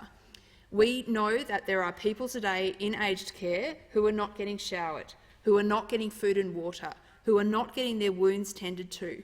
I spoke to a daughter of an aged care resident whose mother has been in lockdown in her aged care home now for 3 weeks, and her mother is deaf. And she is sitting in her room on her own. The only person she sees every day is a nurse who is in full PPE who comes in. She's confused, and her daughter is continuously trying to explain to her what's going on. This is what is happening today in our aged care system, and the Prime Minister diminishes the crisis. We should never forget that the staff in aged care are also deeply affected by what is happening today. Aged care was already staffed at crisis point before the pandemic hit. We have nurses and carers in this country who are doing everything they can to protect the people who rely on them in aged care. They're getting no support from the government to do it. We had the Australian Nursing and Midwifery Foundation here in Canberra today. We heard from Sue, Wendy and Linda. We are asking these people to do the impossible. We are asking them to choose between helping someone who's fallen out of their bed, between assisting someone who might be in pain. Imagine, Deputy Speaker, you and I having to do that job every day. It is inhumane, and the Australian Parliament should not be asking Australian workers to make those sort of choices. We've had 622 aged care people in aged care die this year, 12,000 current COVID infections. Almost half of all aged care homes have a COVID outbreak. This has been going on for weeks and weeks and weeks. And where are the government? Richard Colbeck goes to the cricket in the worst of this outbreak, not for 1 day, Deputy Speaker, not for 2 days, but for 3 days running. He goes to the cricket while people who are in his care are suffering in misery. He should be focused on this crisis. We have the Prime Minister who goes out and does some ridiculous photo op washing someone's hair when there are people in aged care who are not being showered. And, Deputy Speaker, we hear endlessly that they're sending each other abusive text messages. Come on, this is a crisis. It needs the full focus of government, and instead they're focusing on themselves. Now, Deputy Speaker, if Scott Morrison would come down and talk to the aged care nurses, as many Labor members of parliament did today, they would give him a very clear message. This aged care crisis is not just about COVID. This is about 9 years of disgraceful neglect of a sector that cares for some of the most vulnerable people in Australia. We've got a Royal Commission that the government just cast aside because it was inconvenient. Find me a person in this country who will say that there is any difference in aged care, any improvement since the Aged Care Royal Commission reported a year ago. They do not exist, Deputy Speaker. What was the point of spending 2 years going through that exercise? Deputy Speaker, aged care is not a sideshow. It is not some thing that government just does because it feels like it. These people need care. If we are lucky, you will age, I will age. We might end up in aged care too. This is an urgent priority for the federal government, and if Australians want to see aged people in this country looked after appropriately, then at the next election they are going to have to choose a new government. I call the Minister for Resources. Well, thank you very much, Mr Deputy Speaker. The Leader of the Opposition always wants to talk about pretenders, but he wants to pretend that facts don't exist, Mr Speaker. It's all about feelings and not about facts. So here's a couple of facts just that we can put on the record. The last 3 years of delivery by this government, by the numbers, 1.1 million jobs since the pandemic hit, 11.5 million Australians benefiting from tax relief, 700,000 jobs saved through JobKeeper, 71.3% of trade and exports now covered by free trade agreements, 815,600 female business operators as at August 2021, 220,000 trade apprentices, a record high, the highest since records began in 1963, a 20% reduction in emissions, electricity bills down 5%, 1,213 major transport projects supporting 100,000 jobs. Over 99% of homes and businesses, more than 12 million with NBN access. Over 1,200 mobile black spot base stations now funded, with over 900 already built. Mr Speaker, there's 135,000 new home projects backed by HomeBuilder. 93% of Australians protected with vaccines. We are ranked second in the world for pandemic preparedness, according to the Johns Hopkins Index. 70 defence vessels and 1,700 vehicles being built in Australia. And, Mr Deputy Speaker, this list goes on and on and on and on. But, Mr Deputy Speaker, we should come back to the government's focus. That is what this MPI is about. And it is our focus that is helping to deliver those results. And in my own portfolio, Mr Speaker, the results are outstanding. Outstanding. I spoke earlier about the 220,000 trade apprentices. The resources sector has put on almost 6,000 of those. 6,000. That is more than they've put on combined for a number of years. They are doing what they need to in the height of the pandemic, Mr Deputy Speaker. They are doing what they need to deliver training and skills for Australians and for all of those mums and dads out there looking for somewhere for their kids to get jobs. Well, there is a job for them in the resources sector. And if we want to look at what the results are, Mr Deputy Speaker, the most recent Resources and Energy Quarterly, the most recent. We'll simply go to coal to start with, Mr Speaker. A major contributor, exports totaled $23.8 billion in 3 months to December 2021, nearly $24 billion in just 12 weeks for just one product, one export product. That is 156% higher than for the same period in December 2020. And what is the result? Even with just that one product, Mr Deputy Speaker, that is a massive increase in royalties for state governments. That is an increase in taxes being paid. This is how we pay for the essential services that Australians rely on, schools and roads and hospitals. It's how we meet our commitments, Mr Deputy Speaker. In Queensland it was reported they got $2.5 billion that fell out of the sky. They didn't even expect it. So the Queensland Labor government's got an extra $2.5 billion to play with that they didn't have before. That is off of the back of the hard work of the men and women in the sector, Mr Deputy Speaker. If we go to LNG, liquefied natural gas exports, $18.3 billion in the 3 months to December 2021. Once again, that is 148% higher than the same period last year, 148%. So, Mr Deputy Speaker, there are risks. There are risks involved. Now, we have the Leader of the Opposition proposing that there's a change of government, that we put the opposition into government, and not we, but the people, and the Prime Minister becomes Prime Minister Albanese. Now, clearly we are opposed, because what will happen, Mr Deputy Speaker, what will happen is very, very clear.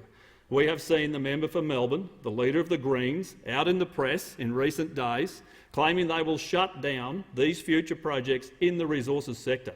Now, they have a target of over 100 projects, and I'll speak briefly about a handful, Mr Deputy Speaker, just a handful.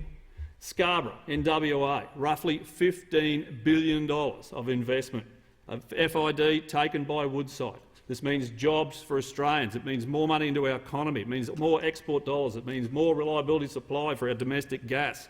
In the Barossa, Mr Deputy Speaker, up in the north for Santos, it means an upgrade for the Darwin LNG project for backfill. It means an extension of life. It means more jobs. It means we maintain those assets for Australia's benefit. That is just 2 projects, Mr Deputy Speaker. Now, I can go on and on and on. We could get across to the Beetaloo. Thousands of jobs for the Northern Territory. And what this government is trying to do is bring those jobs forward, bring forward that economic activity, bring forward those opportunities for Australia and its people, and those opposite, in combination with the Greens, will stop those projects. They won't be delivered. If they are in government, it is a seamless transition and alignment with those opposite. It should be absolutely dismissed. That should never happen. We need to act in our nation's interest, and that is what this government will do. I call the member for Dobell. Thank you, Deputy Speaker. And before I start on the MPI, I would just like to say to the Resources Minister while you're here in the chamber, stop PEP 11. You can do it with the stroke of a pen. I'll pass you one across the chamber. But Deputy Speaker, we are now in the 3rd year of a pandemic, and this government is focused on itself instead of doing its job and protecting vulnerable Australians. We saw this over the summer when Omicron tore across New South Wales, including in my electorate on the Central Coast, where 1 in 5 people are aged over 65. We saw record daily case numbers, a severe shortage of rapid antigen tests and deadly outbreaks in aged care homes. And what did the government do? They denied the problem and shifted the blame, instead of protecting some of the most vulnerable Australians. Frail, elderly Australians, many living with dementia, isolated and alone and afraid in aged care homes. We have a crisis in aged care. We have more than 10,000 active COVID cases in aged care homes across Australia. Tragically, 622 people have died from COVID this year in aged care, and the government denies there's a problem. While there are tens of thousands of aged care residents who still haven't had a booster, and there are thousands of shifts unfilled because workers have COVID or are isolating, aged care homes and staff are in crisis. Staff are overworked, underpaid, and they deserve more than this government. People like Leanne. Leanne is an aged care worker from Lake Haven in my community on the Central Coast, and she told me their situation is dire. She said, and I quote, "Aged care workers are exhausted and are at breaking point. I've seen people crying whilst at work through sheer frustration, helplessness, anger and despair.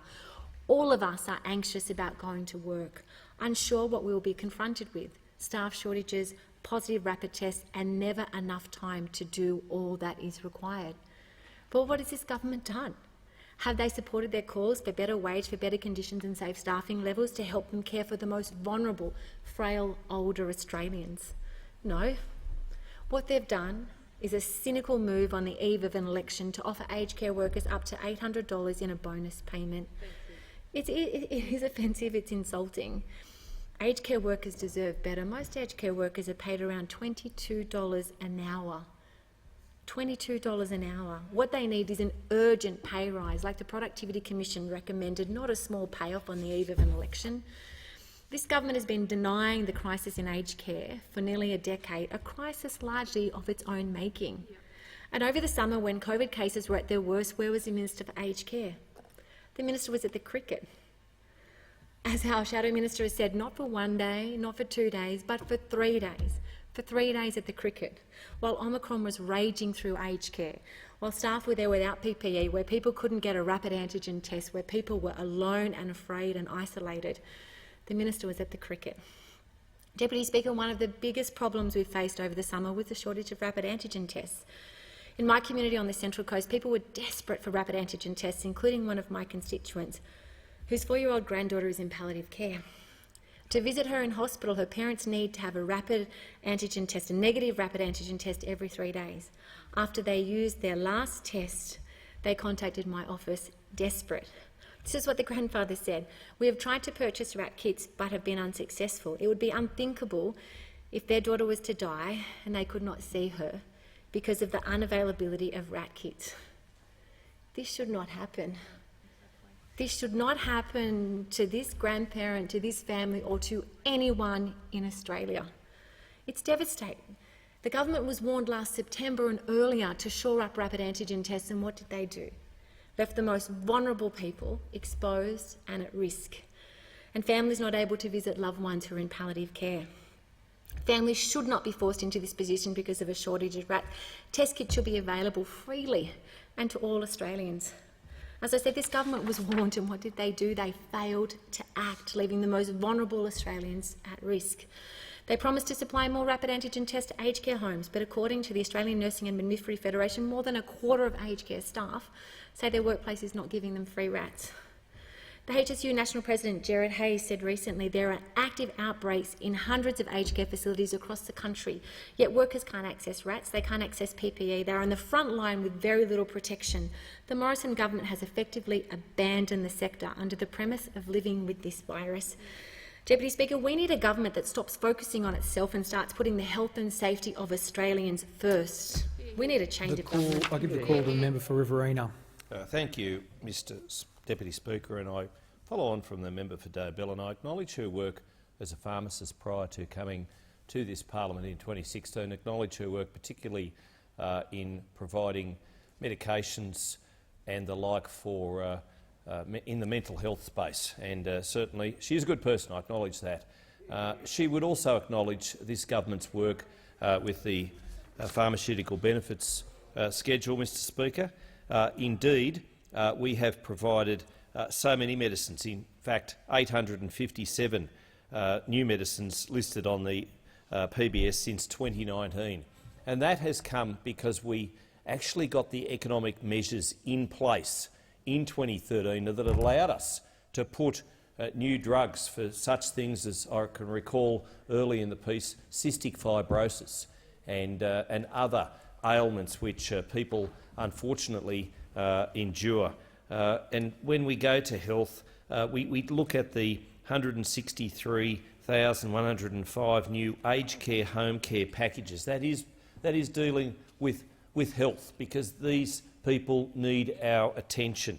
502,413 people on the National Disability Insurance Scheme. Now, that was one of the great hallmarks of Julia Gillard, but the right funding wasn't put in place, but we fixed it. Just like with the PBS, Mr Deputy Speaker, I know that in the last days of the Labor government they were very much reconsidering and actually didn't put some vital drugs on the PBS, on that schedule, because they'd run out of money because of economic mismanagement. But because of the measures that we put in place when we took over government in 2013, we were able to put those essential medicines and drugs on the supply list. Mr Deputy Speaker, more than 128,000 Australians are supported by Headspace each year, and I appreciate that is very much a bipartisan thing, but new Headspace centres are opening all of the time, and particularly in regional areas where it is a particular issue, Mr Speaker, and I'm pleased to say that that is taking place. More than 1,400 nurse placements for the regions have been put in place and helped and supported by this government. 90% of families getting access to a childcare subsidy, between 50% and 80%. Mr Speaker, they are all things which this government has put in place because we are focusing on the issues that matter.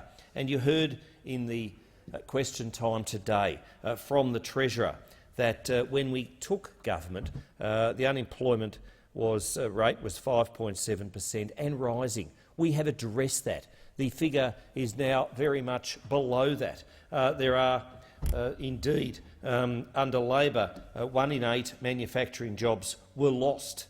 There were 1 million fewer women in work under Labor than there are now under a coalition government.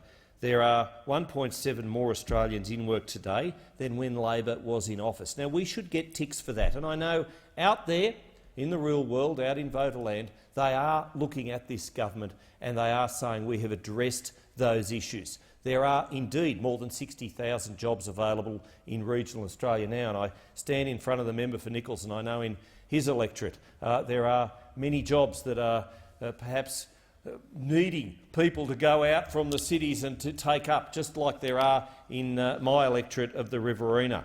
But at the last election, what did we see from those opposite, Mr Speaker? Well, $387 billion of higher taxes was what they wanted to impose on the Australian people. Indeed, a retirees tax, a housing tax. Let me say, Labor are trying to fly under the radar this time as we head towards the polls. Who knows when the polls will be? The Prime Minister does, but the rest of us, well, we're just working diligently for and on behalf of everyday ordinary Australians on those bread and butter issues. But, Mr Speaker, rest assured, while the opposition leader is trying to take a low profile, perhaps hopefully to the lodge, rest assured, don't believe what Labor says it will do prior to the election. After the election, if they get the Treasury benches, Mr Speaker, they will hit Australians hard. They will hit Australians very, very hard with new taxes to pay for their spending habits, Mr Speaker.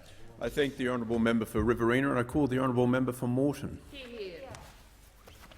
Thank you, Deputy Speaker. And I rise to speak on the government's focus on itself instead of on the problems affecting Australians. A great choice for a matter of public importance.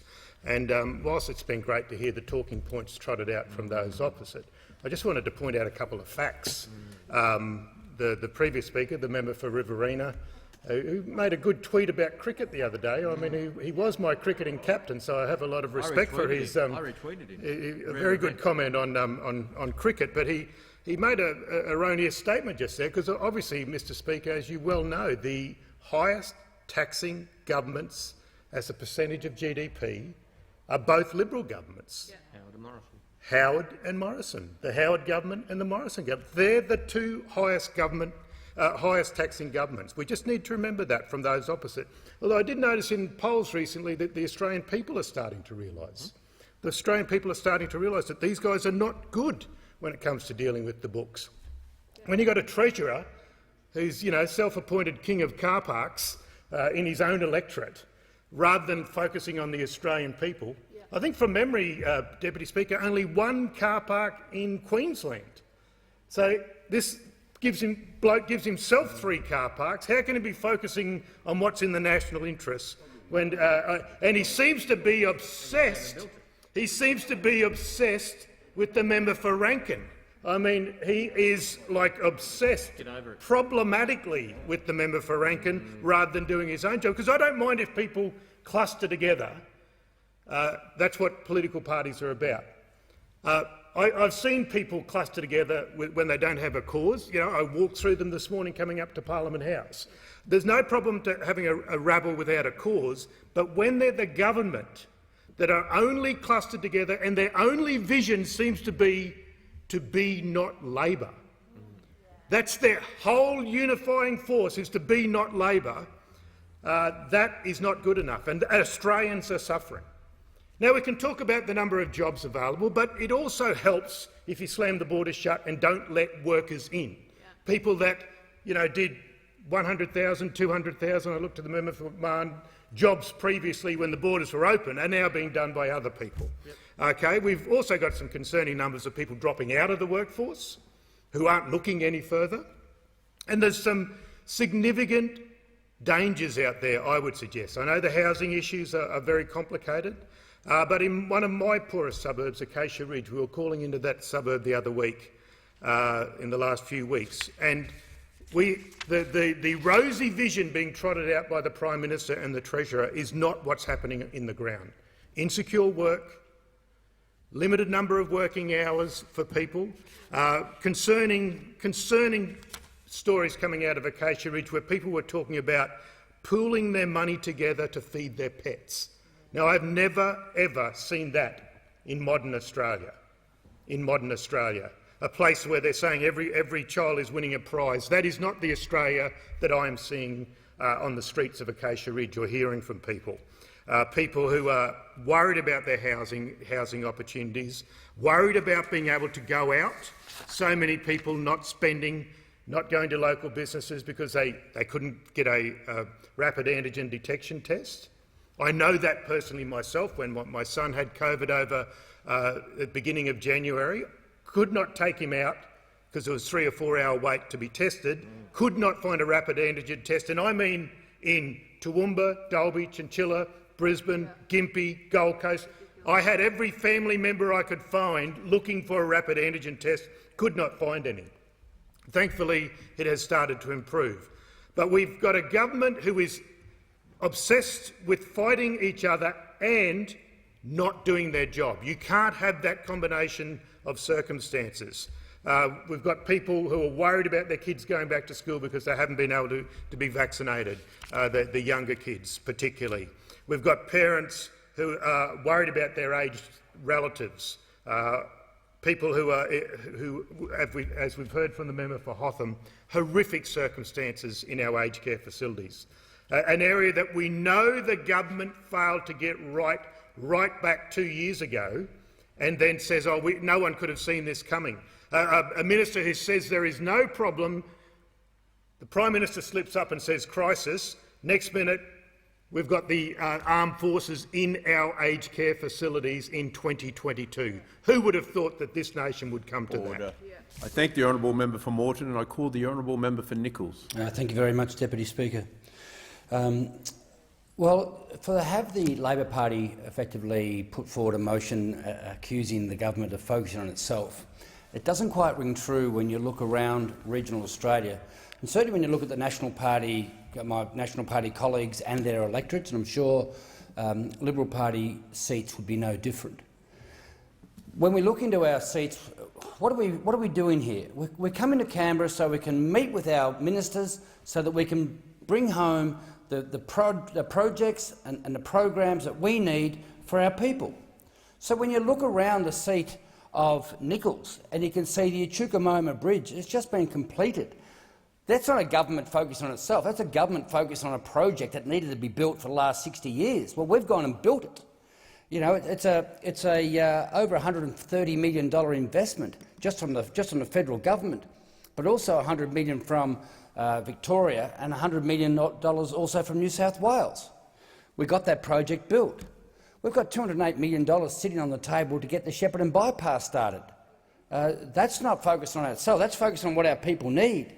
And when you drive into Shepparton, you see a couple of enormous museums. One's the Museum of Vehicle Evolution, which has an incredible history of cars, trucks, motorbikes, and a whole range of other fantastic items. But also then you'll drive a little bit further on and you'll see the Shepparton Art Museum. Well, they're huge investments by this government, giving that region what it needs as its most important projects. We've got $5 million going into a new building for the La Trobe University in the city campus of Shepparton. It's a fantastic project. And we've got one of our most liked and respected organisations, Connect GV. We've just been able to build a brand new home for people in the Golden Valley that are dealing with disabilities. This federal government has provided them with $2.5 million for a new home there as well. But we've also got a rail upgrade going into the Shepparton, the Seymour area, where it's $400 million of this federal government's funding put through the Victorian government to upgrade that rail line, which has been left behind by the Victorian Labor Party. So the Victorian Labor government, they've done up the Bendigo line, the Ballarat line, the Geelong line, but they have left the Shepparton line. Really, we've had 4 services a day. This federal government putting money into that line will see 9 services a day. Not as good as those other areas, but effectively an incredible change is coming as a result of a government that's prepared to look at the connectivity that we need so that we can get a better access into Melbourne with our rail services. We've also, as you drive through Mooroopna, you'll see this incredible new building there where the federal government has invested in the fruit industry. So again, here's one of the most leading industries in the Goulburn Valley, and here's an opportunity for that industry to move into the modern age with world-class sorting process that's going to take hundreds and hundreds of photographs of every piece of fruit that will go in there, and that fruit will be flicked left, right, dropped down, moved across, and it will be graded by size, shape, colour, blemishes. And this is the type of technology that this federal government is investing in with the industry to drive that industry to make it even more competitive on the world market. This government has also invested in the CBD of Shepparton. Right in the heart of the Goulburn Valley, we have a mall. Many regional cities around Australia have malls that don't really work, have become sort of unsavoury places as the centre point of many regional cities. Well, Shepparton's going to put slow-moving traffic, thanks to an $8 million grant from this government to give the CBD of Shepparton what it needs. And many cities around Australia will be looking at this project to see whether or not it works, to see whether or not this courageous decision by the CBD, by the Chamber of Commerce, by the Council, and with the support of the federal government, to see if we can actually put slow-moving traffic with a whole raft of parking options into Shepparton, to see if that has the capacity to build the pedestrian traffic, the shoppers, make it easier, and this is something that is incredibly important. So when I can just keep reading through the list of all of the works we've been able to work as hard as we possibly can, we come to Canberra, we talk to the ministers, we get back into our electorate and give our community what they need, and that's not looking at ourselves, that's looking for our people. And I call the honourable member for Macquarie. Thank you, Deputy Speaker. Something happens to the Morrison government as they head towards summer. I don't know whether it's visions of lying on a beach, whether it's here or Hawaii, but something happens that makes them more than drop the ball. It makes them ignore the warnings they're being given in any particular year. Let's start with 2019, when they ignored the warnings of fire chiefs from around the country to be better prepared for what turned out to be the most horrific fire season that this nation has seen. Its scale, the death toll, the destruction of homes and of environment. But of course the Prime Minister doesn't hold a hose, not when he's in Hawaii. In 2020 they ignored the many warnings about getting the vaccine rollout right, that it was a race, that it did matter, that we have things ready to go and ready to be executed as soon as the supplies, which belatedly arrived, landed on our shores. They ignored that warning and we paid the price for that. Well, they didn't, but older people did. Hundreds of older people found themselves without vaccines, too slow to be vaccinated, in lockdown. They suffered deprivations because of this government, as well as those who died because they had not been vaccinated. And so this last summer, in the lead-up, what we need, people said, is we need a rapid antigen testing strategy. I said it in here. I was organising Zooms about it with my small businesses in October, with the local manufacturer in my electorate, Innovation Scientific, with global leaders who said we need a plan. But the government thought it knew better, and it didn't bother planning its eyes on that summer to chill, to sip I hate to think what cocktail it is that they sip by their pools, Mai Tais, whatever. And the other thing they ignored was booster shots, getting boosters into older people, getting those vaccines into the arms of older people. It wasn't the Prime Minister's job, he said.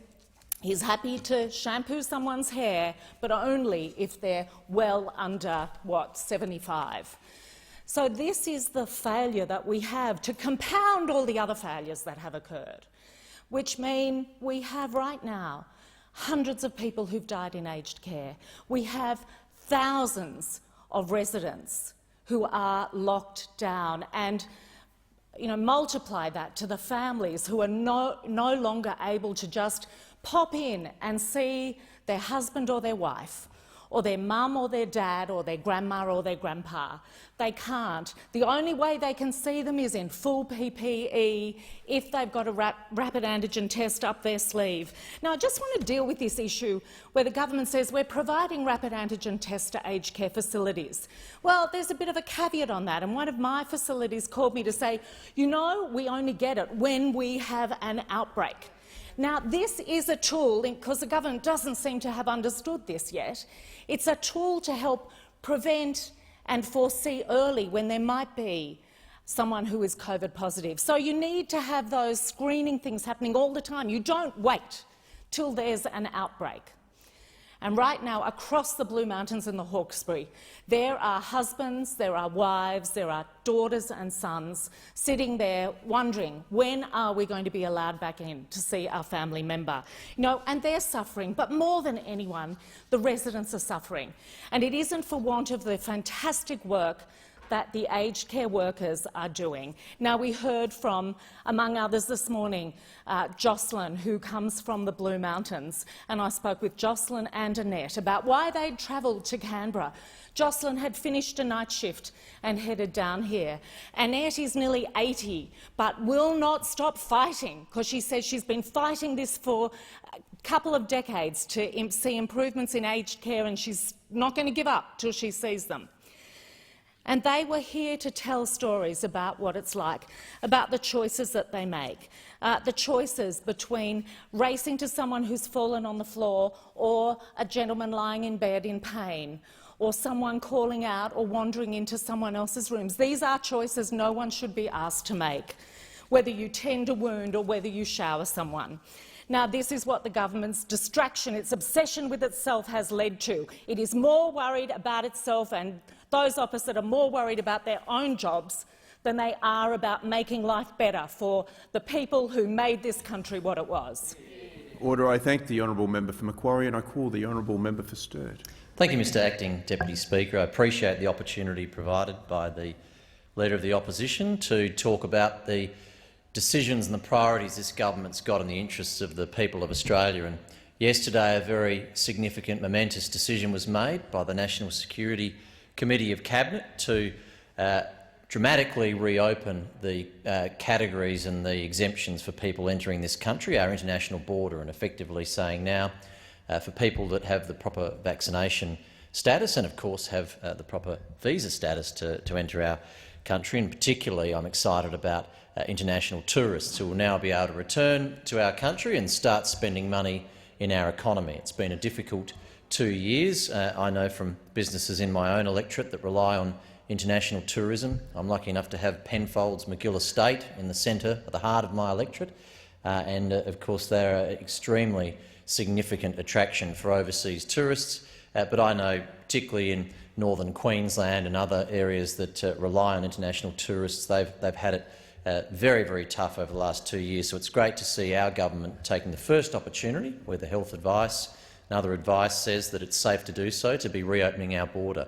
An example of a very significant decision that this Morrison government is taking in the interests of the people of Australia. It was just as significant to close the international border, of course. It had never happened in my lifetime, probably not the lifetime of anyone in this parliament, to close our international border in that way. It was necessary, it was important, it has kept us safe, but it's just important that we took the opportunity yesterday to reverse that decision largely, apart from the vaccination restrictions that are sensibly in place there. It's very important to our export businesses. I know my former employer, Michelle Wool, was significantly impacted by the curtailment of people being able to go over and meet with customers and their supply chains around the world.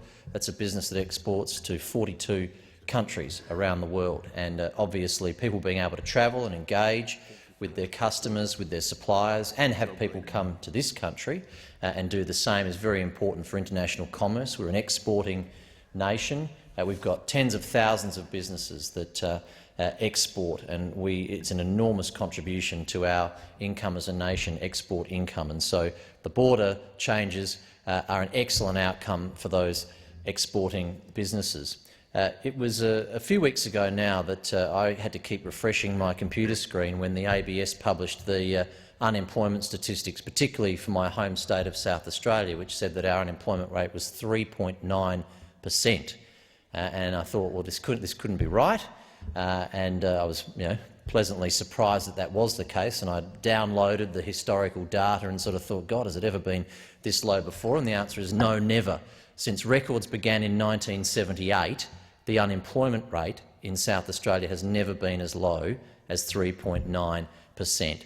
And of course, our national unemployment rate with a 4 in front of it, the Reserve Bank governor saying it's going to have a 3 in front of it soon. It's already got a 3 in front of it in South Australia, and there's no one would ever claim that the federal government policy settings are not directly the main contribution towards excellent economic statistics like that. in many ways, unemployment is the most important economic indicator because it's so vital to the livelihoods of everyone to have a job, to be able to provide for themselves and their families, and to have that sort of economic security for their future. And so to have these record low unemployment statistics in this country goes to show that we're making decisions as a government that are paying very significant economic dividends for all the people of Australia. It's been a tough 2 years, there's no doubt about that, and we've had to make decisions on the health side that have had economic impacts, and we've equally made decisions on the economic side to mitigate those impacts. And the economic data, not just unemployment but other statistics as well, goes to show the benefit of those decisions. And I have a confidence that we're on the other side of the worst health challenges of the pandemic, and particularly the recent Omicron surge that has, of course, been prevalent in my home state of South Australia, which until recently had escaped the major outbreaks, and other states like Queensland and Tasmania as well. We're on the other side of these challenges, I hope, but most importantly, we've got a government that knows how to make the health decisions and the economic decisions to match them that not only keep us safe but also keep us economically strong and resilient. So I commend the decisions that we've made as a government, and I appreciate the opportunity provided through this motion by the opposition leader to comprehensively point out just how safe and secure the Morrison government is keeping the people of Australia. I thank the honourable member for Sturt. The discussion has concluded, and I call the honourable member for Gellibrand. Thank you, Speaker. I rise to make a personal explanation.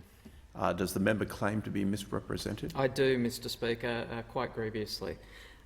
In question time today, when talking about his, quote, social media bill, which is designed to stand up to trolls, the Prime Minister described me as a troll when he described me in reference to his, quote, it seems that the trolls aren't limited to the internet.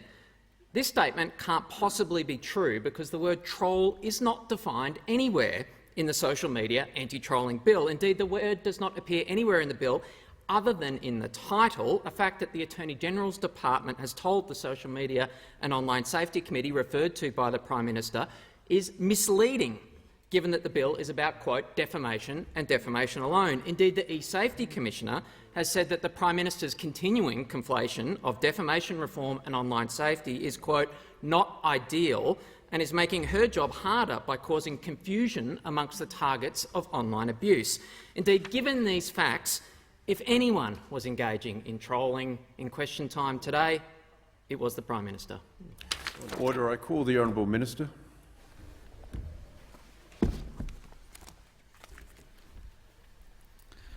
I ask leave of the House to make a ministerial statement. Is leave granted? I think. Leave is granted. I thank the honourable member, and I call the honourable minister.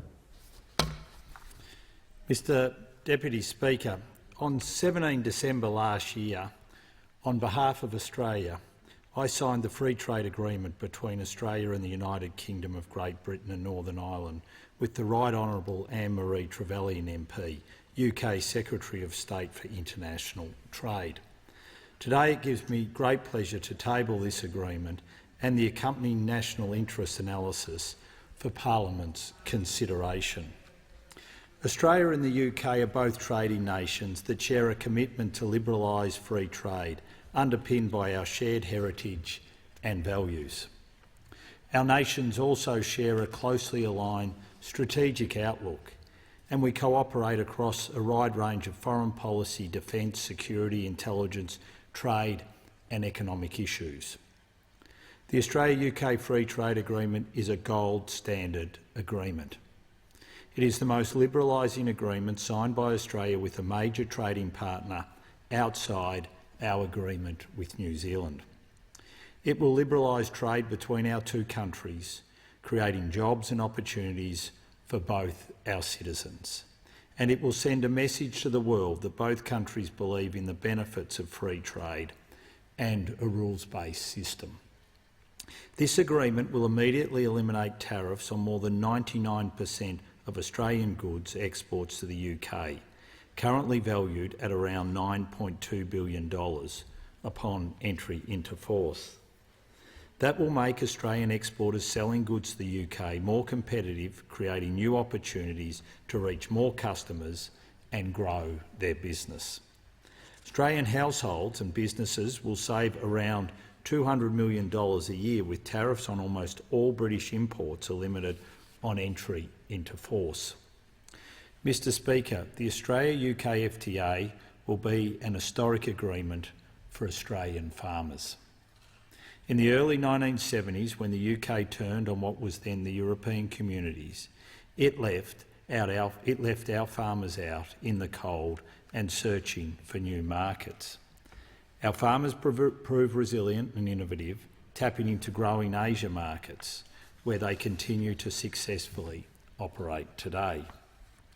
This FTA rights that wrong and provides our agricultural producers with access to the UK market again, and will enable them to compete on an equal footing with competitors, including the European Union. Our farmers will have improved access to more than 65 million UK consumers who value safe, sustainably produced products with the strong provenance Australia offers. Barriers to Australian exports will be removed across key products including wine, seafood, grains, fruit and vegetables, honey, nuts, short and medium grain milled rice and olive oil.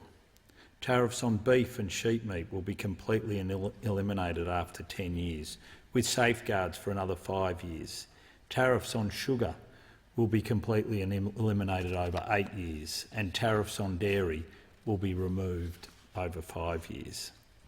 Tariffs on all Australian origin industrial goods, except ammonia and aluminium, will be eliminated on entry into force, and the remaining tariffs over 3 years. This agreement will also build upon our strong people-to-people links to make it easier for Australians and Brits to travel and work in each other's country. There will be new opportunities and certainty for Australian business.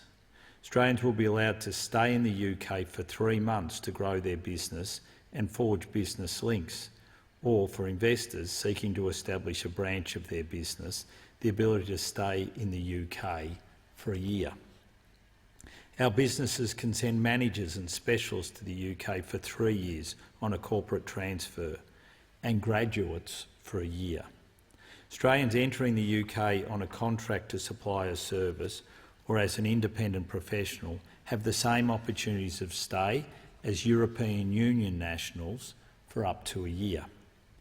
There will be legally binding rules and access to the UK government procurement market for Australian suppliers of goods, services and construction services, including SMEs and Indigenous-owned businesses. This market is worth an estimated $500 billion annually.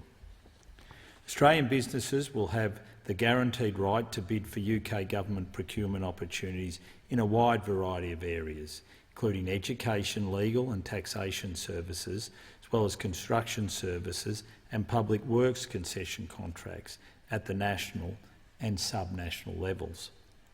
UK businesses will also be able to bid for government contracts in Australia, in line with our existing open government procurement framework.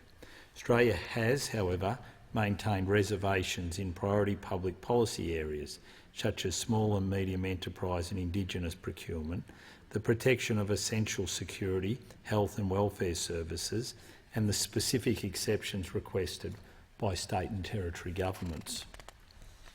We've made skilled mobility easier with the removal of economic needs testing on businesses wanting to employ an Australian in the UK or a UK national in Australia for the categories identified in the FTA.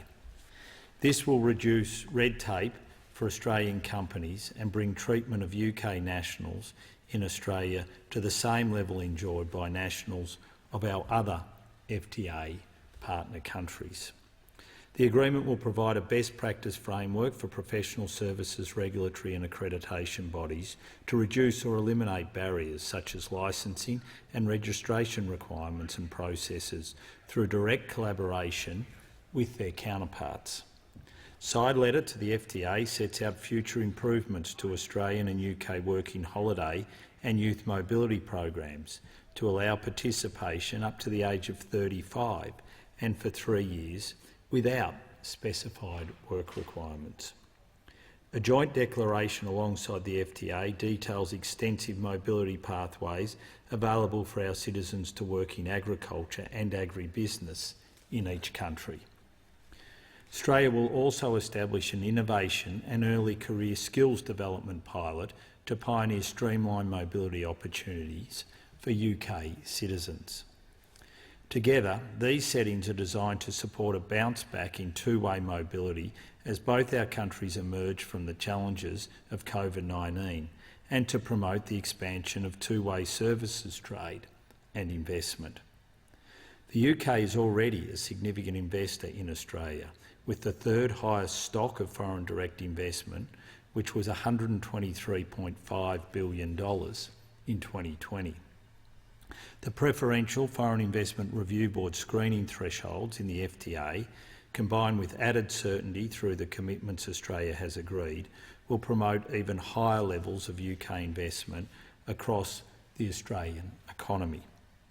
The FTA also provides high levels of guaranteed access for Australian investors in the UK investment market, high standard investment protections and significant transparency regarding treatment for Australian investors in the UK.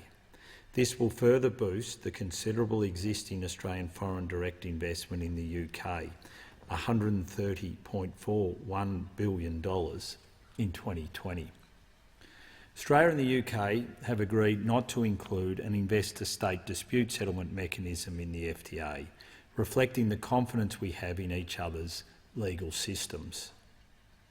Mr Speaker, the pitfalls and constraints of paper-based trade became evident during the pandemic.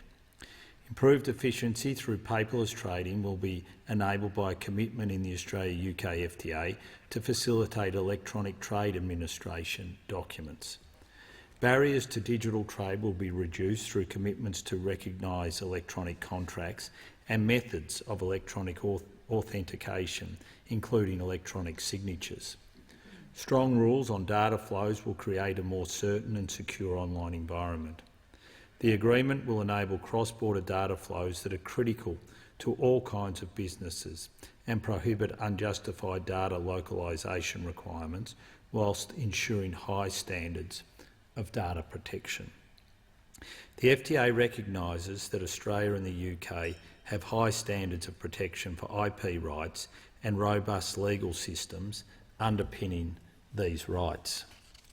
Under the FTA, Australia has agreed to make all reasonable efforts to become a party to the Hague Agreement concerning the international registration of industrial designs.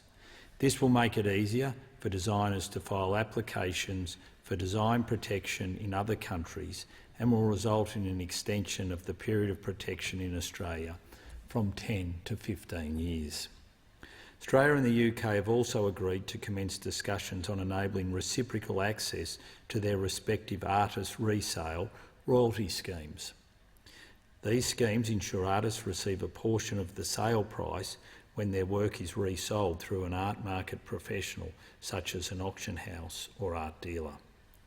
Australian artists cannot currently access the UK's artist resale royalty scheme, so this agreement will allow them an additional source of income and promises to be a significant benefit for our Indigenous artists in particular.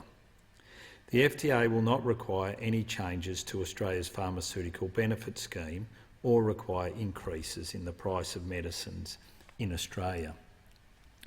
The FTA aims to support the high levels of environmental protection in Australia and the UK as appropriate in a trade agreement, including recognition of the importance of achieving the goals of the Paris Agreement.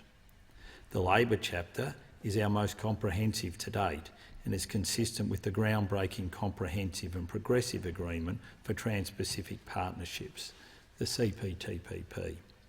For the first time in Australian FTA practice, this agreement also includes a dedicated provision on modern slavery, including efforts to ensure that private and public sector entities operating in our respective territories take appropriate steps to prevent modern slavery in their supply chains. The agreement recognises the important role that innovation plays to support economic growth by stimulating competitiveness, increasing productivity, encouraging investment and promoting international trade. I'm proud to say this agreement contains Australia's first ever chapter dedicated to innovation. In that innovation chapter, we have agreed to establish a strategic innovation dialogue to promote trade facilitative innovation policy and trade in innovative goods and services, and to cooperate on mutual interests. As with all proposed treaties, the Joint Standing Committee on Treaties will now have the opportunity to review the full text of this agreement before providing its report and making its recommendations in due course. Given the considerable benefits and opportunities this FTA will bring to both Australia and the UK, I look forward to the agreement entering into force as soon as possible. I encourage all businesses and stakeholders to become familiar with its outcomes and be ready for its implementation, which I hope will occur this year. As an open trading nation, our future prosperity depends on Australian businesses continuing to be competitive, to be innovative and to be successful in new markets. Trade agreements help create opportunities for businesses and people to grow and succeed. This creates more jobs and more skilled people to fill those jobs. This is why our government is pursuing an active trade negotiating agenda, and while Australia is continuing to advocate internationally for open, rules-based trade and investment. Coalition governments have concluded almost all of Australia's most significant FTAs, including this latest agreement with the UK. We continue to expand the market opportunities available to Australian business through ongoing negotiations, including with the EU and India. When the Australia-UK FTA enters into force, around 75% of Australia's two-way trade will be covered by free trade agreements, up from 27% in 2013. This represents preferential access to almost 3 billion customers through our extensive FTA network. I commend this agreement to the Parliament and hereby table the Australia-United Kingdom Free Trade Agreement with its national interests analysis. And can I take this opportunity to thank my predecessor, Simon Birmingham, the former UK Trade Minister, Liz Truss, and the current UK Trade Minister, Anne-Marie Trevelyan, for being party to the negotiation of this agreement. It is an historic agreement. It is one that sets our two nations up for the future, and I have the great honour of tabling the Australia-UK FTA. Thank you, Mr Deputy Speaker. Yeah. I thank the honourable member, and I call the honourable member for Brand. Thank you, Deputy Speaker. Thank you also to the Minister for his contribution on this matter and for all of his efforts in the trade portfolio, and also that of the Department, of course, his personal team in his ministerial office. Deputy Speaker, Australia has a rich history of trade and foreign investment with the United Kingdom. Before that, of course, we know our First Nations Australian peoples had traded internationally for thousands of years with the communities of South East Asia. But without doubt, the UK is certainly our oldest trading partner of the modern era.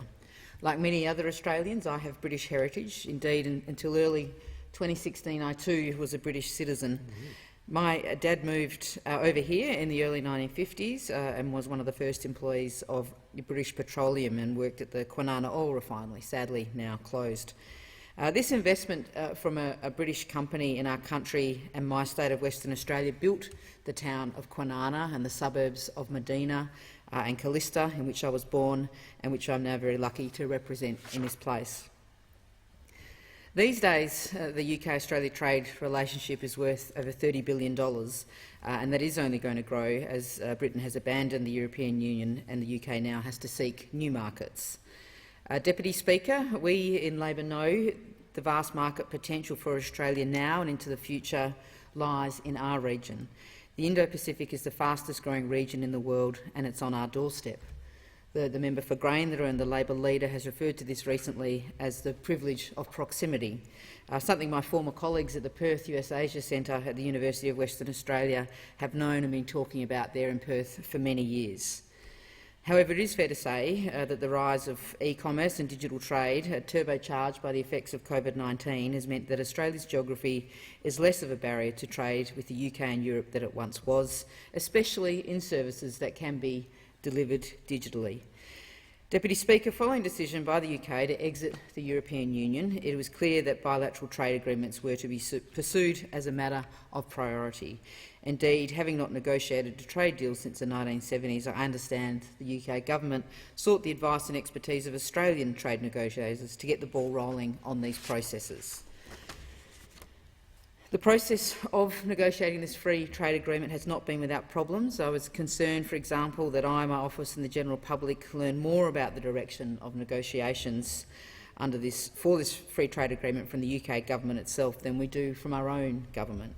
And I want to thank the British High Commissioner, Vicky Treadle, and the former High Commissioner, Mena Rawlings, who were very open and active in their engagement and open dialogue with me in this place.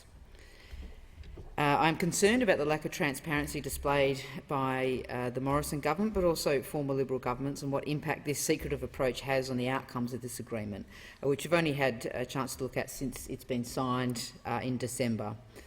The government has not released any modelling or an impact statement in relation to the Australia-UK FTA, though I note the national interest report has been delivered today, and nor has it consulted widely on its provisions before signing. The UK itself, new to free trade agreements, adopts a more open approach, seeking the views of the community, stakeholders and business to inform the negotiation process before they undertake it. We do the reverse. Deputy Speaker, I am concerned that in this government's haste to secure a deal, it has negotiated away some of the protections that we in Labor believe are crucial for any international agreement to operate in Australia's national interests. There are a number of red flags that I will highlight. Firstly, this agreement includes procurement provisions which go well beyond current World Trade Organisation obligations. There is a side letter proposing further dialogue between Australia and the UK regarding local government procurement options, which is sometime in the future. We are yet to know what that will entail. Procurement is one of the most powerful levers Australian governments have to support Australian jobs and Australian businesses. This agreement obliges Australian governments to treat British companies as though they are Australian companies, with the financial thresholds contained in the WTO Agreement on Government Procurement completely eroded. It will be open slather on government procurement into this country. It's unclear at this moment to what extent this might undermine state and territory governments' own local procurement arrangements. The Commonwealth's procurement budget was worth over $69 billion last year, yet, as I've stated before, our trading relationship with the UK is worth $30 billion. We need to think about the disparity more substantially when we think about procurement.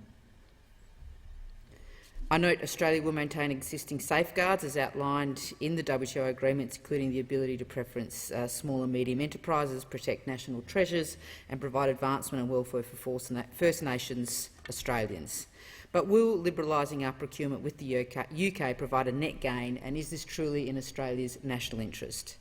Deputy Speaker, it will be up to the government to assure Labor and the Australian public that they have done enough in this regard. And these are questions Labor will continue to ask, as will, of course, the Joint Standing Committee on Treaties. I note that that Treaties Committee requires 20 joint sitting days to consider treaties, and we have 3.5 of those days left in this parliament, so it will undoubtedly be a task for the 47th parliament. This agreement includes the movement of people and mutual recognition of qualification. It is in large part a migration agreement. Labor has expressed concerns about the unwarranted waiving of labour market testing in relation to international recruitment. This FTA not only waives labour market testing but also allows unlimited numbers of temporary workers to come in from the United Kingdom. But I note these provisions are not contained in the principal text of the agreement but in side letters that can be cancelled at any time by any party. It doesn't feel like much of a commitment. This prolific use of side letters in this agreement simply demonstrates the undue haste with which this FTA has been pursued by this government. The agreement establishes a professional services working group to facilitate effective implementation and administration of systems for recognition of other professional qualifications. The Australian government must be clear exactly what other professions will be included. Labor will not support conditions that seek to water down Australian standards or undercut Australian wages.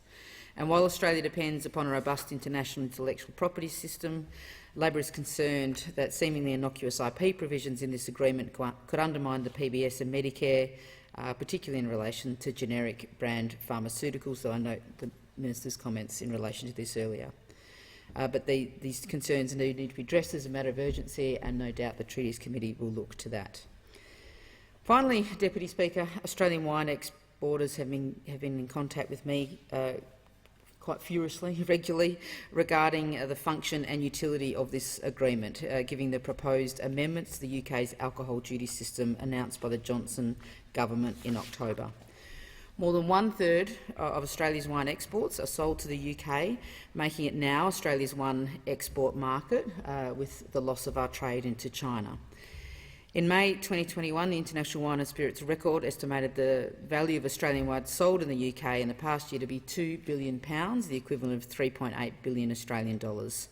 But exporters are concerned that the UK's proposed duty changes would create a system that is simply unworkable for them. That's because the proposed duties significantly favour some countries over others. Currently, any alcoholic beverages, including wine, are taxed based on their concentration of alcohol volume. That's known as the ABV. Under the new regime, wine and sparkling wine between 8.5% ABV and 22% ABV will be taxed at £25.88 a litre pure alcohol. Wine Australia's claims this would result in a significant increase in the duties payable on still wine above 11.5% ABV. 97% of still wine exported from Australia has an ABV of more than 11.5%. In fact, the average alcohol concentration of Australian wines imported to the UK in the last year was 13.2%. Many Australian viticultural areas typically produce wine grapes that ripen at a higher sugar level than other countries, particularly those throughout Europe. More sun and less water means fruit with a more intense flavour. It's great for producing our amazing Australian wines, but as a result, Australian wines are, on average, higher in alcohol than their weaker, less sun-exposed wine products of Europe. On top of this, the alcohol content is widely influenced by the seasonal conditions. Under the proposed duty regime, the duty rate in one vintage year is likely to vary from the next, meaning a logistical nightmare for exporters in terms of tax rates and labelling requirements. If implemented, these duty changes will mean an estimated debilitating 11% tax increase on Australian wine exports to the UK. Now, I'm sure these proposals, and they're internal proposals of the UK government, and of course we don't interfere in the work of other governments, and I'm sure these proposals of the UK Conservative government are not intended to be protectionist, but it will operate to disadvantage significantly Australian wine producers, and will completely wipe out any gains that have been made for red wine producers in this UK-Australia free trade agreement. Red wine producers across this country that export to the UK or seek to export to the UK are quite rightly asking, what is the point of this free trade agreement for our industry? Stakeholders have proposed various changes to the incoming regime, and I employ the Minister and his government to consult with these crucial exporters to seek a solution to the problem that is coming their way. Given the hits Australian wine exporters have already faced, with smoke taint from bushfires, tariffs and trade sanctions from China and increased shipping rates due to the global shipping crunch, they simply do not need this. They should not be left out in the cold. The Morrison government has often made a show of its bromance with Boris Johnson's government, and I call on the Minister and I call on the Prime Minister to leverage this to ensure that our vital wine export industry is supported and that the Australia-UK FTA is the best possible agreement for every business across this country. Labor knows and understands that trade diversification is key to the future prosperity of this country, but we do need to diversify the products we sell and not just the markets we sell them to.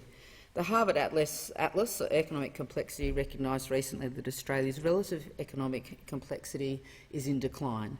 We are now ranked number 86 in the world between Paraguay and Uzbekistan. But this government doesn't seem to have any plan past the pomp and ceremony of signing up to agreements.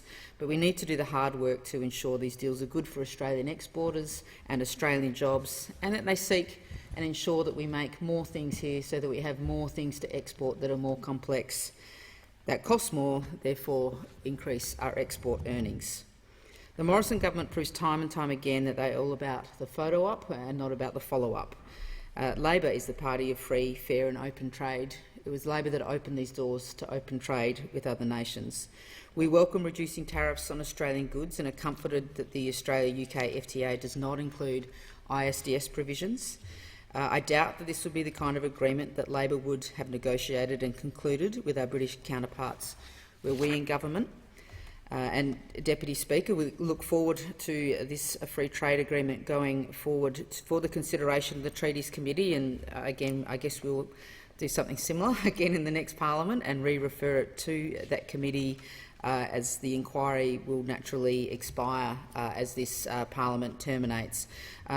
Labor has an open view on this agreement. We'll study it carefully, we'll ask questions as well we should, and we will continue to work with the Minister's office. I implore the Minister, yeah, it was the time, to remember last time. I implore the Minister to do, and I accept it is difficult on the duties issue with the UK is a very complex and a difficult problem, and you can only imagine the red wine producers of this country tearing their hair out at all the adversity they're facing, and this feels like one of those nasty blows at the end of a hopeful road that was the UK-Australia FTA. But again, I look forward to the Treaties Committee considering this deeply, and I thank the Minister for his efforts. Thank you. Thank the honourable member for Brand. I call the honourable Minister. Thanks, Mr Deputy Speaker. I ask leave of the House to move a motion for the election of a member to the Council of the National Library of Australia. Call the honourable member for McMahon. Leave is granted. I thank the honourable member for McMahon, and I call the honourable Minister. I move that, in accordance with the provisions of the National Library Act 1960, this House elects Mr Stevens to be a member of the Council of the National Library of Australia and to continue as a member for a period of 3 years from this day. I'll put the question. All of those of that opinion say aye. To the contrary, no. I think the ayes have it. Order. I have received advice from the Chief Government Whip nominating changes in the membership of certain committees. I call the honourable Minister. I ask leave of the House, Mr Deputy Speaker, to move a motion to discharge members from certain committees. I call the honourable member for McMahon. Absolutely, Mr Speaker. I thank the honourable member for McMahon, and I call the honourable Minister. I move that Mr Broadbent be discharged from the Committee of Privileges and Members' Interests, and Mr Christensen be discharged from the Joint Standing Committee on Trade and Investment Growth. I'll put the question. All of those of that opinion say aye. To the contrary, no. I think the ayes have it. I call the honourable member for Cowper. Thank you, Deputy Speaker. On behalf of the Standing Committee on Industry, Innovation, Science and Resources, I present a corrigendum to the committee's report entitled The Now Frontier: Developing Australia's Space Industry.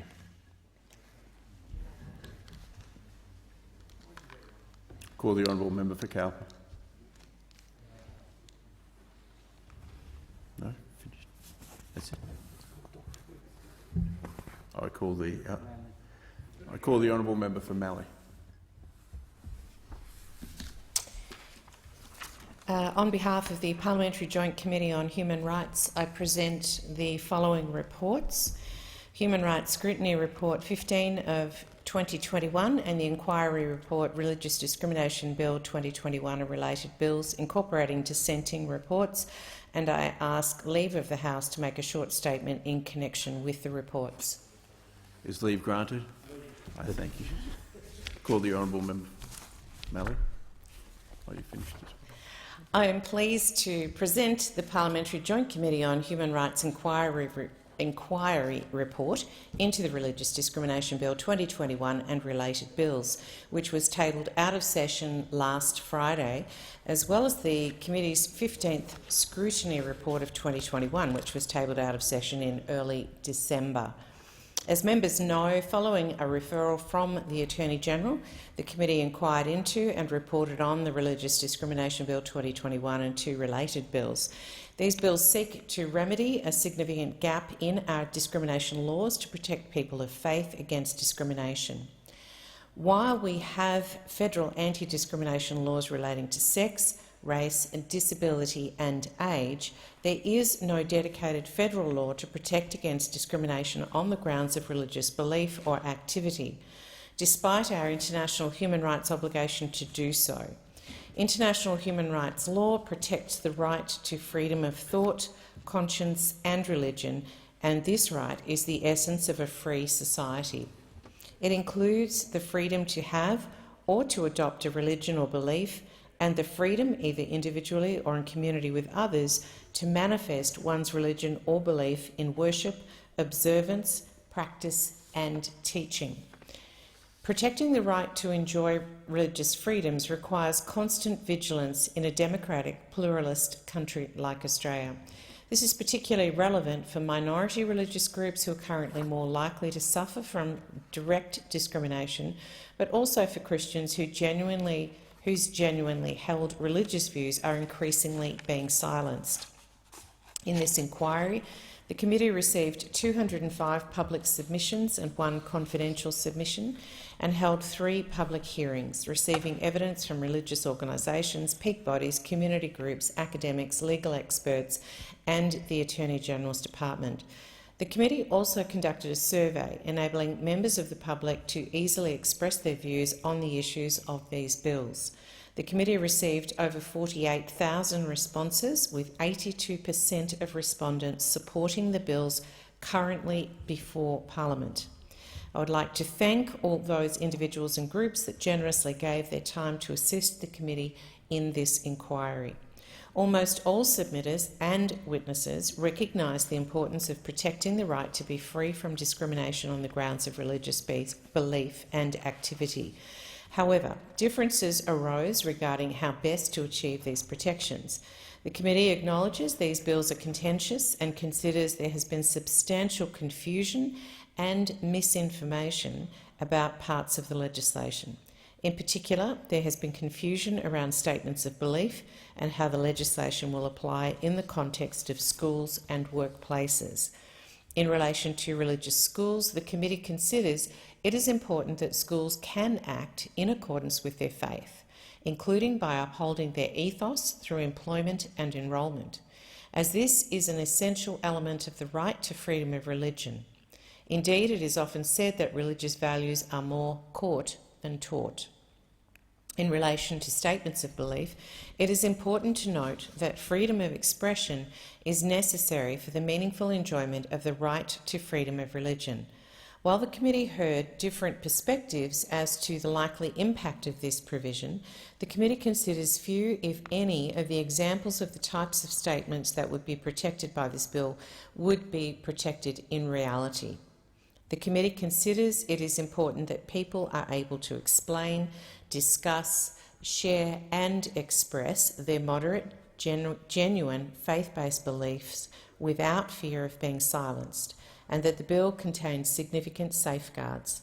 However, to alleviate some of the confusion surrounding the Statement of Belief clause, the committee has recommended the explanatory memorandum be amended to provide greater clarity about what sort of statements this bill would protect. Of course, the right to freedom of religion must be balanced against other fundamental human rights to ensure all human rights are protected as far as possible. Drawing on a decade of experience in applying a human rights lens to proposed legislation and assisted by submitters and witnesses to this inquiry, the committee is well placed to consider this important balancing act. Recognising the wide variety of views in relation to this topic, the committee considers it important to continue the conversation with the Australian people as to how to balance these rights and has urged future governments to monitor the impact of this legislation.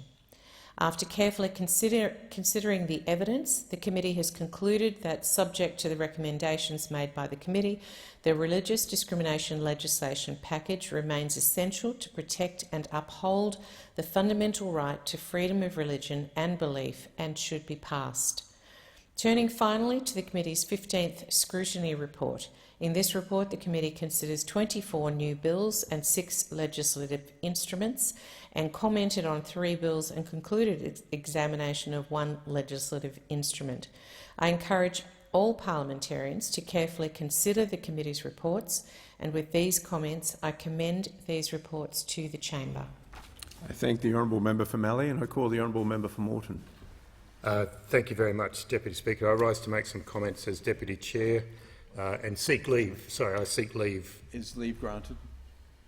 Leave is granted. I thank the honourable Minister and I call the Thank the honourable Minister at member the for table. Moreton. I rise to make some comments as Deputy Chair of the Parliamentary Joint Committee on Human Rights on the tabling of the committee's report on the Religious Discrimination Bill 2021 and related bills. And I particularly thank the Chair for her great work in herding those cats together. We don't always agree on every topic, but always treats me with respect. And I also thank the rest of the committee, who perhaps didn't plan to spend the last 71 days after Parliament rose doing that, and the very hard-working Secretariat. I know what you did last summer, and it wasn't much fun at all. I will start by saying something about the timing and the timeframe imposed on the committee to conduct this inquiry, Deputy Speaker.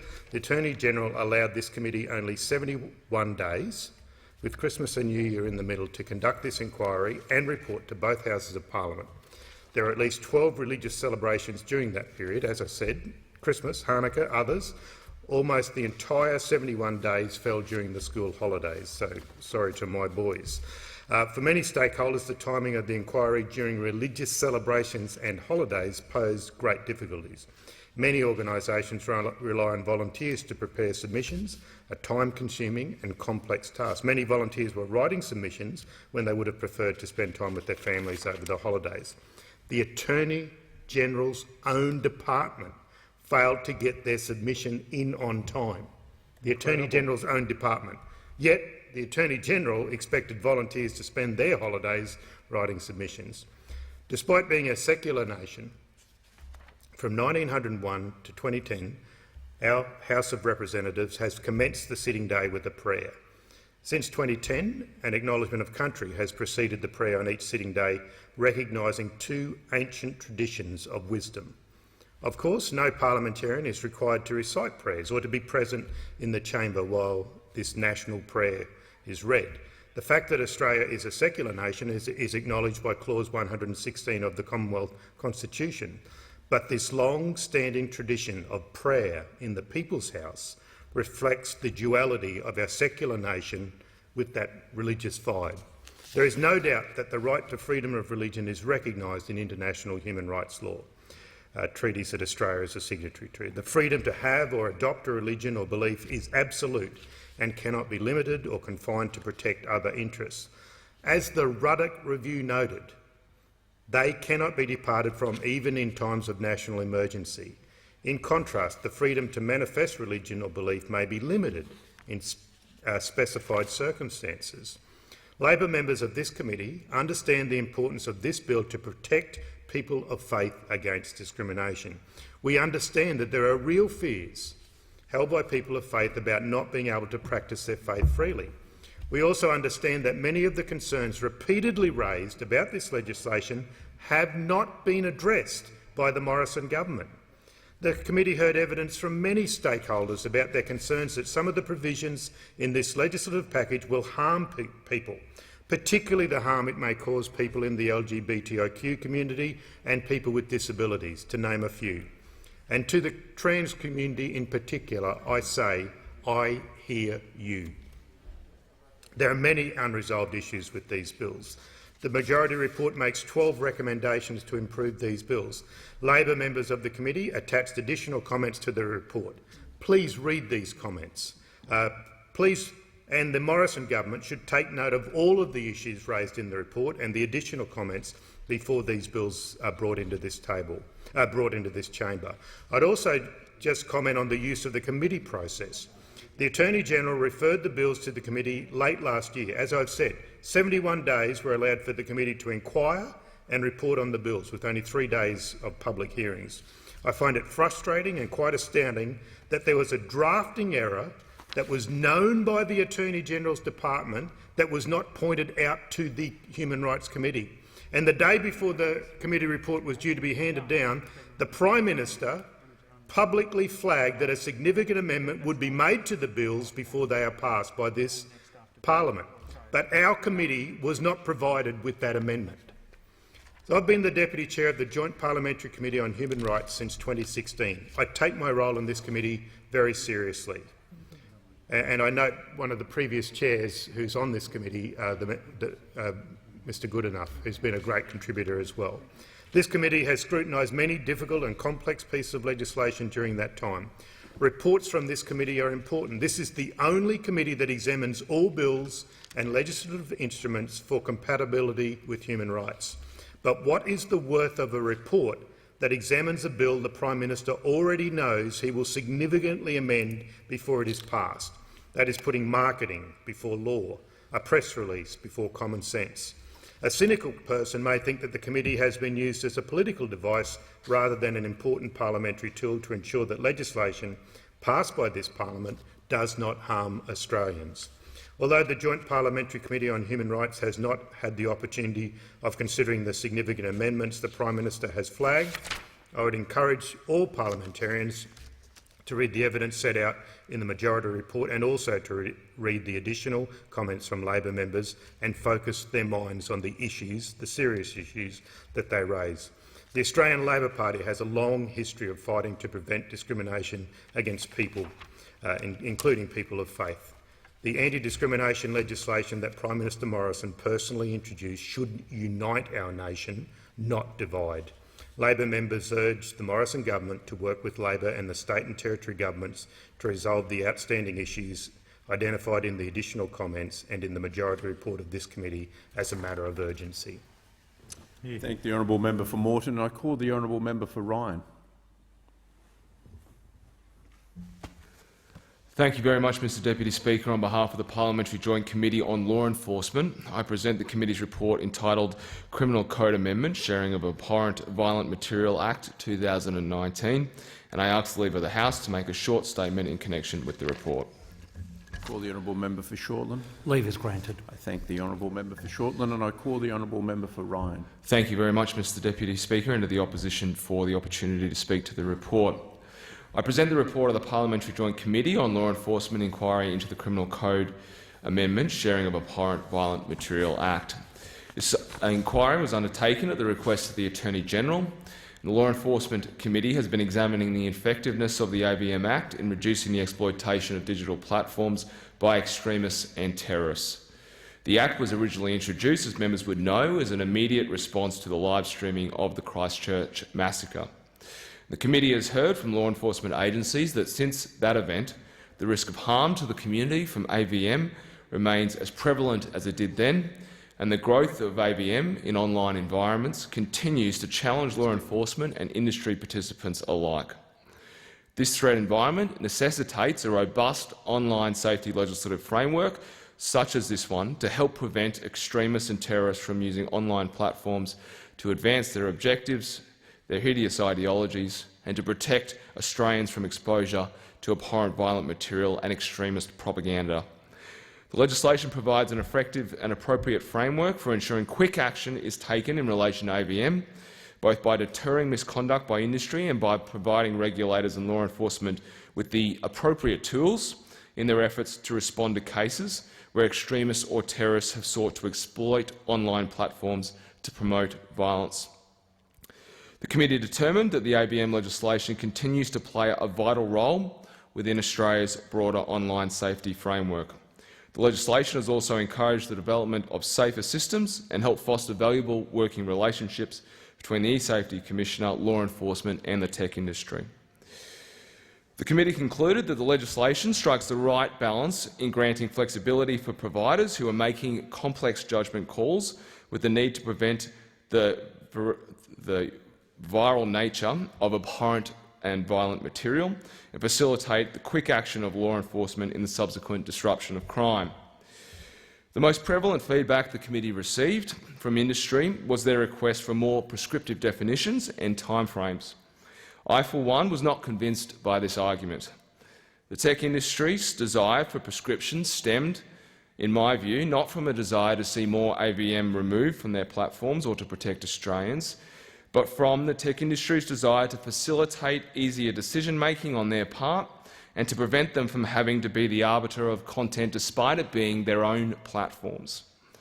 This is another example, in my view, of how the tech industry and social media platforms are putting the safety of Australians second to their own interests and exemplifies the exact need for legislative intervention like the AVM Act by government. As a committee, we were not convinced that amending the legislation would address the issues raised by the tech industry. Rather, an overly prescriptive approach to defining AVM in the legislation could have reduced the flexibility and utility of the current framework, which is doing a great job to keep Australians safe from this kind of material. However, the committee did identify that industry in particular smaller platforms would benefit from increased consultation and guidance from the government on the operation of the AVM Act, and to this end the committee has recommended that the government establish a forum for regular and ongoing consultation with the industry. This forum should focus on ways that industry can be more effective in enacting the AVM legislation and ensure industry has the guidance and support it needs to do so. In recommending this report to the Chamber, I would like to thank my fellow committee members, especially the Deputy Chair, for the quick consideration and undertaking this inquiry. Thank you to all the witnesses who appeared and those who provided submissions. Thank you also to Sean and the Secretariat for their hard work in preparing the report draft. Order. I call the clerk.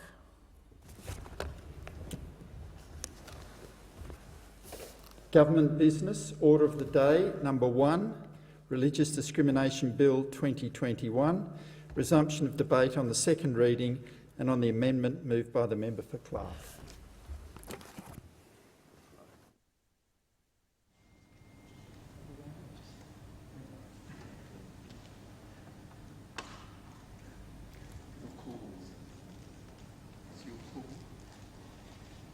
I call the honourable member for Leichhardt.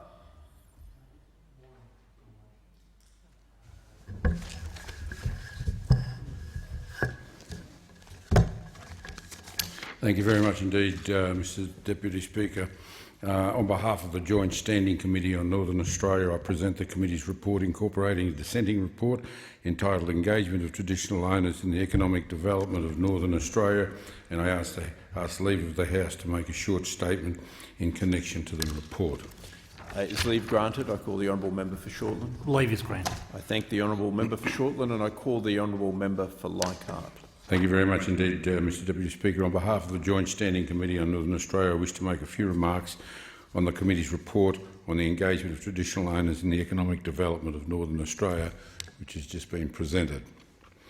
This report has shown that traditional owner communities across Northern Australia are striving to participate in the development of the region. They are working for the advancement of their own communities and for all Aboriginal and Torres Strait Islander peoples. Various forms of Indigenous land tenure provide traditional owners with a range of rights to custodianship and use of their land.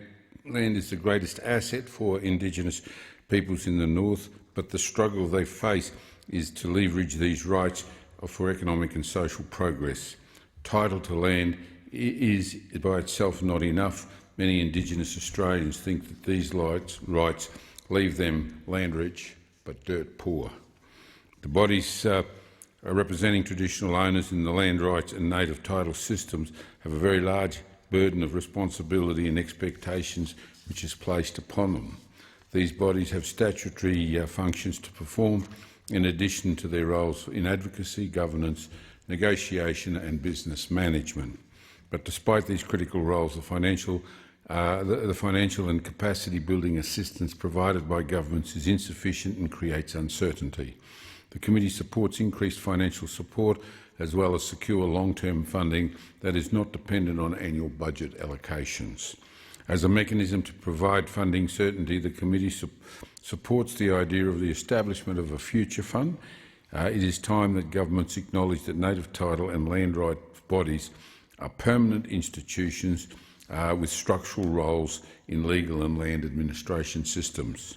Mr Deputy Speaker, when looking in future opportunities for Aboriginal and Torres Strait Islander people in the economy of Northern Australia, the committee took particular interest in openings in emerging sectors of the economy. There is growing potential in areas such as cultural enterprises and tourism, as well as in environmental protection initiatives such as savanna burning, land management, carbon abatement and renewable energy. Opportunities like these have special strengths of using traditional knowledge of country. They also support efforts to stay connected with country and to fulfil traditional obligations of custodianship. The committee strongly supports the expansion of the Indigenous Ranger programs. Finally, the committee is united in its commitment to a fundamental importance of the principles of free, prior and informed consent as endorsed by Australia in the UN Declaration of the Rights of Indigenous Peoples. These principles must inform all legislative and other arrangements affecting the lives of Aboriginal and Torres Strait Islander peoples. I would like to conclude, Mr Deputy Speaker, with some words of thanks. The committee is grateful to the Indigenous and non-Indigenous organisations and individuals who made submissions to the inquiry and those who appeared in public hearings. Your contributions were vital to the committee's efforts to conduct a comprehensive investigation into the issues facing traditional owners in Northern Australia. I'd also like to thank my colleagues in the committee for their involvement in their inquiry and for their very, very constructive contributions to the report and its recommendations. And finally, I'd certainly like to express my appreciation to the hard work of the Secretariat in supporting the committee and bringing this inquiry to a completion. Thank you, Mr Deputy Speaker. I thank the honourable member for Leichhardt and I call the honourable member for Lilly. Thank you, Deputy Speaker. I seek leave of the House to make a short statement in relation to the tabling of this report. Is leave granted? I call the Minister. I thank the Minister and I call the honourable member for Lilly. Thank you, Deputy Speaker. And I will keep my contribution short so that we can hear from the very eminent member for Lingiari in one of his final statements in the House, and there would be no better topic to hear from him than this one. Let me begin by acknowledging the traditional owners of the lands on which we table this report, the Ngunnawal and the Ngambri people. This always was and always will be Aboriginal land. And as we gather here, we should always be mindful that we are standing on the shoulders of 1,600 generations of First Nations people, and that is our shared history. I'm rising to commend the recommendations of this report, and I would like to thank the Secretariat for all of their hard work bringing it together in time along with our Chair. The recommendations included are an important building block towards meeting the 17 national socio-economic targets detailed in the National Closing the Gap Agreement. Economic growth has been central to political debate about our nation's prosperity, but to date, Indigenous Australians have largely been excluded from these discussions. In evidence given to the Joint Standing Committee, it was abundantly clear that Indigenous Australians support the economic development of Northern Australia. Traditional owners are trying to build a better economic future on the lands where they hold native title and land rights. However, traditional owners and their representative bodies are often confronted with an overwhelming workload with limited financial and institutional resources. To facilitate opportunities for economic and social development, traditional owners and their representative bodies must consult with their community, negotiate with corporations, all while meeting a patchwork of statutory obligations created by native title and land rights. This report, our report, found that there is an urgent need to rethink funding arrangements for representative bodies to broaden the support that they receive. We saw by the destruction of Juukan Gorge the power balance between traditional owners and developers can only be redressed with human and financial resources and institutional capacity. Without access to resources and institutional capacity, traditional owners cannot give free, prior and informed consent that is unfettered by coercion when negotiating land use agreements. The Australian Government must increase funding for prescribed body corporates and other Indigenous and Torres Strait Islander bodies with a role in the native title and land rights system. In addition, the Federal Government must establish an independent fund to administer funding for prescribed corporate bodies, as recommended in the first report into the destruction of the Indigenous heritage sites at Juukan Gorge. I would like to briefly finish by expressing my deepest condolences on the passing of Uncle Lewis, who was a founder and board member of Kabara in my electorate of Lilly. Uncle Lewis was a strong leader who had the interests of his community at the front and centre of everything that he did. So I pass on my sympathy to the entire Kabara community, wonderful people that you are, and Auntie Melita, William, Lewis and Susie. I thank the House. Order. The question is that the House take note of the report, and I call the member for Lingiari. Thank you, Mr Deputy Speaker. I seek leave to make a statement in relation to the report. Sorry, is leave granted for the member for Lingiari to make Leave is granted. Nice of you. Thank you very much. Thank you, Mr Deputy Speaker. I'll be relatively brief. Can I thank Mr Rench as he walked out the door? He's touched. He's touched by our presence. Sorry, you got his best side. But I do want to acknowledge, while he's still here, I want to talk about you, so get in.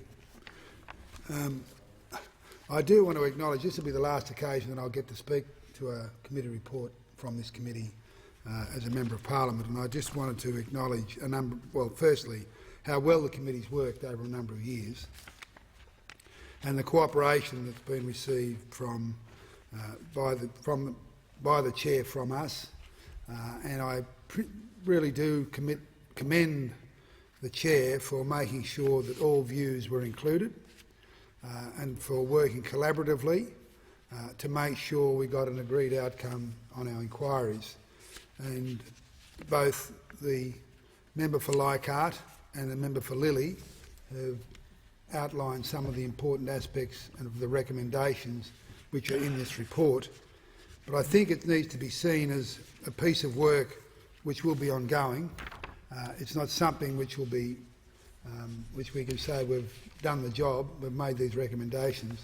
It will require us to make sure that governments and this Parliament are held to account for ensuring that the recommendations in this report are as far as possible carried out. And that will mean, and most importantly, that will mean carrying on of the work of the committee's inquiry into Juukan Gorge, and some of the recommendations in this report flow directly from that inquiry, and in particular, the inquiry recommendation 9 of this report flows in a way from the Juukan Gorge report, which made a number of recommendations, including something which I think is well overdue now, that is a review of the Native Title Act, to ensure that we're properly funding prescribed body corporates and representative bodies so they can properly represent the interests of traditional owners and native title holders. And I think there's also needs to be a bit of education going on so that people understand the difference between native title as it exists across the country in its various forms and land rights as it exists in this case in the Northern Territory, where there's an inalienable freehold title which can't be bought or sold, and which gives Aboriginal people in the Northern Territory very powerful rights of withholding consent for development on their land. And it's to that point that I think we need to be paying particular attention, and the member for Leichhardt referred to it, and that is the importance of acknowledging and doing something about and ensuring that legislation in this Parliament recognises the principles of free, prior and informed consent as set out in the United Nations Convention of the Rights of Indigenous People. We should be incorporating that in the laws of this country, as they have done in Canada, to make sure that any work which is being done on Aboriginal land or Torres Strait Islander country requires the free, prior and informed consent of the native title holders or the traditional owners or those who speak for that country before any development takes place. And that is fundamentally important in my view, as is the recognition of the fact of the United Nations Convention of the Rights of Indigenous People and all that it entails, because I don't think yet we as a nation have understood our obligations in being signatories to that declaration. And I would just conclude by saying the recommendations are all worthy. They are the result of quite a detailed discussion with Aboriginal groups, industry groups, Torres Strait Islander groups from across the country over a number of months, We started this inquiry before we started the Duke and Gorge inquiry. This inquiry was in part suspended to allow us to do the Duke and Gorge inquiry, and we again took up this inquiry post the Duke and Gorge report being tabled. And again, I just want to thank the members of the committee, the Secretariat, and say again to the member for Leichhardt that we've enjoyed the opportunity to work with him in his capacity of chair of this committee, and I certainly see it as very important that we acknowledge his work. But I might say, though, she's gone, but I was going to say the member for Lilly is a breath of fresh air, and I'm very pleased she came onto our committee. Order. I thank the member for Lingiari. The debate is adjourned. The resumption of the debate will be made an order of the day for the next. The member for Leichhardt. Thank you very much, Mr Deputy Speaker. And in moving that the House take note of the report, I just say thank you very much to the member for Lingiari. He's been a fabulous Deputy Chair for a long time and has been a major contributor to some very, very great work, and I thank you very much indeed for your service. Now, again, I say that the House take note of the report. Order. The debate is adjourned and the resumption of the debate will be made in order of the day for the next sitting. Member for Leichhardt. I move that the order of the day be referred to the Federation Chamber for debate. The question is that the order of the day be referred to the Federation Chamber for debate. All that opinion say aye. To the contrary, no. I think the ayes have it. The ayes have it. And do I need to call the clerk or Mr. Call the member for Wentworth. Thanks, Deputy Speaker. On behalf of the Joint Standing Committee on Treaties, I present the committee's report incorporating a dissenting report entitled Report 199, Agreement for the Exchange of Naval Nuclear Propulsion Information. I ask leave of the House to make a short statement in connection with the report. Is leave granted? Leave is granted. I call the member for Wentworth. Thank you, Deputy Speaker. Deputy Speaker, this report 199 details the committee's findings from its inquiry into the agreement between the governments of Australia, the United States and the United Kingdom regarding the exchange of naval nuclear propulsion information, or the NPIA agreement. And what NPIA relates to is the acquisition or proposed acquisition by Australia of nuclear-powered submarines for the Royal Australian Navy. This is the first initiative of the AUKUS Enhanced Trilateral Security Partnership. With our security environment growing more challenging in the decades ahead, a regionally superior submarine capability is critical to safeguard Australia's security, and this is what this agreement will facilitate.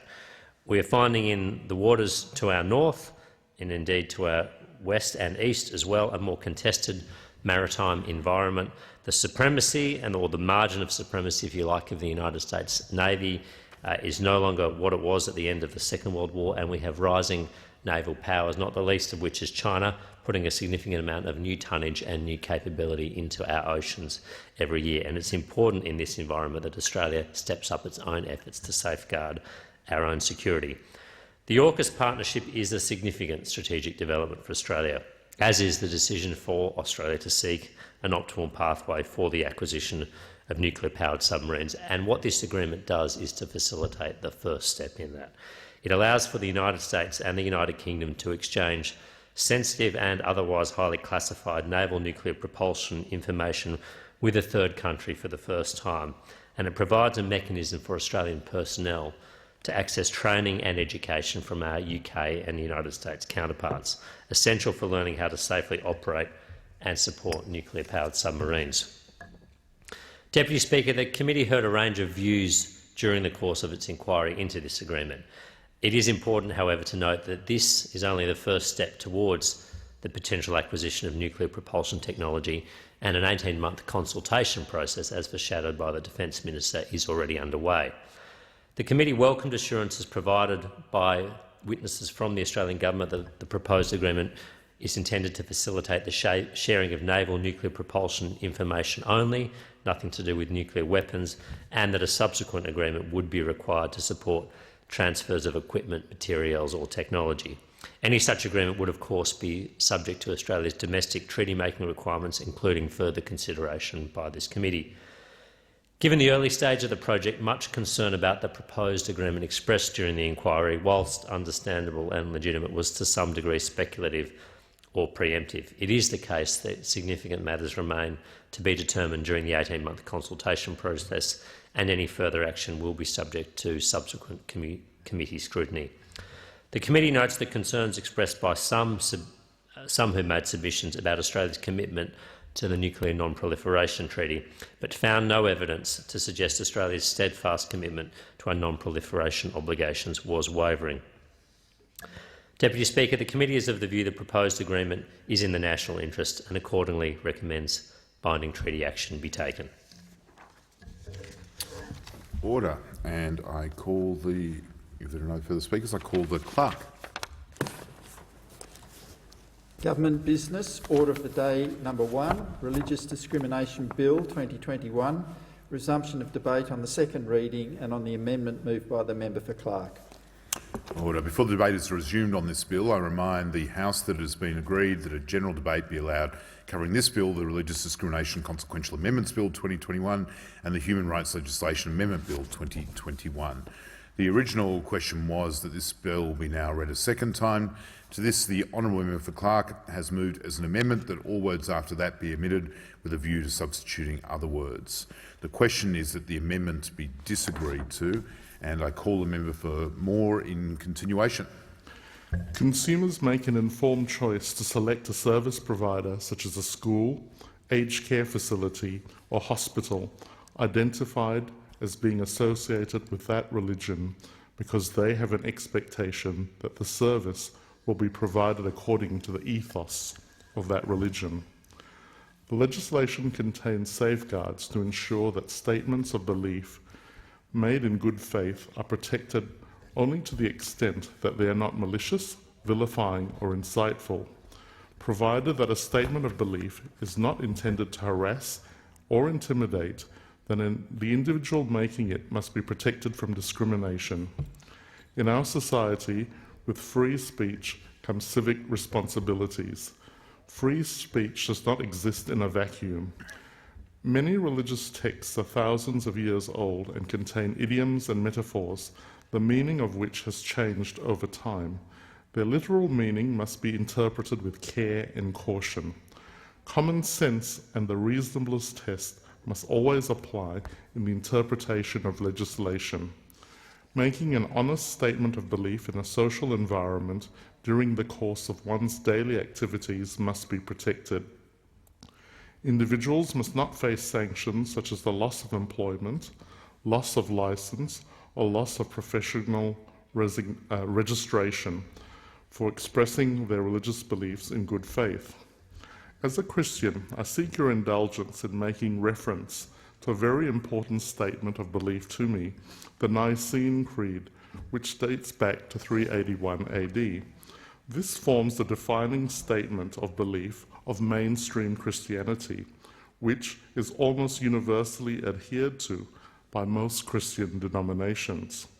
This legislation will protect Christians from expressing their belief as they have done for the past 2,000 years in law. Millions of Christians around the world recite the Creed in church services each week as their legitimate statement of belief. Permit me to read the version from the 1662 Book of Common Prayer. I believe in God the Father Almighty, maker of heaven and earth, and in Jesus Christ, his only Son, our Lord, who was conceived by the Holy Ghost, born of the Virgin Mary, suffered under Pontius Pilate, was crucified, dead, and buried.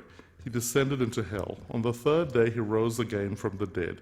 He ascended into heaven, and sitteth on the right hand of God the Father Almighty. From thence he shall come to judge the quick and the dead. I believe in the Holy Ghost, the Holy Catholic Church, the communion of saints, the forgiveness of sins, the resurrection of the body, and the life everlasting. Amen. This creed forms the fundamental basis of the Christian faith. There is nothing extreme about it, and Christians ought to have the freedom to be able to express these beliefs, free from discrimination in their homes, workplaces, and community.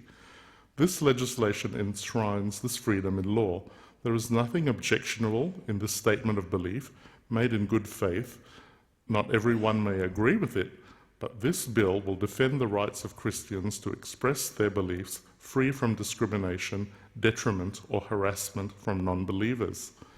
This legislation was drafted after extensive consultation with key stakeholders and faith leaders by the Attorney-General, who dedicated herself to working with all parties in a spirit of cooperation to maintain the integrity of the legislation. Our government ought to protect the right of Australians to worship freely according to their faith, beliefs, values and conscience. The exception is in the instances where hate, violence or illegal acts against others are incited. Simply disagreeing with the religious views of another person or group of persons should not be grounds for discrimination against them in the workplace or in broader society. Mr. Deputy Speaker, in summary, although we live in a tolerant society, there are many instances of religious discrimination in Australia, which this legislation aims to address. It is the intent of this bill to provide legal protections for people based on their religion, in line with the existing legislation in place, which protects individuals based on other attributes such as their age, sex, race or disability. I commend the bill to the House. Order. The question is that the amendment be disagreed to, and I call the member for Fenner. Thank you, Deputy Speaker. In 1964, a man called Michael delivered a sermon in Ivanhoe Methodist Church. He was a young, bookish bloke, a runner, who just returned from Borneo. In the congregation was a woman who was training to be a teacher, Barbara. She had just returned from Papua New Guinea, and so they got chatting. He offered to drive her home. She lived almost within sight of the church and said, yes, a lift home would be lovely. And so my parents fell in love. I literally wouldn't be standing here today were it not for the Ivanhoe Methodist Church. One of my great role models is my grandfather, Keith Lee, a Methodist minister who tragically died in 1970 doing a fundraising run up Mount Wellington in Hobart to raise money for overseas aid. And one of the things I've loved since becoming a federal member of parliament is engaging with the many faith communities here in the ACT. We've got the Australian Centre for Christianity and Culture, the other ACCC, you might say. There's the Sikh Temple and the Sikh groups through Turbans for Australia who distributed meals to people under lockdown. Was one of the great examples of the Sikh community's willingness to give back to the community. The Hindu Temple of Christianity, HTCC, the Hindu temple in Florey, has a great following in the local community. Gungahlin Mosque has many parishioners, regularly is serving food and welcoming people in, and through its Mosque Open Day is welcoming Muslims and non-Muslims alike to the mosque. Kippax Uniting Church distributes a huge number of hampers every year, to the extent that I've once quipped with them that they're really a large social service organisation with a small faith community attached to the side. The Baha'i community, the Buddhist community, the Canberra Quakers, Anglicans, Catholics, Pentecostals and Evangelicals help to form a rich tapestry of the Canberra community. They strengthen community through their volunteering and their donations. As we know, those who attend religious services are more likely to donate money, including to non-religious causes, more likely to volunteer, including to non-religious outfits. Those who attend religious services are more likely to give blood. And yet we've seen significant attacks on people of faith over recent years. The Christchurch mosque attack, Islamophobia and Hindu phobia. I spoke during the last parliamentary sittings about the rise in anti-Semitism and its links with the anti-vaccination movement. The challenge with this bill is to ensure that in preventing discrimination based on religion, we don't thereby allow additional discrimination.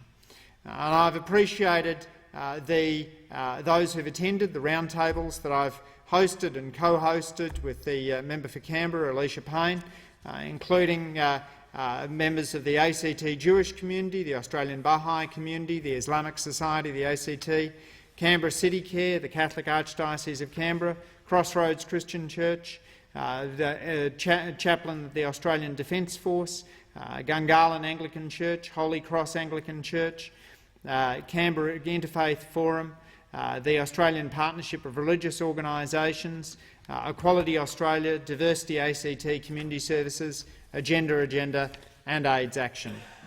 As the Shadow Attorney General has pointed out, it is already unlawful under the anti-discrimination laws in most states and territories for individuals to be discriminated against on the basis of their religious beliefs or practices.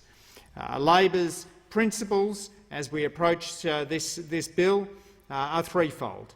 As the International Covenant on Civil and Political Rights makes clear, religious organisations and people of faith should have the right to act in accordance with their doctrines, beliefs and teachings of their traditions and faith. We support the extension of the Commonwealth's anti-discrimination framework to ensure Australians aren't discriminated against because of their religious beliefs or activities. And we want to, third, ensure that, consistent with the International Covenant, that any extension of the Commonwealth's anti-discrimination framework doesn't remove protections that already exist in the law to protect Australians from other forms of discrimination. But this bill has come awfully late in the parliamentary term.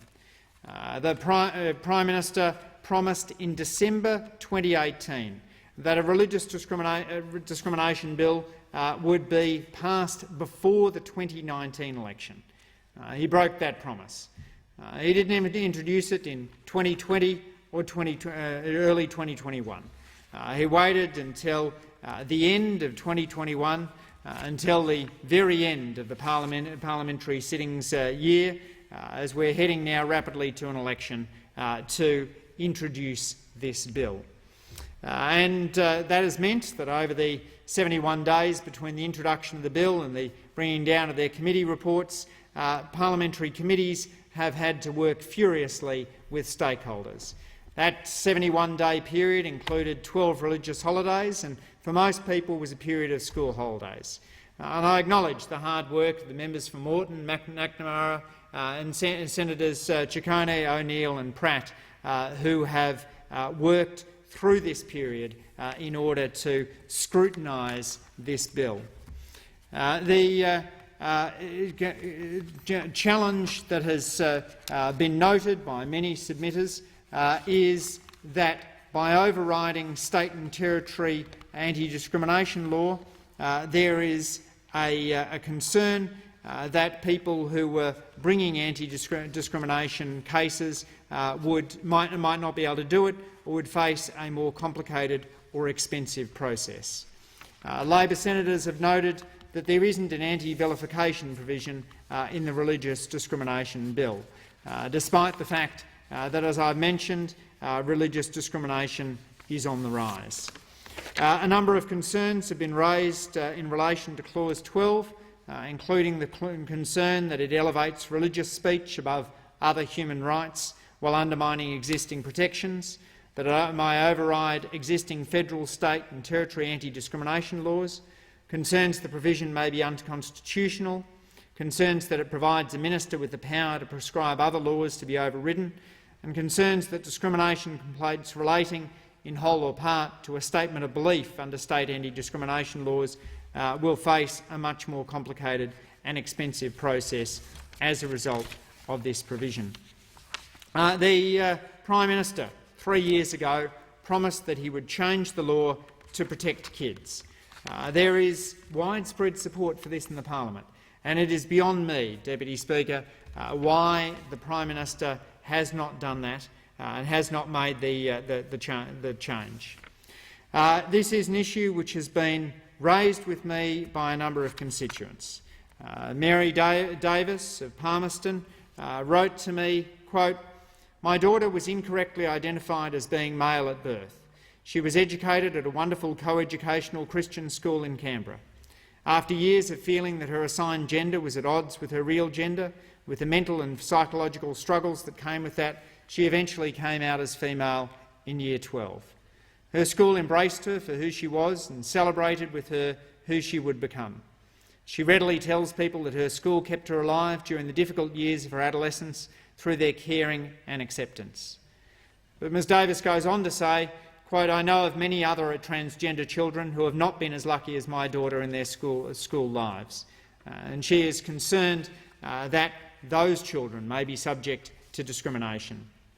Cathy has another constituent who's asked me not to use her surname, has written to me about her then 12-year-old daughter who told her father and Cathy that she, quote, "doesn't think she's a girl," and that she was questioning whether she was trans or gender non-binary. Cathy writes, quote, "This didn't come entirely as a shock. We discussed her feelings as a family. My daughter told us that she was still happy for us to call her she, and that she was comfortable in her skin, which we were very relieved about.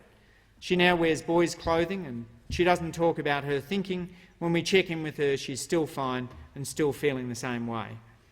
She's one of the most caring, deep-thinking, intelligent, compassionate children I've met. It's a pleasure to be her parent, and it's a joy to have her in our family."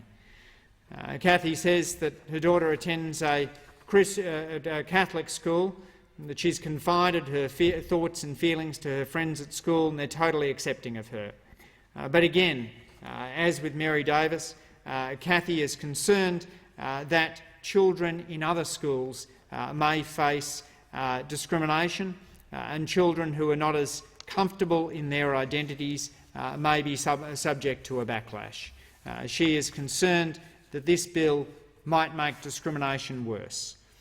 A powerful article posted online by Rachel Cunneen goes on to talk about Nick, her transgender child, who faced significant challenges in a transition and received support from the principal of the school, but as Rachel Cunneen writes, quote, "I became aware of parents and teachers who could no longer meet my gaze." And it is concerns of that kind that make it important that we support transgender children who are making that journey, that we don't worsen discrimination in this process. It is a strong Labor legacy to enact anti-discrimination laws. We look back proudly at the work of the Racial Discrimination Act under the Whitlam government, the Sex Discrimination Act under the Hawke government. There were those on the other side of the House who voted against the Sex Discrimination Act at the time. Labor was unified in our support for those reforms, and we are supportive of further measures to reduce discrimination. But it is our concern that this bill not worsen discrimination, that it not put vulnerable Australians in a position in which they might be subject to expulsion, to being vilified, and to feeling that their mental health issues are worsened. We know that mental health issues are significant. The prevalence of mental health problems is significantly higher among LGBT+ members of our community. We know that the journey that a child faces and coming out or struggling with a different gender identity are difficult journeys. They are difficult conversations. And we want to make sure that those children receive the love and support that they deserve from their entire community. In closing, I thank the many people of faith and people not of faith who've taken the opportunity to speak to me about this bill. It is important that we make a decision on this bill as a parliament that we can look back on in years to come and feel that we expanded on the work of the Sex Discrimination Act and the Racial Discrimination Act. But there is a greater tension at play in this bill than there were with those bills. It is absolutely vital that, particularly as the Parliament looks at the clauses surrounding a statement of belief, that a compromise is crafted which reduces discrimination in Australia and does not increase it. Order. The question is that the amendment be disagreed to, and I call the member for Bass. Thank you, Mr Deputy Speaker. Well, over the past few years, I've consulted extensively with organisations, schools and individuals from a variety of backgrounds on the proposed impact or potential impact of this bill. I've truly sought to understand all sides and believe that I have a thorough grasp on what the outcome of this legislation might mean for the Northern Tasmanian community that I represent. And it's on that basis that I find that I cannot support this bill. While I acknowledge that there was a commitment to deliver a religious discrimination bill, this bill, in my view, goes far beyond that orthodox anti-discrimination bill. It's important at the outset to realise and to stress that there absolutely should be freedom from discrimination for all people, including people of faith, and that there are many wonderful faith-based schools in my region, and I have met the warmest, most inclusive teachers and staff from these schools who I know wouldn't dream of excluding, bullying or intimidating a member of their community based on their sexuality or disability. However, the simple fact is that this bill would allow for discrimination to happen. And while I support the desire to employ religious school leaders or teachers who share that religious ethos, I don't think that anybody would want to do so if it might cause harm to others. One question I've constantly asked myself through this process is, what is the problem that we're trying to solve? If the answer to that is that we don't want to see discrimination against people of faith, which I think we all recognise we don't, then that's simple enough, and we have to find a way to do so that isn't privileging those rights above others. I'm deeply concerned about the potential far-reaching and unintended consequences of this bill. And through the incident that unfolded last week at City Point Christian College, I believe that we've already begun to see the potential impact of this legislation, which is a slippery slope to setting our society back decades. Nobody should be discriminated against because of their religion, but this bill goes further and beyond protecting somebody's faith. I stand with the member for Clark, Andrew Wilkie, who doesn't want to see Tasmania's gold standard anti-discrimination laws eroded. And this will have a bigger impact on our state than on any other. Anyone around my age who grew up in our state would remember a time when homosexuality was a crime, and would remember the laws that followed to protect Tasmanians was incredibly hard fought for.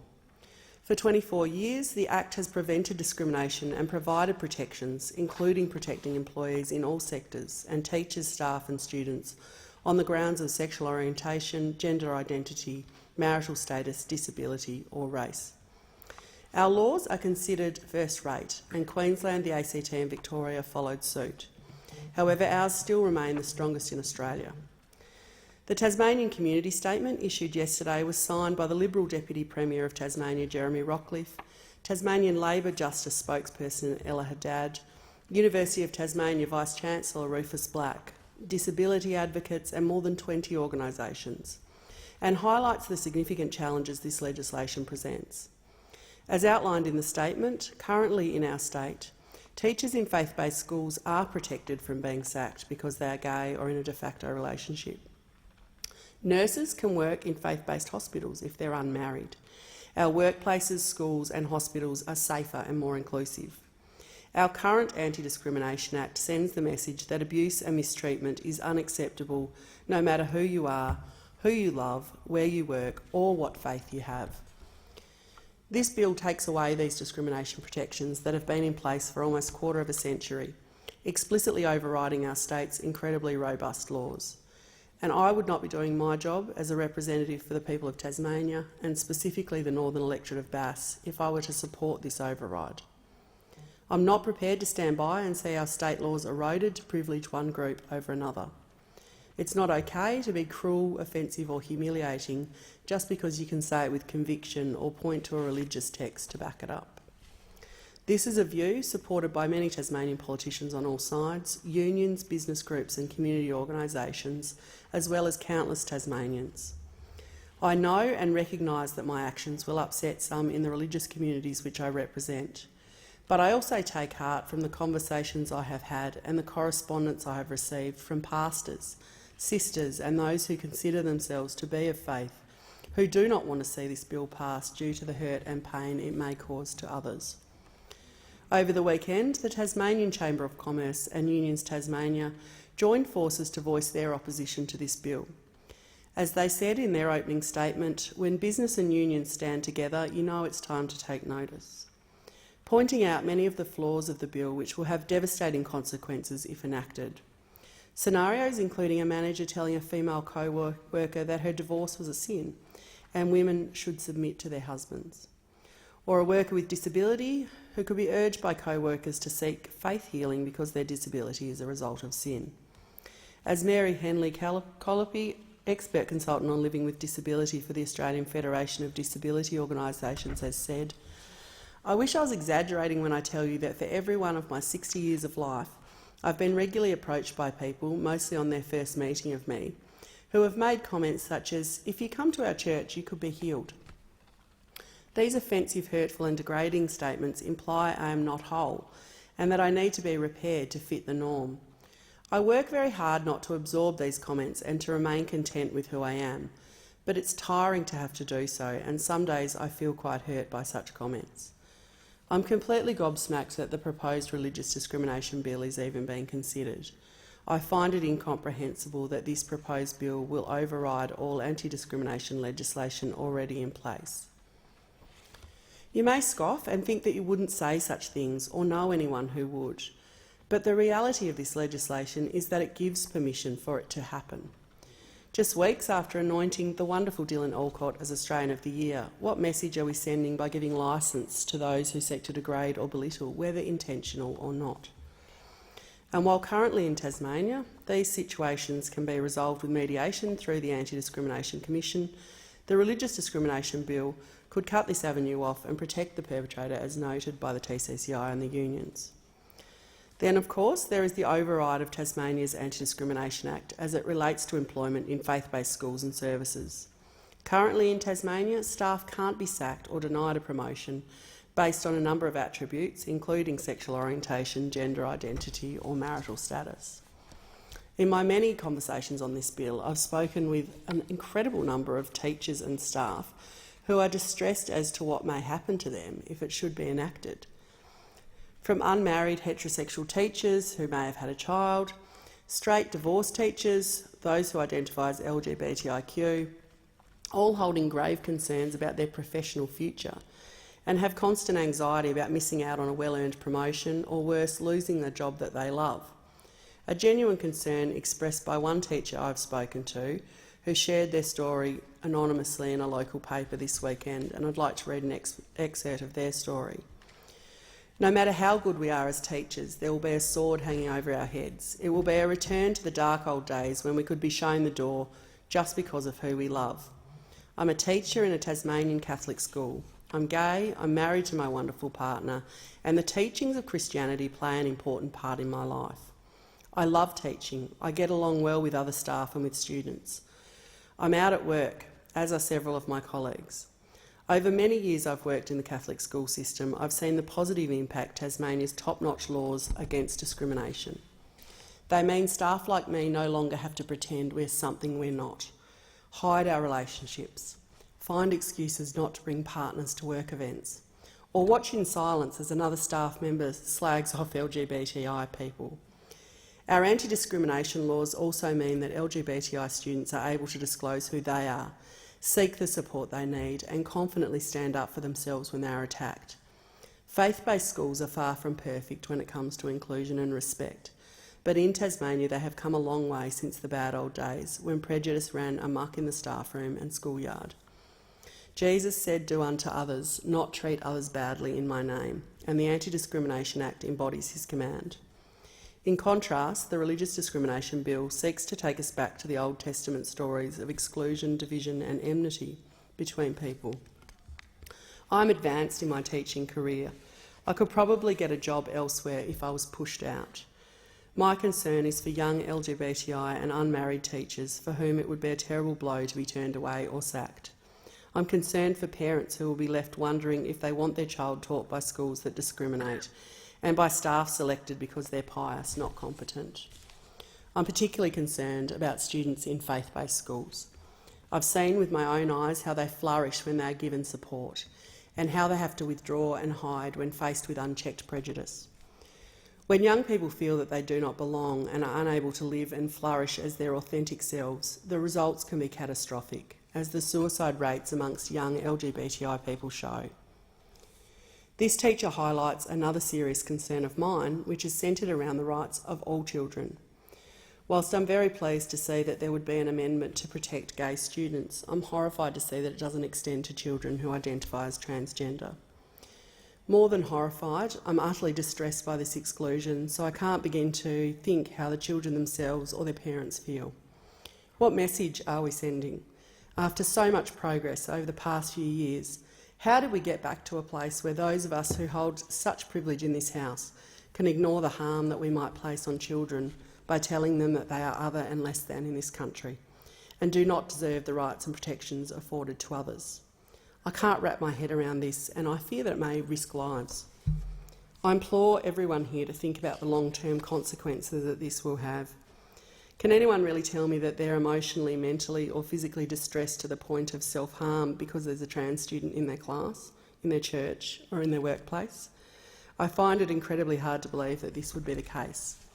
However, for a trans child, the impact of this legislation, which leaves them open to bullying, exclusion, sacking or expulsion, could well lead to higher rates of self-harm, harm and poor mental health. And why on earth would we want to inflict that upon anyone? In 2022, I can't believe we're even having this conversation. As an elected representative, my job is to come here and vote on legislation that I believe will best serve my community. This bill is an overreach, and I cannot use the role that I have here to endorse a bill that erodes the rights of so many in my community that they already enjoy and may cause them harm. If the government wants to come back with a bill that protects people from religious discrimination without these other consequences, then I would be supportive. But it's in its current form, I cannot support this bill. Thank you. Order. The question is that the amendment be disagreed to, and I call the member for Kingsford Smith. Thank you, Speaker. I support the core principles of this bill, but I have deep reservations about a couple of sections of the bill that I will go to. I do support the core principle of the extension of federal anti-discrimination framework to ensure that Australians are not discriminated against because of their religious beliefs and activities. Just as the Commonwealth law currently prohibits discrimination on the basis of age, disability, race, sex, gender identity, sexual characterisations and orientation. This approach is consistent with the International Covenant on Civil and Political Rights, to which Australia is a signatory, which makes it clear that religious organisations and people of faith have the right to act in accordance with the doctrines, beliefs and teachings of their traditions and faith.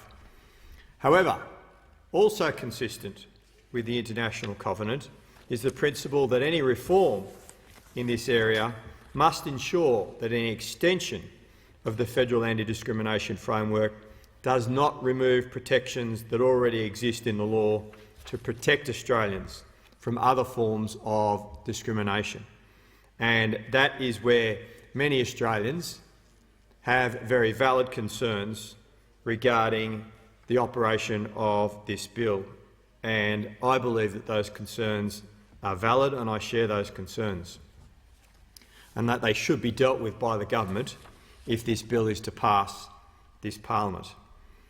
Those two particular concerns relate to clauses 11 and 12.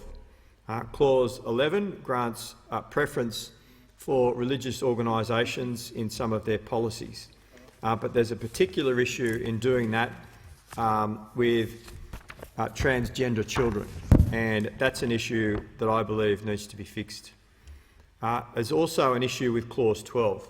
Now, Clause 12 of the bill relates to statements of belief. And under this clause, a statement of belief does not constitute discrimination if it is not malicious, it's not threatening or intimidatory, it doesn't harass or vilify, and it's a statement made in accordance with someone's religious views and with the teachings and tenets of that religion. Now, many Australians have expressed their opposition and concern regarding this clause, both to the committee and to my office through emails, and I appreciate and I thank those that have contacted me on both sides of the argument with respect to this issue. I share some of those concerns.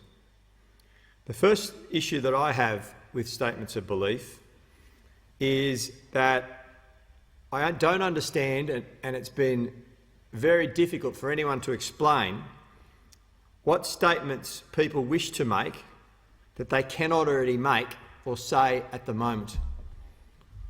What are the statements that this bill will allow people to say that cannot be said at the moment? And many people have been unable to answer that question. Indeed, I believe that the government has been unable to answer that question. And the Human Rights Committee went to this issue in quite some detail and actually made a recommendation in their report that the government had to deal with this issue. The recommendation is 6.135, recommendation 9 of the report, and it says, quote, "The committee recommends that the government consider providing further explanation and examples with respect to Clause 12 in the explanatory memorandum accompanying the Religious Discrimination Bill 2021 to provide greater clarity about what sort of statements or actions may or may not be considered to constitute discrimination." That was the view of the committee. The committee is telling the government that they need to provide clarity about what statements of belief people will be able to make that they can't already make at the moment. The Kingsford Legal Centre, a very well-respected community legal centre in my electorate, has also expressed concern about the operation of this clause.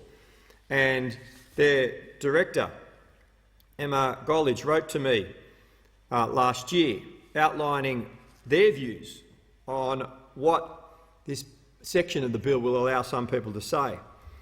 And in their view, it will allow people to say things like this to women in the workplace, that they should be at home caring for children, to an LGBTIQ staff member, that they are going to hell, or to a person with a disability or health condition, that they need religious intervention to cure them. Now, if that is the case, then I believe that there is a problem with this bill.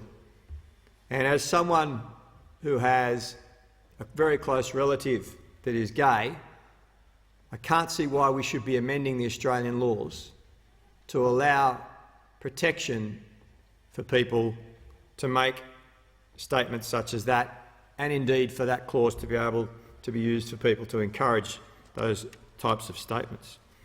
The second issue I have with Clause 12 is that the operation of it will grant special rights under Australian law to one group of Australians ahead of other Australians who may not hold those religious views. So that the operation of this particular clause offends a deeply important principle of Australian law, and that is that all Australians are equal before the Australian law. All Australians are equal. It's actually the antithesis of many religious doctrines, most notably that of equity and equality before God, and indeed before the law. So that is an issue with respect to Clause 12. The third element is that Clause 12 overrides existing anti-discrimination laws, and it will override 12 federal, state and territory laws. It will be the only such law to do so. And this was, again, an issue that was identified by many submitters to the Human Rights Committee inquiry. And at 6.20 of their report, they identified that the Law Council of Australia had noted that Clause 12 is highly unusual and it seeks to override existing anti-discrimination laws at the Commonwealth, state and territory level. This does not appear in other Commonwealth anti-discrimination laws, which are generally intended to operate concurrently with state and territory laws. Clause 12 stands alone in this respect." End quote. So there's an issue with the operation of this law and it overriding state and territory anti-discrimination laws. The fourth element of concern with respect to this particular clause, Clause 12, is that in recent times governments have passed anti-discrimination laws to create inclusive and respectful workplaces. It's been about changing the culture in workplaces to remove discrimination, particularly against women, against LGBTIQ members of the community and people with disabilities. And employers, unions and workers have used those laws as a basis for creating codes of conduct and policies that create and maintain respectful and inclusive workplaces. And it's worked. Speaker, it's worked. It's worked to change the culture for good in workplaces throughout the country and to change the behaviour of individuals around discriminatory activity. Just today in this parliament, the first item of business for this year in this parliament was for this parliament to accept the Jenkins report into workplace behaviour in this parliament, and for the Prime Minister, the Leader of the Opposition and Leader of other parties to apologise for the appalling conduct that some employees and others have experienced in this workplace. And we pledge to do more. We pledge to do more to make sure that this workplace is much more inclusive and respectful. But many Australians who submitted to this inquiry believe and share the view that allowing statements of belief that are exempt from the provisions of federal and state and territory anti-discrimination laws will at the very least make it unclear whether certain statements, particularly relating to the role of women in society and LGBTIQ people, would amount to a breach of a workplace code, a policy or an EBA, and therefore undermine the ideal of creating safe and inclusive workspaces. And it may make it unlawful for a person to take an action under the Fair Work Act if they feel that they have been aggrieved under those workplace laws or under those workplace codes and EBAs, because of the operation of this law, which overrides those state and territory laws and displaces them. So if you look at it in that respect, if this law is passed and that particular clause gets up, we are going to head in the wrong direction about workplace culture and creating respectful and inclusive workplaces. The fifth point around this clause is that it creates a convoluted system of anti-discrimination law. Discrimination complaints are overwhelmingly handled by state and territory tribunals. They are done on a no-cost basis to provide easy access to justice for Australians. Typically, those tribunals use a process of conciliation at an initial stage to try and sort the issues out, and most of them are. But if this particular provision gets up, if a defendant raises a defence under Clause 12 of the Religious Discrimination Act, making a statement of belief, which will provide and afford that protection, then that is a defence under federal law. And those state and territory tribunals cannot exercise federal jurisdiction or determine a question of federal law because they don't have Chapter 3 status under Australia's Constitution.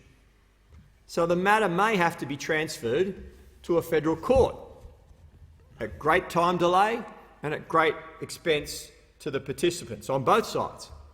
And that is not the way I believe that we should be encouraging our anti-discrimination laws and those seeking justice under them to be operating in this country.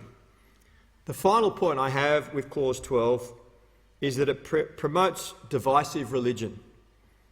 Now, a core part of this bill in sections 7 to 10 that I support is promoting respect, promoting equality and promoting compassion. as good religious tenets and teachings should do. The problem with section 12 is that it could allow people to use religion to create division and hatred. And we should not, in my view, be amending our discrimination laws to encourage that. Now, Speaker, I'm a person of faith. I was raised a Catholic. I went to a Catholic school. I go to church almost every weekend. I'm involved in my parish. My kids all go to Catholic schools.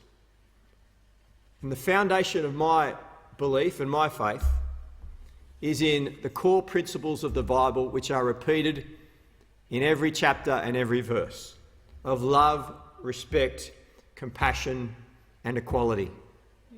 They are the core principles of the Bible and religious teaching that I base my faith on. And I cannot, in good conscience, understand why a clause included in this bill that could be used to undermine those principles of religion should be allowed. And in doing so, detracts from and undermines the core principle of the law that's outlined in clauses 1 to 10, and that is to protect people, so ensure that they are freely able to practice their religion and express their beliefs. Now, this is an issue that was also identified again in the Human Rights Committee report about the division that this could create. And Dr Carolyn Tan, the chairperson of the Public Affairs Commission for the Anglican Church of Australia, said that, quote, "If in fact clause 12 doesn't do anything useful, it's better to take it out because it only causes greater division," end quote. Now that is a perfect summation of some of the problems with this bill. And this bill raises serious concerns because it's been rushed. The Prime Minister made the commitment in 2018, yet here we are on the eve of an election and this still hasn't been dealt with. The government only provided amendments to this bill to the Parliament this morning. We still don't know what they are. They haven't been introduced. So in conclusion, although I support extending the anti-discrimination framework to protect against discrimination on the basis of religious belief, we must ensure that this is not at the expense of protections that already exist in the law to protect Australians from other forms of discrimination. And the government should consider removing that clause, clause 12 and others, which in my view undermine that core principle that the bill won't protect people on the basis of their religious belief. Order. The question is that the amendment be disagreed to, and I call the member for Dawson. Thank you very much, Mr Deputy Speaker. It is with pleasure that I rise to speak on the Religious Discrimination Bill 2021. I want to address some of the remarks that we had just heard, because there was a lot of criticism around section 12 of the bill. Now, make no mistake, my view is this bill is weak. This bill is watered down. This bill will do only a little bit of good. I support it because it will do a little bit of good. Won't do much. Won't do much, Mr Deputy Speaker, in the grand scheme of things. But section 12 is actually where the rubber hits the road for this bill, because people of faith wanted one thing from this parliament. They wanted one thing from this government, and that was a shield, not a sword. They wanted a shield to protect themselves from people who come after them because of what they believe. People who want to cancel them from society, who want to take their jobs, who want to strip them of titles. That's what we're talking about here. And let me give the exact example of where harm is done, because the previous speaker was asking the question out loud, well, what can't you say? You know, what is it the government is saying here that people should be allowed to say? Let me just tell you about this rabid right-wing extremist from Tasmania. Not really. He was the Archbishop of Hobart. his name is Julian Porteous, Catholic Archbishop. He sent out, he committed the heinous crime of sending out a missive to students within the Catholic school system, and the missive was about the Catholic Church's teaching on marriage. He sent it out to students in the Catholic school system, presumably mostly Catholics, to go home to their mostly Catholic parents, which you would think would be just completely and utterly innocuous. Catholic prelate talking to his flock about the Catholic Church's teaching on a particular issue, as controversial as it might be for some, it shouldn't be controversial to note that that is the Church's teaching, particularly to people who are part of the Catholic Church's system. And for that heinous crime, he was dragged before an anti-discrimination tribunal for simply articulating to his flock what the Catholic Church's teaching on a particular subject was. Now, that should have rung alarm bells all those years ago. That actually shows you that in this country we are not free to say what we believe when it comes to articles of faith. If an archbishop of a church is not free to articulate his church's teachings to people that are within his church's system, then we have a very, very big problem indeed. And so that's why and I've got no qualms in actually saying this, I hounded the former Attorney-General, whose original view was that there should be no clause in this Act that overrides state-based laws, and I hounded him personally for this to be in the Act. And others did too, and thankfully as a result it's included in this Act. Section 12 is the Porteous Clause, which says that the statement of belief in itself should not be something that gets you hauled over the coals. Now, there might be those that say, oh yes, but Archbishop Porteous, he actually didn't get found guilty or whatever they do, you know, in these jumped-up kangaroo courts that they called discrimination or anti-discrimination tribunals that the states run. No, he didn't. He didn't because the matter was dropped by the complainant because of political pressure. And I have the distinct memory of the then commissioner that was overseeing this tribunal, this jumped-up kangaroo court, saying that she wished the complainant had have kept that complaint going because there was a case to answer. There was a case to answer of discrimination because a Catholic archbishop told his flock what his church's teaching was in respect to marriage. So that's what we are talking about here. That's what we are trying to protect. A Christian or any other person of faith, a Buddhist, from articulating a statement of belief, genuinely held belief, from being hauled over the coals for that belief. That is wrong. And it just seems that I've entered this bizarre twilight zone where people don't get this. They don't get this argument. It's less Twilight Zone and more Orwell. It's Animal Farm, where everyone's endowed with rights, but some rights are lesser than others. And the rights of Christians are certainly lesser than others in this country. And I could point to City Point Christian College, another school. You want to know what gets you cancelled in this country? A principal of a Christian school who sent out a statement of biblical beliefs that he asked parents and students to sign up to at this Christian school. Now, no one forces anyone to go to a Christian school.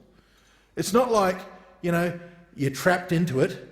You don't have a choice to go to a grammar school or a state school or a Catholic school or any other school for that matter. But they arced up because this Christian school sent out a statement of Christian beliefs that it wanted its students and parents to adhere to. And yes, there were statements in that about sexuality. There were statements of that about gender.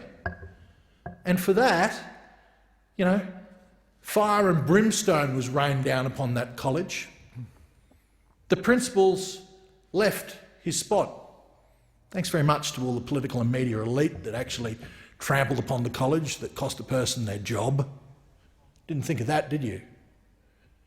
Didn't think about all the abuse that the receptionists at that college copped. I phoned them up the next day, sadly after they'd made the decision to pull that statement of beliefs. I phoned them up and I apologised to them for the actions of people in this place on both sides, for the actions that led to all that abuse, that led to their principals standing down. Actions like those we saw from the Queensland government that said that they would launch an investigation, presumably to take away some legal status or funding that the school had. This is where we've gotten to in this country. And this is why this law is needed, as flawed as it is. And boy, oh boy, it is flawed. It's flawed because it's watered down, and yet we have the left screaming at us that this is somehow going to erode other people's rights. It's not.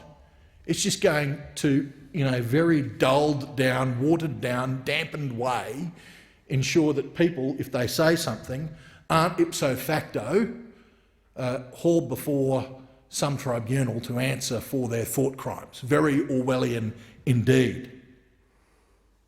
And you know, what we've dropped out of this bill, which should have been in it, are all sorts of other protections.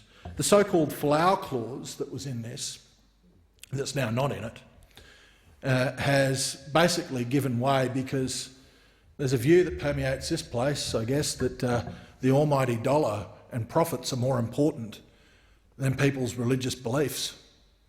We've sacrificed that protection for workers. And I don't know. Will there be future people who are sacked from their job or sacked from their work, sacked from their position, their profession, because they articulate some form of Christian or religious belief? Probably, because it's happened before. I could actually quote you many other people other than just Israel Folau who've lost their jobs, lost their contracts, lost their professions. I can tell you about doctors that have lost their professions because they privately posted their religious beliefs on their private social media pages. Lost their professions. That's the state of the nation right now when it comes to religious freedom. To be quite honest, there's very little. And for those jokers, which is the only thing I can call them, that say, oh, well, you're free to read your Bible, you're free to go to church, you have no idea what religious liberty truly is. You have no idea what real faith actually is. People who believe these things innately believe them. It forms part of their core. Belief is fundamental to human beings. And when you believe in a religious system with your Creator, who's presented certain truths to you and to humanity, you take that in as a whole, not in bit parts that you can pick and choose and say, oh, well, I'll flick that one off. So these people don't have the luxury of just saying, oh, well, I won't believe that, I won't say that. But when they do say that, when they do believe that, they get in trouble for it in Australia. And it's wrong. It's very, very wrong. And this is something I'm very sad that actually has been watered down this much. It really has been watered down so much, because it is the hill we should die on. Without religious liberty, and this is the problem, this bill's religious discrimination. What we wanted was religious liberty, not religious discrimination. We wanted religious liberty. Religious liberty, and I could quote you the words of a book that a lot of people should read if they don't get it. The book's called The Benedict Option by American columnist Rod Dreher. And he bemoans the fact that in the public square there is no space now for Christians. They have been drowned out, essentially, drowned out, pushed out. But he says there is one cause that should receive all the attention that Christians have left for national politics, and that is religious liberty. It is critically important, he says. With a robust and successful defence of religious liberty, Christians will not be able to actually build communal institutions that are vital to maintaining their identity and values. They're pushed out of the public square, relegated to their own institutions. They won't even be able to live them genuinely if they don't have true religious liberty. And the fact is that because we've watered this down, because we haven't acted decisively, and I'm quoting Rod Dreher here, if we haven't acted decisively within the embattled zone of freedom we have now, we are wasting precious time that may run out faster than we think. I think the time ran out a while ago in Australia for religious liberty, true religious liberty. You know, again, I quote Rod Dreher when he came to Australia, and he came here just as the Folau situation burst forth, and his quotes were, "It was positively perverse, though, to watch victorious progressives frenetically bouncing the rubble of the culture war being lost for Christian conservatives or religious conservatives." And he wrote this: "From observing the heretic hunting hysteria surrounding the Israel Folau case, you would think that theocratic tyranny was about to breach the city walls, and you would be hard-pressed to find a demographic with less cultural and economic power than the Pentecostals of Pacific Islander descent, yet the good and the great of Australia's elite bravely, oh so bravely, destroyed the career of just such a man because he hath blasphemed against the zeitgeist." And this is the problem with all of this. What we see here with the watering down of this bill and the opposition, the fervent opposition to this watered down bill, is the fact that we have moved from being a liberal democracy in this country to a woke mob democracy. We really have. We've jumped the shark as a nation.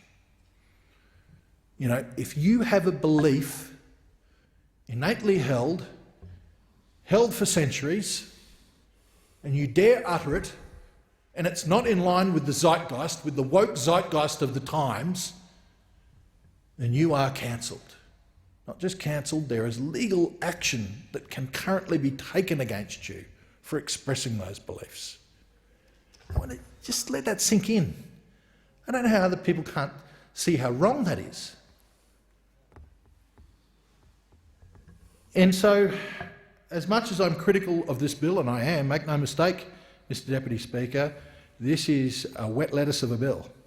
It'll do a little bit of good in pushing it back against this tide of rampant secularism that threatens to ride roughshod over every person of faith in this nation. A little bit of good. So I'll take that little bit of good and hope so much more can be done in the future, although I doubt it. I have grave fears for the future of religious liberty in this country. Very grave indeed. The question is that the amendment be disagreed to, and I call the honourable member for Macarthur. Thank you very much, Mr Deputy Speaker, and I, of course, rise to speak on the Religious Discrimination Bill 2021 and its associated amendments. And I'm proud to stand before the House today and represent my vibrant and diverse community of Macarthur. It's an electorate of many cultures and many faiths.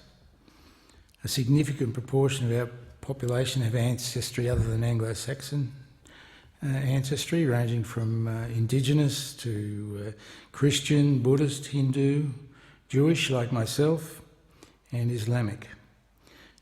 We have all the different variations of those religions, and I respect and I understand that faith is of great importance. However, I am opposed to this bill in its current form. I'm opposed to the way in which it was introduced. I'm opposed, deeply opposed, in the way in which it's being managed by this completely incompetent government. Now, I know that faith helps to connect communities, and it connects people to their culture and their ancestry, and it provides principles through which people strive to uphold their moral compass through their day-to-day lives and that of their families. As I've said, my community is home to many faiths, and I think that's a very good thing.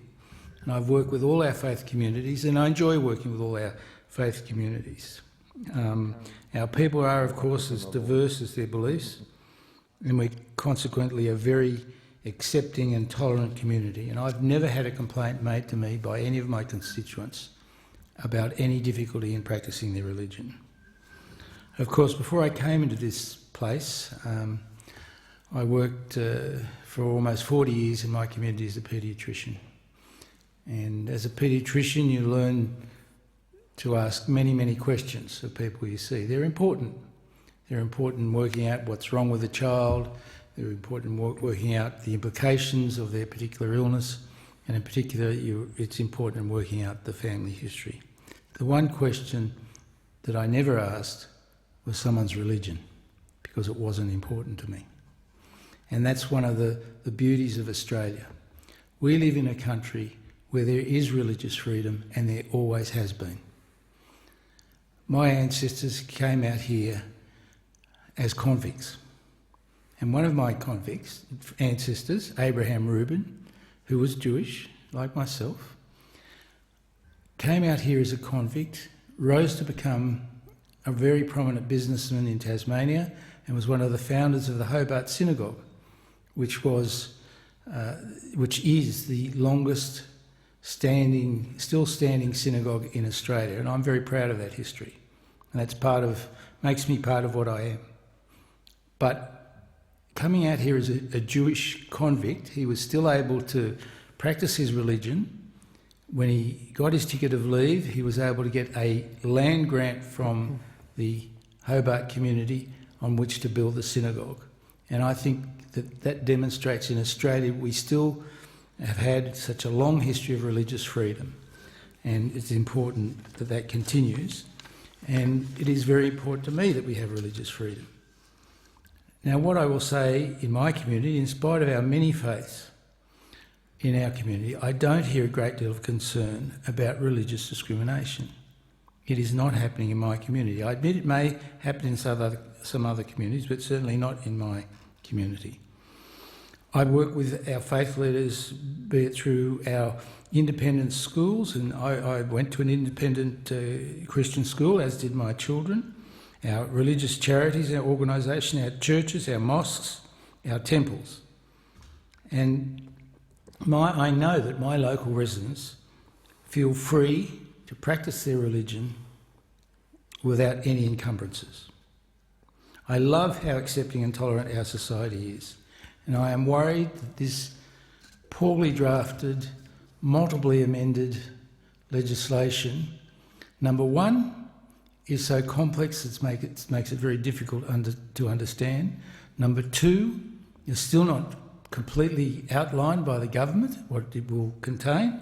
And number three, has so much opposition that even those who originally supported the legislation, like the previous speaker, feels that the legislation itself, as his word, is deeply flawed.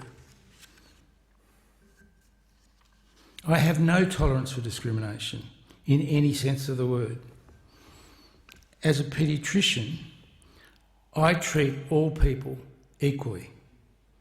But I am concerned that the Coalition appears to manufacture this issue whenever it is politically convenient to them, like the last speaker, like he's been doing during the pandemic with vaccines and appropriate public health measures.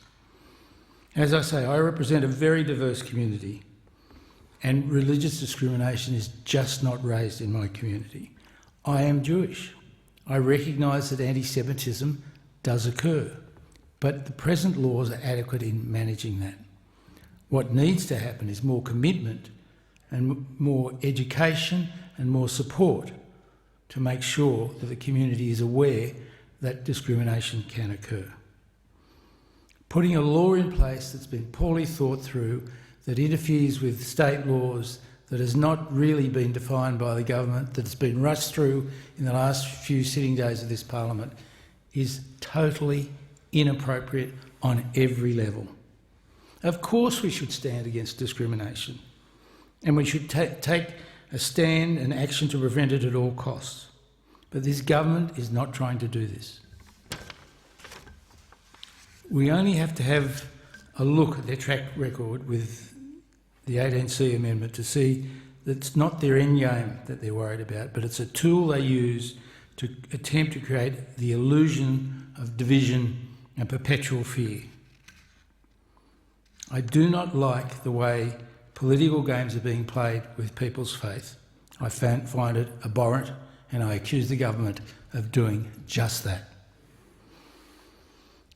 Many people in our society who fled persecution before calling Australia home have their own fears played out by this government, and that is inappropriate. I'm a staunch defender of our basic human rights, including our right to practice our religion free of impost. Freedom of thought, freedom of conscience and freedom of religion are fundamental human rights, and they are fundamental to Australians. Labor has previously expressed our support for an extension of our anti-discrimination framework to ensure that all these freedoms are entrenched further in our society. But I do not feel this legislation has been adequately explained, adequately explored and indeed even adequately defined by a government that is trying to rush it through for their own pathetic political ends. I find it very disappointing that this government looks at issues around discrimination with only a binary stance in a very complex world. They can never strike a balance, and they can never see the implications of their rhetoric. The coalition consistently tries to pit people against one another in many ways. As an example, the previous speaker has been talking and supporting the demonstrators who were out in front of Parliament this week with their anti-public health stance. He's stirring up really fright and fear inappropriately, and he's doing the same with this legislation. We need to ensure that any extension of the federal anti-discrimination framework does not remove the protections that already exist in the law to protect Australians from other forms of discrimination. It shouldn't be such a difficult balance. The Coalition's track record on this is very poor. Now, we shouldn't forget that the Prime Minister, Scott Morrison, promised in December 2018 to appoint a religious discrimination commissioner before the 2019 election. Of course it didn't happen, like most of the Prime Minister's promises. It's his propensity to play politics with this issue that is very disturbing. It's not a straightforward piece of legislation by any means. Most of the provisions of the bill are clear and consistent with our existing anti-discrimination frameworks. But there are aspects of this legislation that are complex, have very unclear ramifications and are quite contentious. We've seen already this play out in Queensland.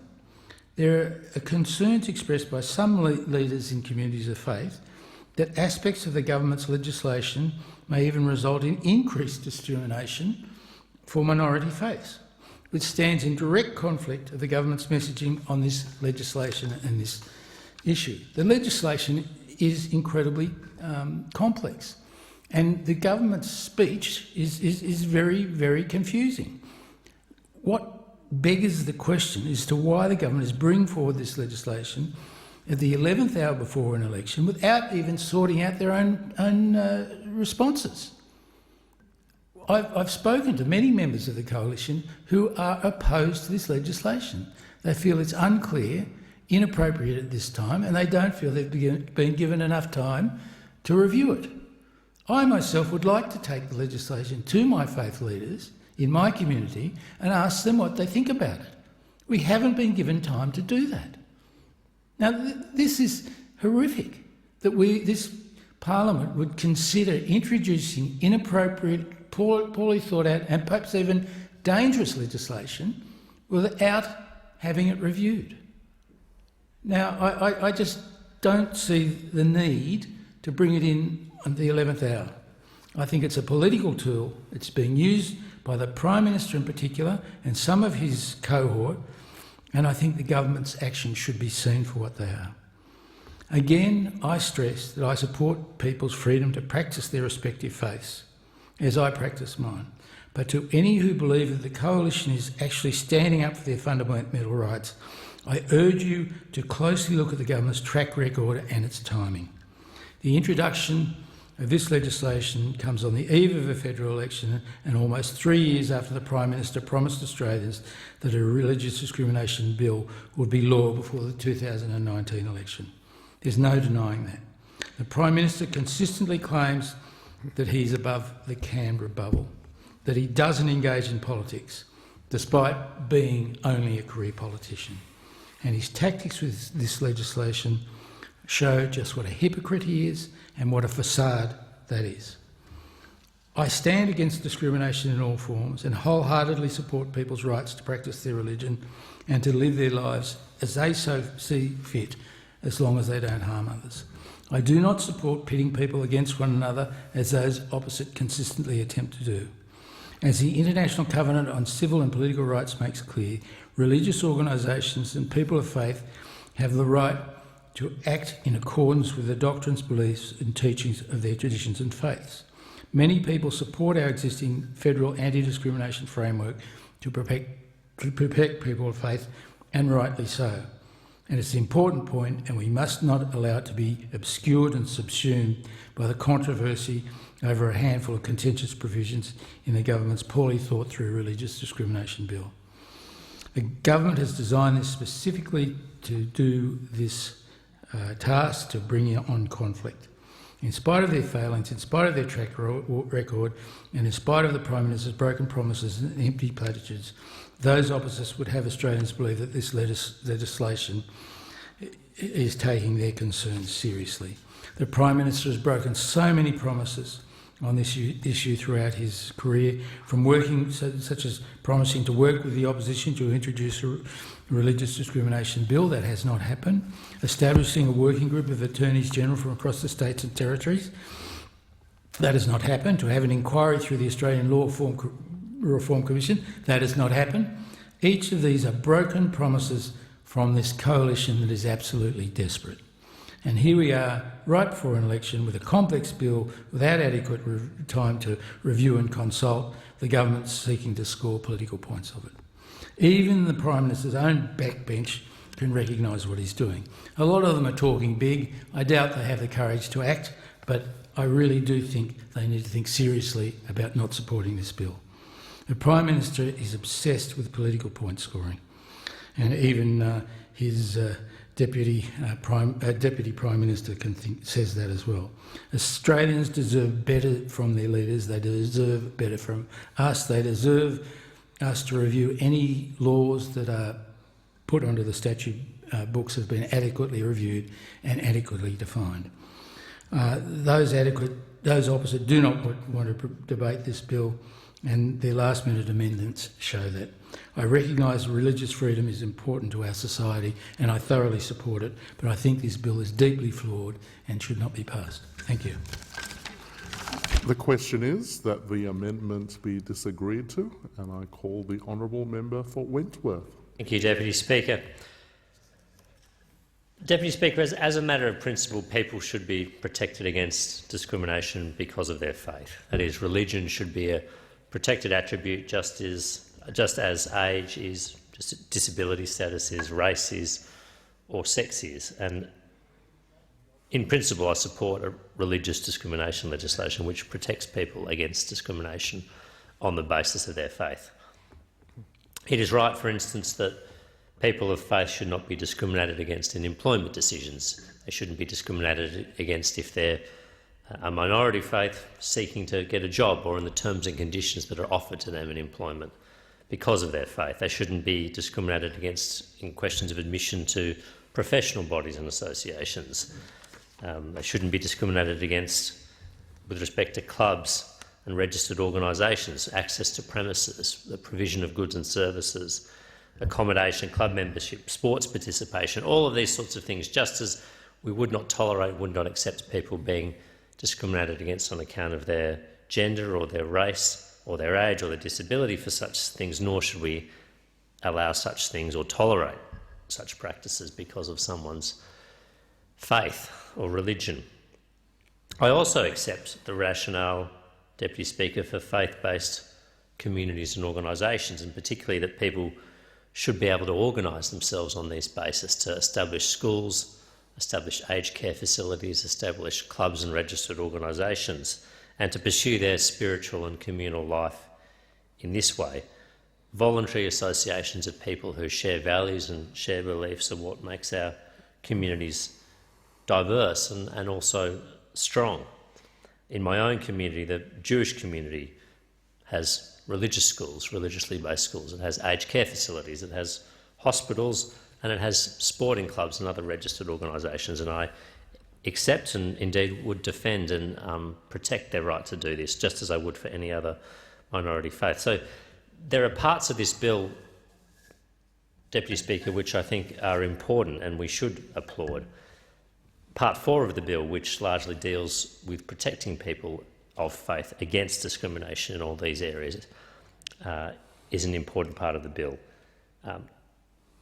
Part 1 of the bill, which allows for affirmative action decisions, if you like, positive discrimination amongst faith-based communities to preference hiring people of their own faith, to preference members who share their own faith. Section 7 of this draft bill, I think, is important and needs to be preserved, and that's the sort of balance we need to strike in a fair and a liberal society.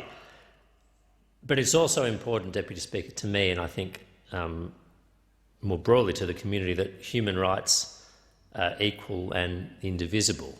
That's what the International Covenant on Civil and Political Rights provides, what we've signed up to as Australians as well, as being party to that treaty.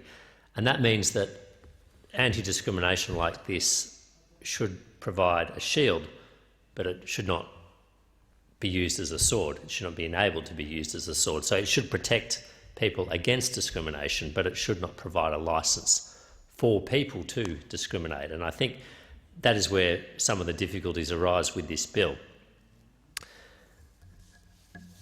Whilst I support broadly legislation that protects people of faith against discrimination, I do share the concerns expressed in some of the committees and by some of my colleagues about elements within the bill.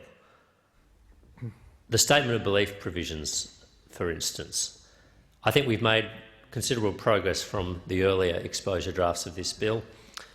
The Folau clause, the so-called Folau clause, is no longer there. The so-called conscientious objection provision is no longer there. But there is a statement of belief provision within the bill, section 12, which causes me to ask a number of questions. I'm still reconciling myself to it, but I think it's important that I do canvass these doubts with the House. Firstly,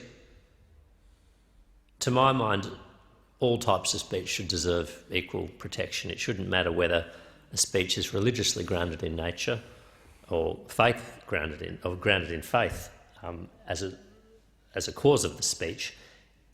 Political speech should enjoy the same level of protection and freedom. Artistic speech should enjoy the same level of protection and freedom. Ideological speech. And it concerns me that we have a provision within this bill which seems to, at least at the face of it, privilege a certain kind of speech and give a certain kind of speech a special protection which other elements of speech lack.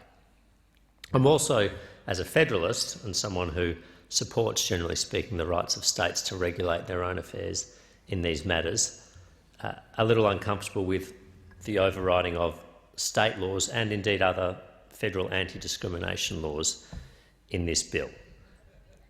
I can understand, and people have pointed to particularly the Tasmanian anti-discrimination legislation as a reason for doing this, but my answer would be, by and large, that's for the Tasmanians to fix, and the Tasmanian Parliament to fix, and the Tasmanian Government to fix. I'm also concerned about whether this is workable from an employment and workplace perspective. We did hear during the 2 inquiries that were held from the Australian Industry Group, from the Business Council of Australia, from the Australian Chamber of Commerce and Industries, about whether this provision would make it difficult for them to ensure harmonious workplaces and make sure that people were not given licence to say things in the workplace which would undermine the harmony and the cohesion of the workplace, but to which the employer would have no redress. There are some protections, though, in the statement of belief provisions, and I think it's important that we highlight those because a lot of the impact of this provision will depend upon how the courts choose to interpret the statement of belief provisions and how they choose to interpret some of the exceptions to the statement of belief provisions. In particular, protection does not apply to a statement of belief that is malicious or that a reasonable person would consider would threaten, intimidate, harass or vilify a person or a group. I think that's an important protection, and I know some take the view that this will by and large mean that only innocuous or non-offensive or the normal differences of opinion that should be aired in public and are indeed aired in public, only those sorts of speech would attract the protection of this provision, and other elements that crosses a line into harassment or intimidation or vilification, either by the nature of what is said or by the persistence and the repetition of it, would not enjoy this protection. But this will be something for the courts to work out, and that does give me some concern that the boundaries here are not particularly clear. But beyond that, I'm also concerned about real-life issues of discrimination that are happening right now, and which are not the subject matter of this particular bill, but which I think cannot be considered separate to this piece of legislation. And these are the provisions in the Sex Discrimination Act which date from 2013. These amendments at the time broadened the protected attributes of that piece of legislation to include sexual orientation, gender identity, marital and relationship status. But at the same time as they included those as protected attributes, that is, they ensured people could not be discriminated against on those grounds or as a result of those attributes, there was also a carve-out for educational institutions established for religious purposes, what is now the Section 38 of the Sexual Discrimination Act. And that carve-out, which has been with us, is not new. It's been with us for 9 years now.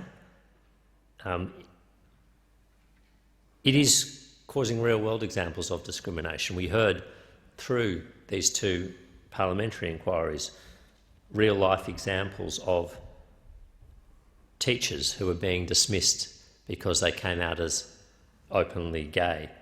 We've heard of transgender students feeling like they've been hounded out of their schools because of their gender identity or because of uncertainty about their gender identity. We saw just last week City Point Christian College in Brisbane send out what I don't think anyone could fail to see as a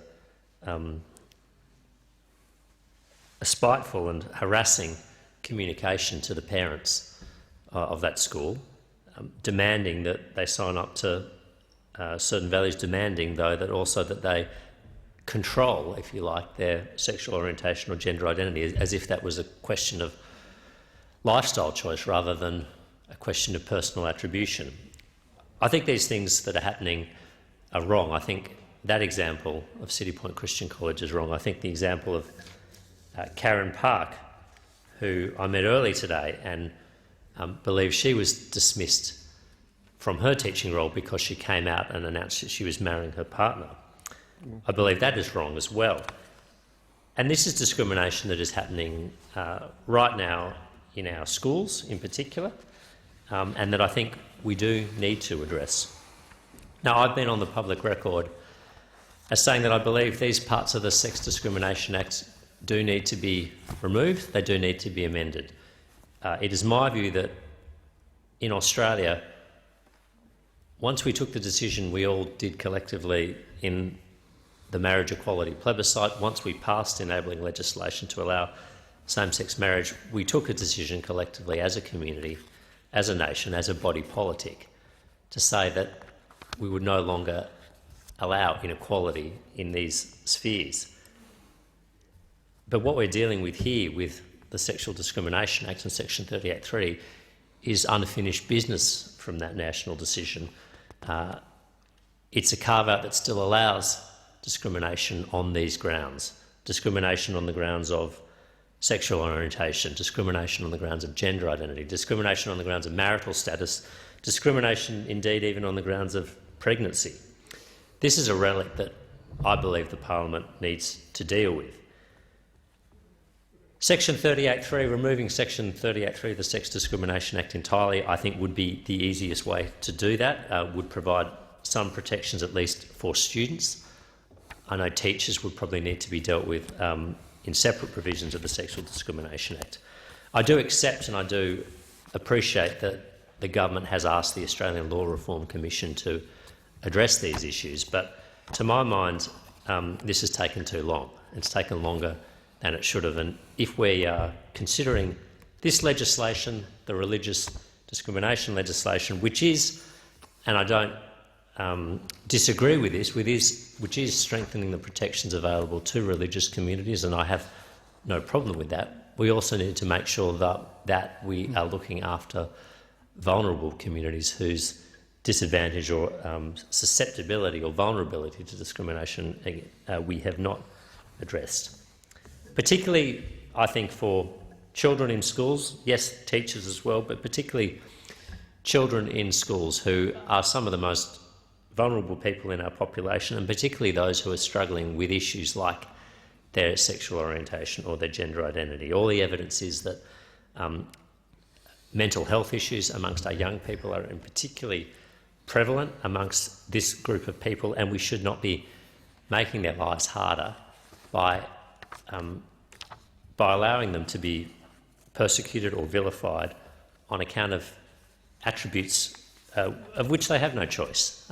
You know, these are intrinsic to who people are, and to pretend otherwise, as City Point Christian College did and as other institutions do from time to time, I think is not only incorrect from any number of biological or ethical perspectives, but it's antithetical to our own values.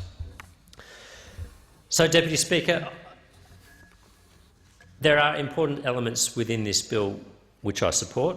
There are elements of it which I find concerning, and I will continue to have concerns over that. I do notice, and I think it's important, that there is a review provision within the draft bill which provides for the new office of a Religious Discrimination Commissioner, which is an important office to review and report back within 2 years. But I think what we must most importantly address now is the legacy ability to discriminate which already exists in our legal framework, which is already in our Sexual Discrimination Act, which allows schools to discriminate against students and teachers on the basis of their sexual orientation or their gender identity. We have already committed to doing this. I know the government has already committed to doing this. I think it's time we cracked on and did it, because human rights are equal and they're indivisible. And if we are addressing the rights of one particular community here, I think we also need to be addressing the rights of other vulnerable communities. The question is that the amendment be disagreed to. I call the honourable member for Whitlam.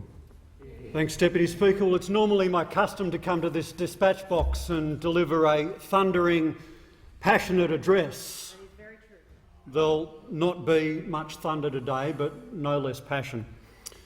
We're 10 sitting days from the remaining period of this 46th Parliament. There's a crisis in our aged care system. Hundreds of Australians are dying in understaffed, underfunded homes, and yet this government seems powerless or unwilling to do anything about it. 2 years ago, the government promised a federal anti-corruption commission, but the Attorney-General told us yesterday that no such promise will be delivered. There are skill shortages and supply shortages which are preventing businesses from opening and the economy recovering. Interest rates will certainly rise, which will make the existing cost of living pressures on households even worse. These are the matters that we should be focusing on in the final weeks of this Parliament. Instead, we'll spend the best part of 2 days debating a bill which pleases nobody. I support freedom of religion. I understand many in our community want to see the existing laws strengthened to protect their freedom of religious expression. Although we're a long way from the days where Newspapers could lawfully carry an ad that said Catholics, my faith, need not apply for a job. I understand the desire for greater recognition and for rights for people of faith. But regrettably, the sometimes toxic debate that has been unleashed by this bill has put a spotlight on the fact that no rights are unlimited. Where the exercise of one person's right comes crashing up against another person's freedom, we need to find a solution. It can be done, and it's the role of this Parliament to do that. The contest of ideas and the ways of life is usually dealt with by social norms, by civility and human decency. Regrettably, sometimes not. Unfortunately, when Parliament steps in, the law has a very blunt way of dealing with it. If we are to do this, then we must do it properly, thoughtfully, consultatively, and to date we have not. If we are to believe the reports in today's paper, the government has failed to bring forward a law which protects children. For me, this is not an academic issue. Last week, my family said farewell to my nephew Ollie. He was just 15 when he took his own life. No mother or father should have to endure this sight. No brother should have to clean up afterwards. He was a beautiful, creative, courageous young man. He was loved and accepted by his parents, by his family, by his friends and community. His mum and dad are in anguish. We all are. He was gay, he was uncertain about his gender, and he struggled with his mental health. But now he's gone, and we're no longer going to be able to love and support him on his journey through life. Clearly, the love and acceptance of his family and friends were not enough. My own son is also a beautiful, creative, intelligent 14-year-old. He designs and makes his own clothes. He's a gifted makeup artist. He moves seamlessly between the wardrobes of men and women. He wears heels that give me vertigo and has more handbags than his sister. He has more courage than any other boy of his age that I've ever met. He swims against the tide. I love and support him unconditionally, and I brag about his talents to anybody who is willing to stop for 2 minutes and glance at his Instagram page. But I worry myself sick every time he leaves the house. I think to myself, you look beautiful, but do you have to go out looking like that? Because I know that the love and protection that he enjoys with his mother and his friends and his family is very different to the reception that he may receive in the outside world. Could this be the day when we receive the call that says something has happened, that he has been attacked for just being who he is? Yet this is about my kids. But it's not. It's about all of our kids. It's about the families of those kids. Every child who's had the courage to swim against the tide just to be who they are. You know, earlier today, the Prime Minister said we should exercise our power in this place with love. Now, look, I know the cynic in all of us could easily giggle at that phrase and dismiss it as a political line, but I don't. I agree. I'm asking the Prime Minister to reflect on those words as we consider the bill. I'd ask the Prime Minister and every other member in this place to put themselves in the shoes of the parents or the heels of their kids as they step out in public. What message do we want this Parliament to send to these kids? Are they as loved and cherished and respected as every other kid? Surely we aren't saying to them, it's okay if you're gay, just so long as we don't see it. Surely we can do better than that. At some stage, we have to do better than that. Because the thing that every parent of every gay or trans kid knows, that the love and protection that we provide for them inside our family and inside our homes is not enough. It is not enough. At some stage, they have to step out into the world and deal with it as it is. So we as parliamentarians have the power to shape that world by what we do and what we say and how we vote. What message do we want to send to our kids?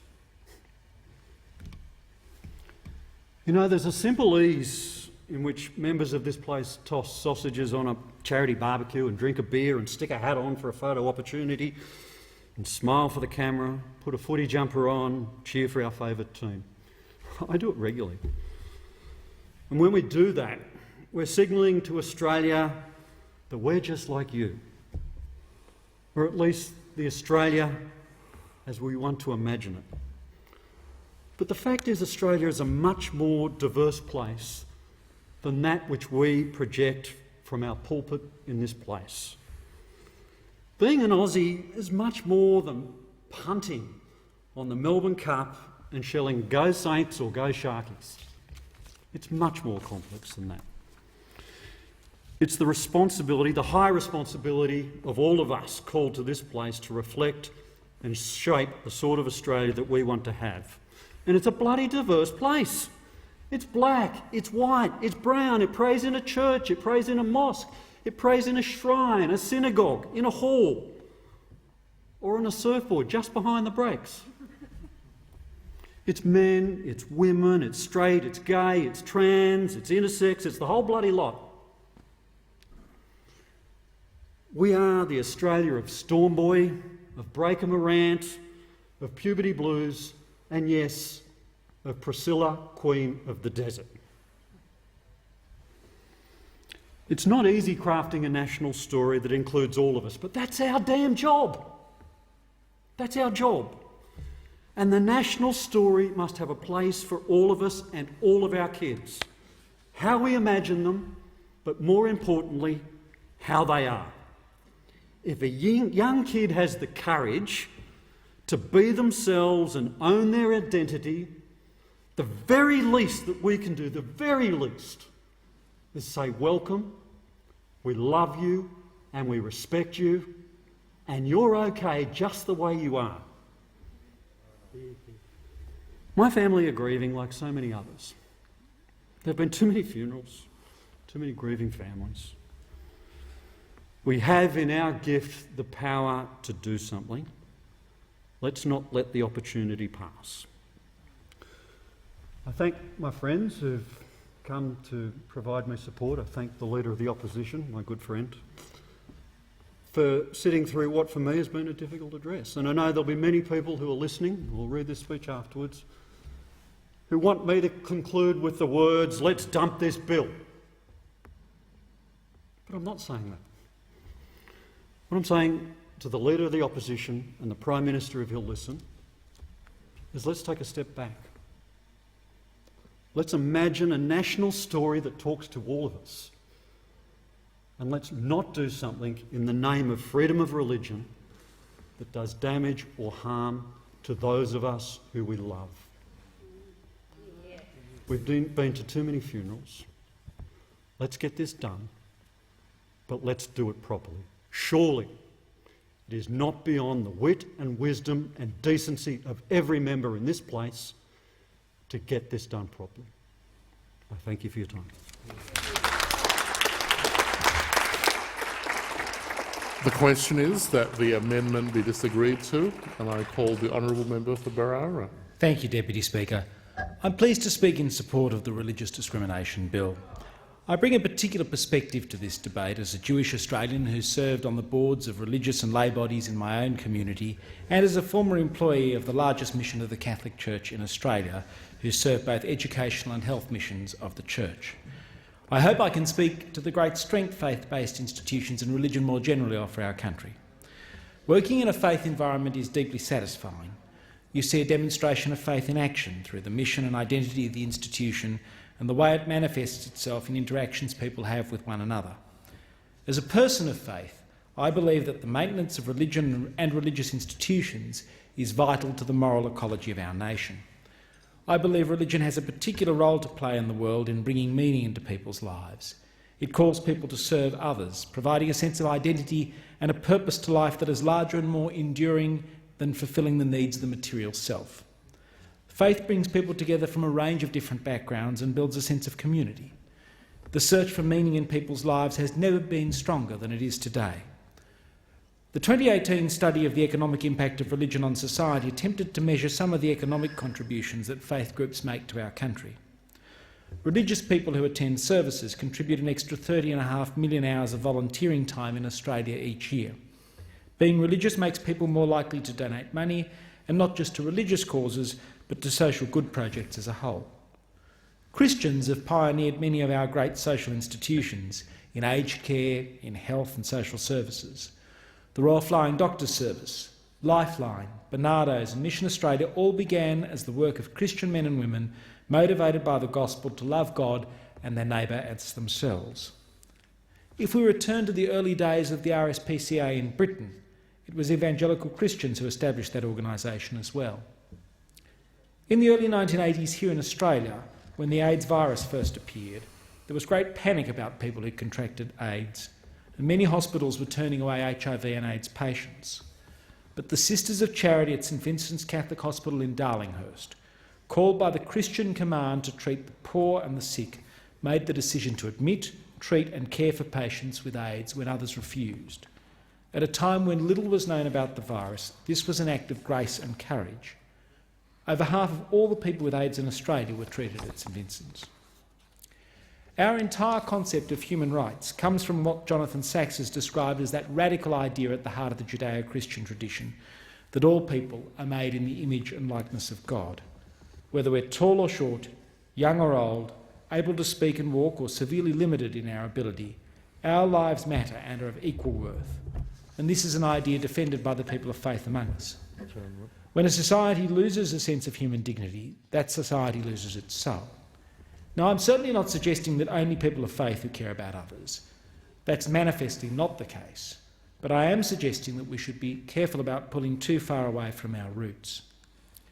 The Church continues to play an extremely important role in our culture, and a role that many people respect and cherish. Many people who are not churchgoers send their children to Christian schools. We have a Prime Minister who's open about his faith, and church institutions continue to play a central role in the delivery of many services such as aged care and family support. 60% of Australians ascribe to some form of faith, and there are over 150 different faith communities in this country. From European settlement until 1981, Judaism was the major non-Christian denomination, but since that time the number of Muslims, Buddhists, Hindus and Sikhs has overtaken the number of Jews in this country. One of the exciting things about Australia's future will be the growth of its religious diversity. While there's rightly been a lot of talk about the way in which this bill will affect Christians, I suspect it will be the minority faiths that will most take advantage of its protections.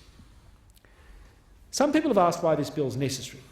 The government's response has been in part because it completes a patchwork of discrimination law in this country. But this is only a partial answer. Unfortunately, we have to be clear-eyed about the difficulties and discriminations that people of faith face in Australia today too. Anti-Semitism is on the rise. As reported at the annual conference of the Executive Council of Australian Jewry last year, during the 12-month period to the 30th of September 2021, there was an increase of 35% in the overall number of reported anti-Semitic incidents to Jewish communal organisations compared to the previous year.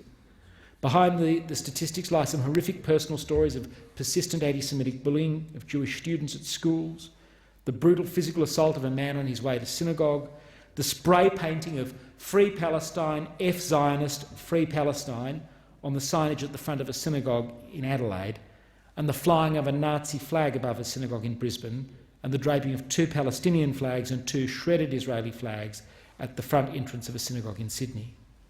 What is perhaps worse is the disgraceful discourse online, occasionally in the mainstream media as well, of those who for whatever reason seek to rationalise or minimise this egregious behaviour.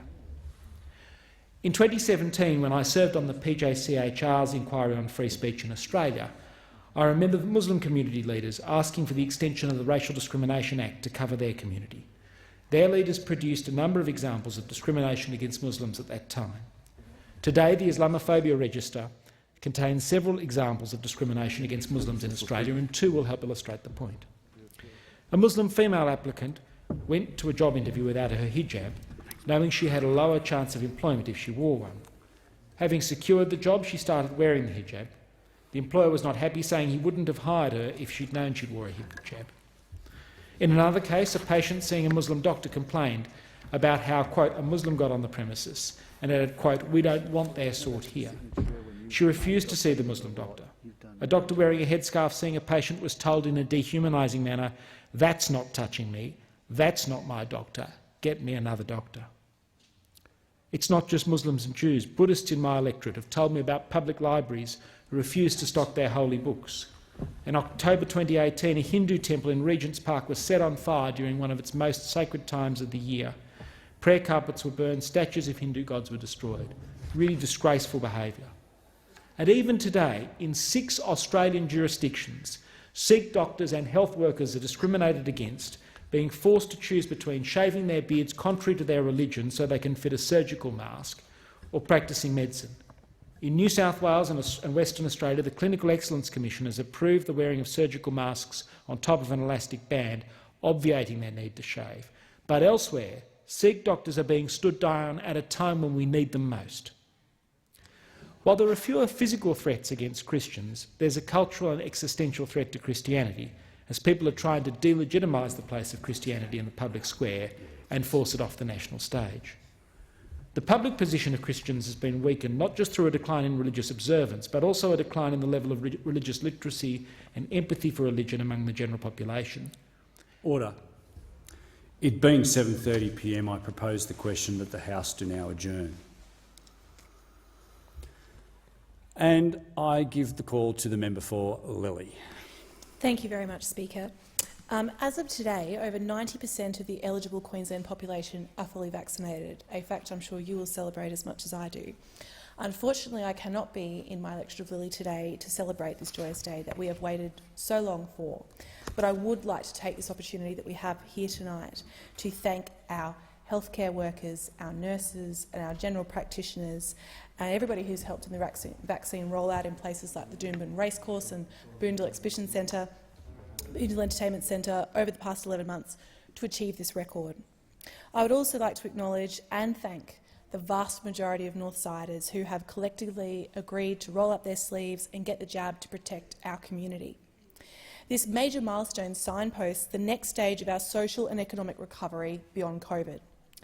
In January, I sent a survey to every household in Lilly asking for feedback on which local infrastructure and community projects we need funded to create new jobs and boost our local economy. The responses I have received to this, in addition to feedback I have received from conducting mobile offices across every suburb and at community events across my electorate, have been used to inform our 2022-2023 Lilly budget submission. This is a budget submission by the people of Lilly for the people of Lilly. It includes a list of our local funding priorities relating to sporting infrastructure, roads and transport, the Urban Congestion Fund, health, education and community initiatives. Speaker, I seek leave to table the 2022-2023 Lilly budget submission for the consideration of the Treasurer ahead of the release of the next federal budget in March. Is leave granted? Is leave granted? Leave is granted. Thank you very much. Lilly residents will remember this element of cooperation to try and get all of our local projects funded in the coming budget that we will see from the Treasurer in March. It was disappointing that literally none of the budget projects that we submitted last financial year were accepted by the Treasurer, but I have hopes that generosity will prevail in the coming weeks and that we will finally get some of these much-needed infrastructure projects. In the 2019 and 2020 financial year, Brisbane recorded the highest population growth rate of all Australian capital cities at 1.9%. In 2021, despite extended COVID lockdowns in Victoria and New South Wales, more than 30,000 new residents called Queensland home. You can't blame them. We are the best state in the country. This significant population influx has a ripple effect on employment, on housing affordability and the cost of living and infrastructure needs. We need more support for small businesses who have been affected by COVID. One Nunda business owner recently wrote to me asking for help. She said, "It is so sad to see shops closing all over town. We are struggling to make ends meet and we feel like we are doing it all alone."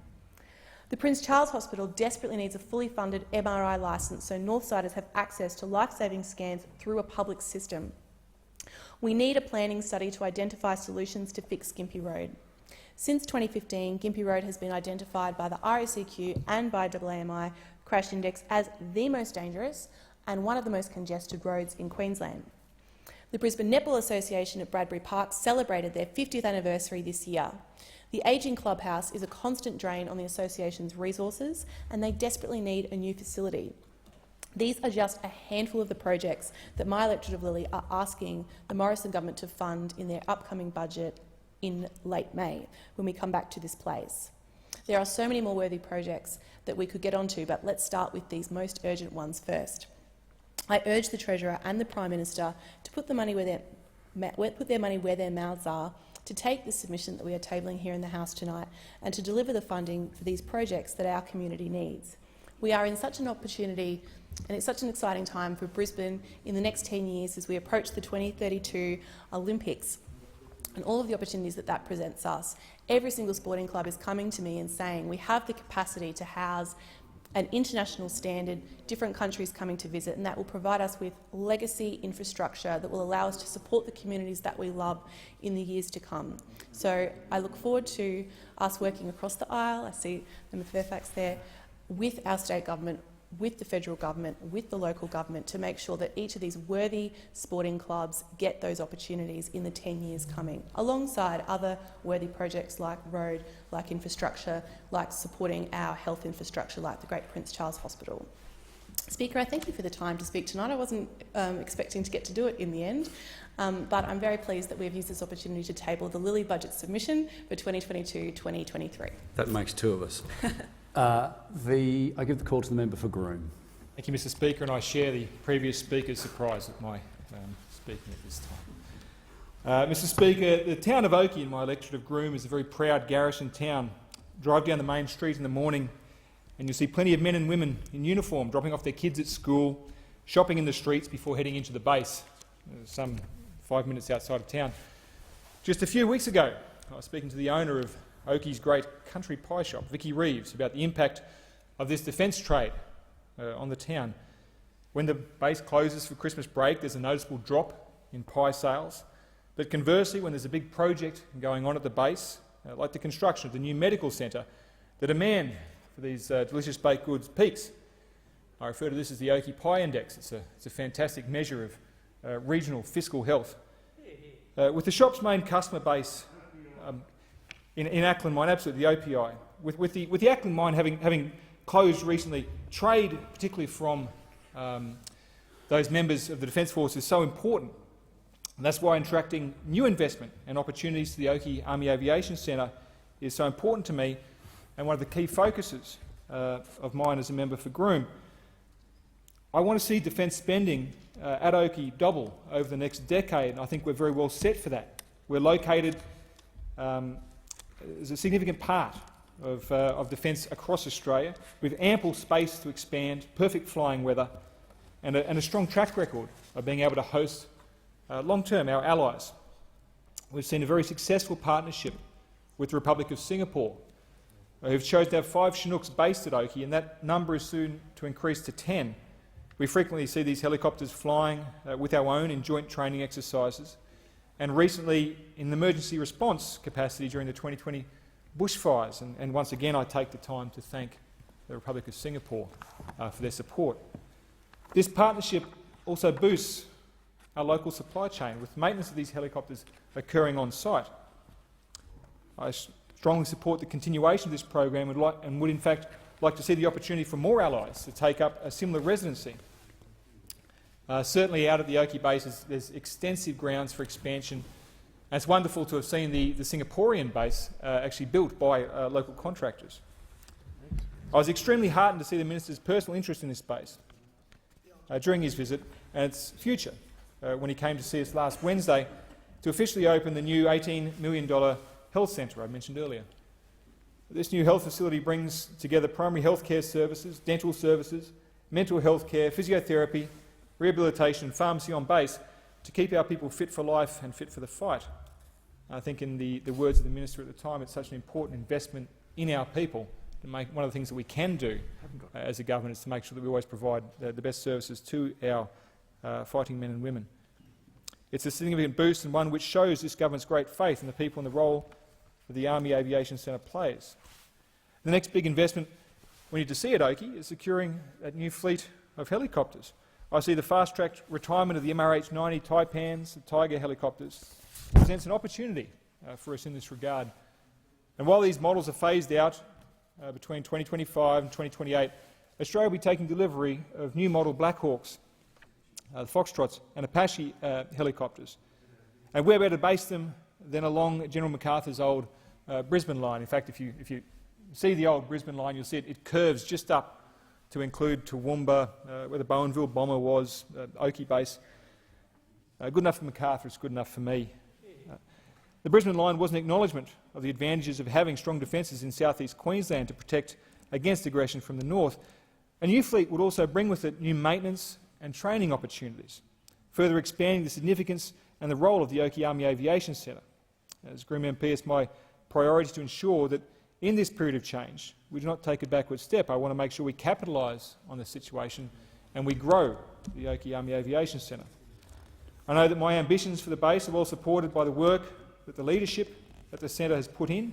I'd like to highlight the contributions made by the former Commandant of the base, Colonel Charlie Barton, who retired at the end of last year, and I know that his replacement, Colonel David Lynch, brings a very steady pair of hands to continue guiding the base's growth. And I appreciate very much his confidence and support in helping to further build those links with the Oakey community. Mr. Speaker, perhaps reflective of my surprise coming here, I'll end quickly by saying I think there's a wonderful place for Oakey to play in Australia's defence future. Order. The honourable member's time has expired and I give the call to the member for Warringah. Thank you, Mr. Speaker. Just over 2 years ago, on 25 January 2020, the first case of COVID-19 was detected in Australia. While our initial response was strong and we took advantage of our isolation on an island, according to Jane Halton and others, we've fallen short in the second half of the game, and we've seen policy responses swing through a cycle of panic and neglect. In consulting broadly across the health sector, almost everyone I've spoken to agrees that Australia would benefit from a Royal Commission into the health response to the pandemic and preparedness for future challenges. Various epidemiologists have highlighted that Australia did not learn enough from SARS and MERS, which were warning signs of what could happen with COVID-19. We routinely conduct military exercises and constantly prepare for the unlikely event of a physical invasion or terrorism incident. Yet the chance of a global pandemic invading our shores was not the subject of a preparedness exercise since 2008. Thankfully, our geography gave us an advantage, and we were able to stave off and slow the arrival of COVID, giving us time to prepare, wait for the vaccine to be developed and dust off the plans. But the latest wave of Omicron has shown that despite a 2-year head start, we still have not got the plan right. People are dying, we lack testing capacity, hospitals are stretched, and the aged care system is failing to the point where we're talking of the military needing to be deployed to meet the shortfall of staff.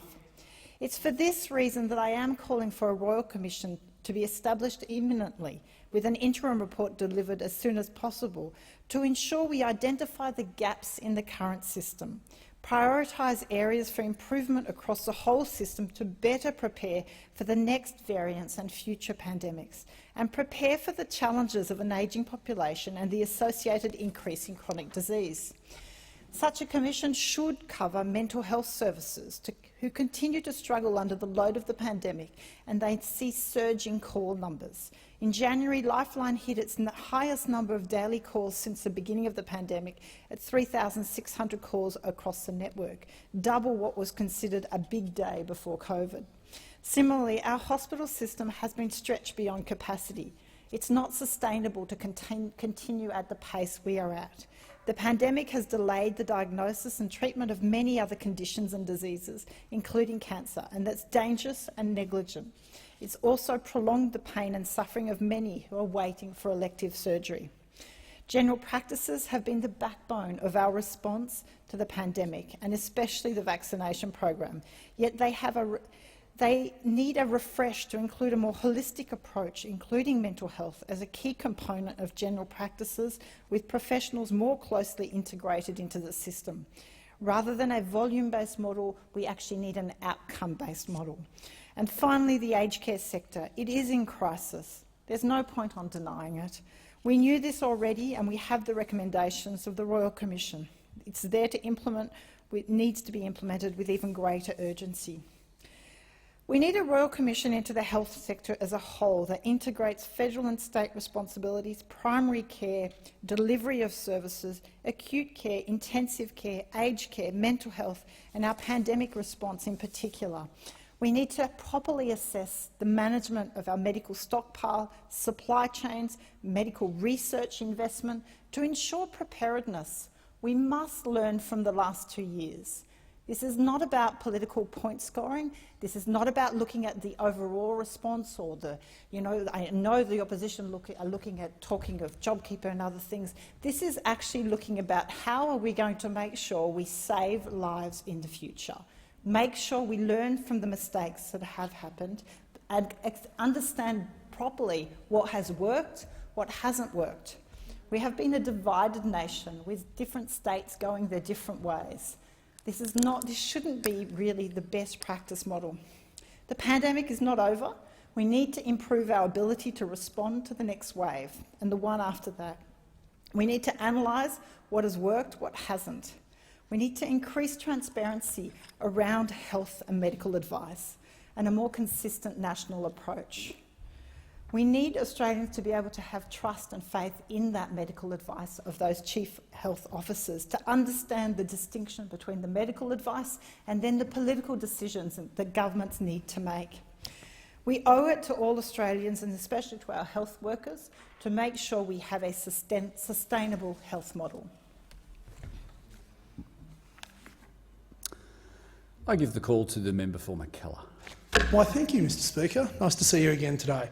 Mr Speaker, when it comes to infrastructure, the left cannot be trusted.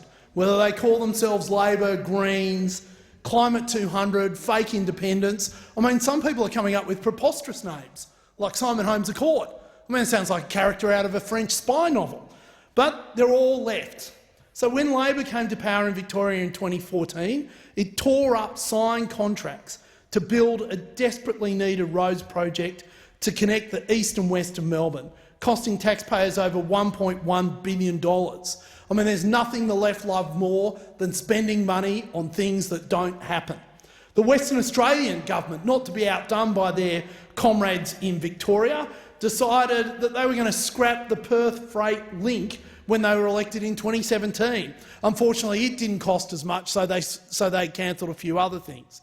And it should come as no surprise, I mean none whatsoever, that this is the headline act of the Mins, Labor, Greens, Climate 200, fake independent, voices of Labor government to come to power, or if they ever get elected anywhere.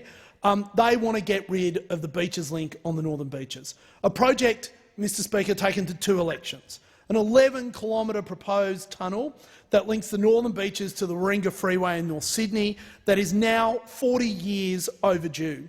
We wouldn't be in this position if it wasn't down to the years of neglect under the former Labor governments of Bob Carr and Christina Keneally. Happy to grant licences for offshore oil platforms, Mr Speaker, because I guess they guessed that no one cares what the people of the Northern Beaches think. But I say very clearly, we want roads, not offshore oil platforms. A licence granted by the Labor Party, renewed by the Labor Party and supported by the Independents. Mr Speaker, how dare they say we get an upgrade on the medieval drawbridge at Spit Junction and the pothole-riddled, flood-prone Wakehurst Parkway that links the rest of Sydney. Of course, this drawbridge does have the advantage that in times of national emergencies, when the Labor Party does from time to time get elected, we can of course raise it and keep out the hordes.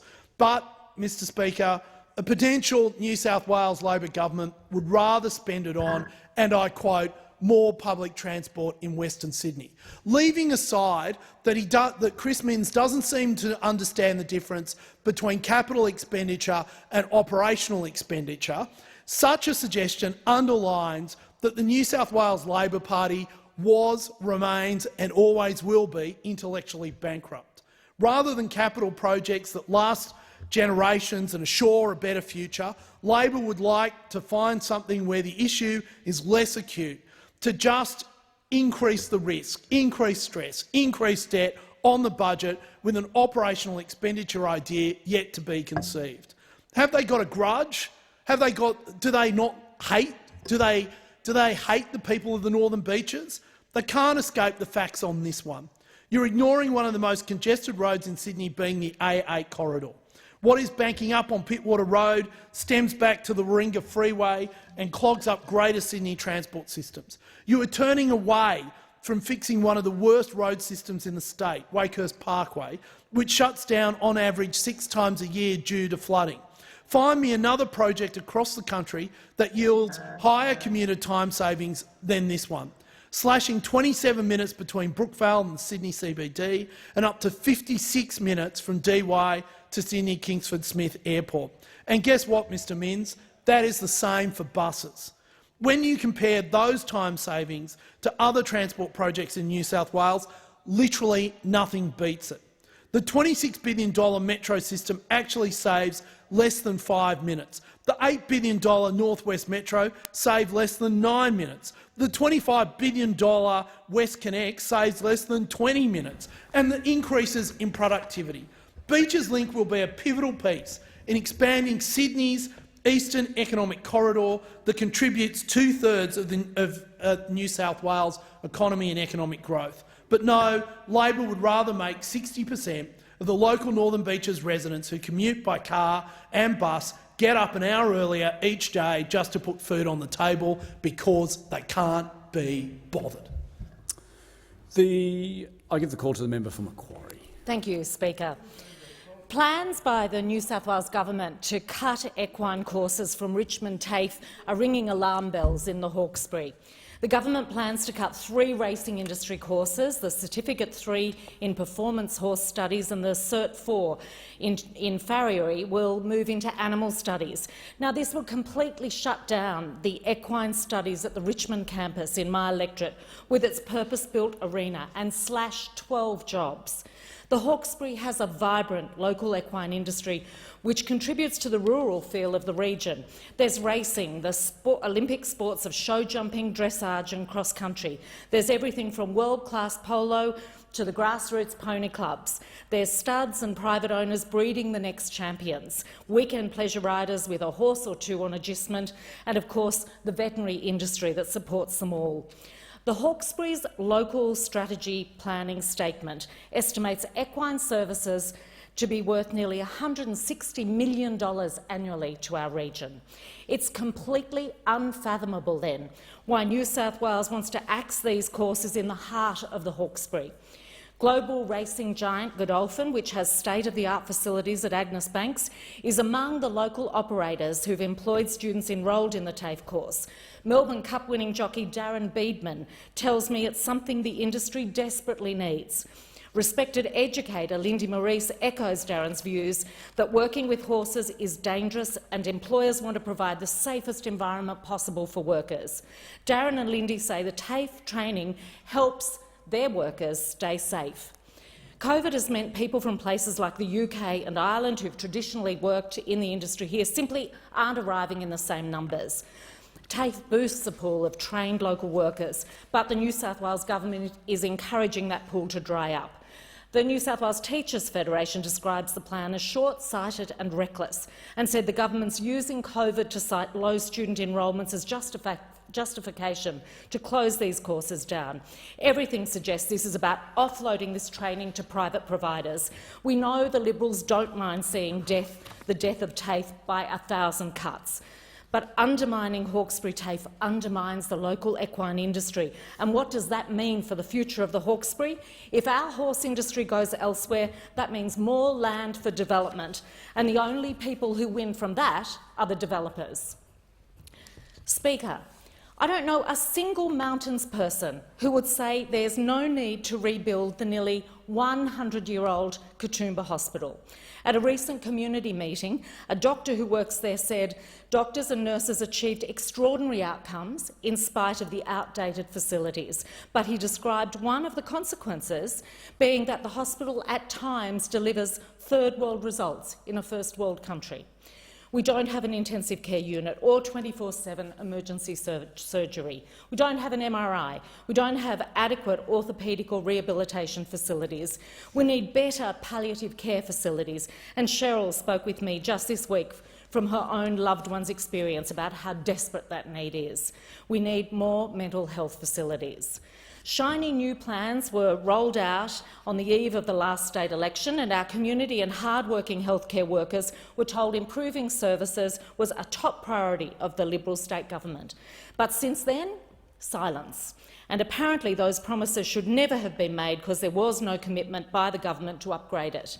As Blue Mountains MP Trish Doyle, who's identified the inadequacies over many years, highlights from the recent New South Wales inquiry, there is no agreement on where a new hospital will go, no funding for the planning and no current plans to upgrade the existing facilities despite leaking roofs and outdated facilities. So here we are, back at square one, and we desperately need action from the New South Wales government to start the planning so that construction can get underway. Let me be clear, after a decade of inaction by the Liberals, we need action now. We need a fit-for-purpose public hospital in the Upper Mountains. The community is united in this call. At a local, state and federal level, all Labor elected representatives have been joined by councillors and candidates of all colours. This is a good thing. The Hospital Auxiliary has been part of this battle. The local Laura Garden Group has been part of the battle, and doctors and nurses have been part of this battle over many, many years. And now it needs a New South Wales government to hear the calls and stump up the funds for the planning. It's what our community deserves. The question is that the House do now adjourn, and I give the call to the member for Grey. Thank you very much, Mr Speaker. Some good news to share with you.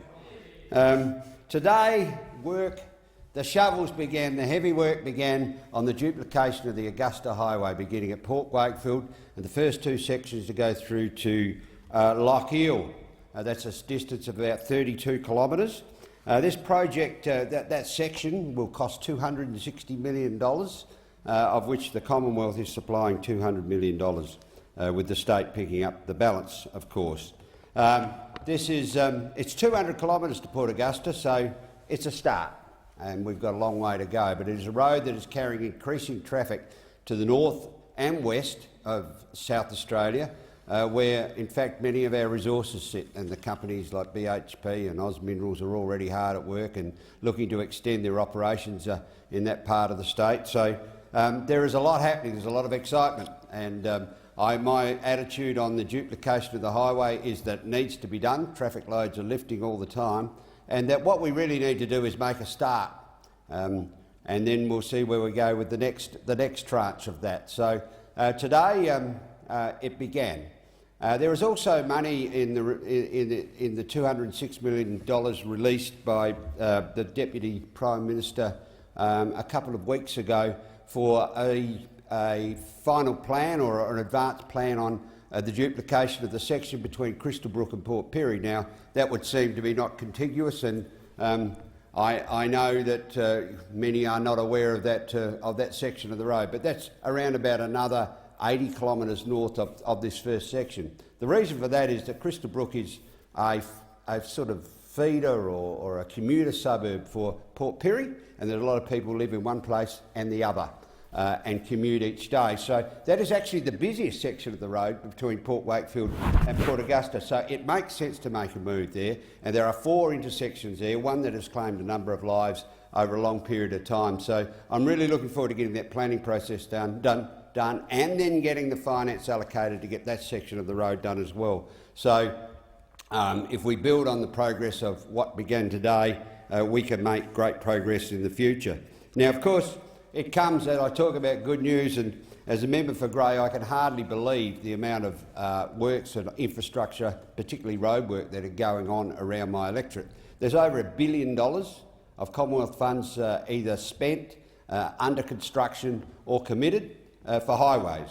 So we're looking at the duplication of the Joy-Baluke Bridge in Port Augusta, the overpass and dual lanes through Port Wakefield, which is due for completion around about the middle of this year, and the overpass is already open. Upgrades on the Horrocks Highway, the Barrier Highway, the Eyre Highway, the Flinders Highway, the Todd Highway, the Lincoln Highway, the Stewart Highway, which we've had a little bit of trouble with lately. It's been cut for a couple of weeks. But there is widening of the roads, because we know is one of the great ways to spend public money is you widen out the roads, you flatten them, and then you've got a much safer road to travel on. And then the road from Arthurton to Midleton down on the North Peninsula, that was one of the things that I raised when I first came into politics. We need to get this road fixed. Up until the last 3 years, we haven't really had a state government in South Australia that was all that interested in that part of the world, but we've come together now with the state and federal government, and we're getting on with the job there. We're sealing the Strzelecki track, another one that's had a little bit of trouble with water in the last few weeks, it has to be said, and has been closed. But there's nearly 80 kilometres of that completed now, I understand, even though I haven't been up there to see that work for a little while. But it's really it's almost well, it's a great pleasure, but it's almost awe-inspiring to see the amount of work going on around the electorate at the moment. I've had a few complaints from people saying I'm sick of the hold-ups, and I'm sick of the go-slow signs, and when I get one of those complaints, I say to them, I can't tell you how pleased I am to hear that you have been delayed by roadworks. Order. The honourable member's time, or being 8 o'clock, the House stands adjourned until 9:30 a.m.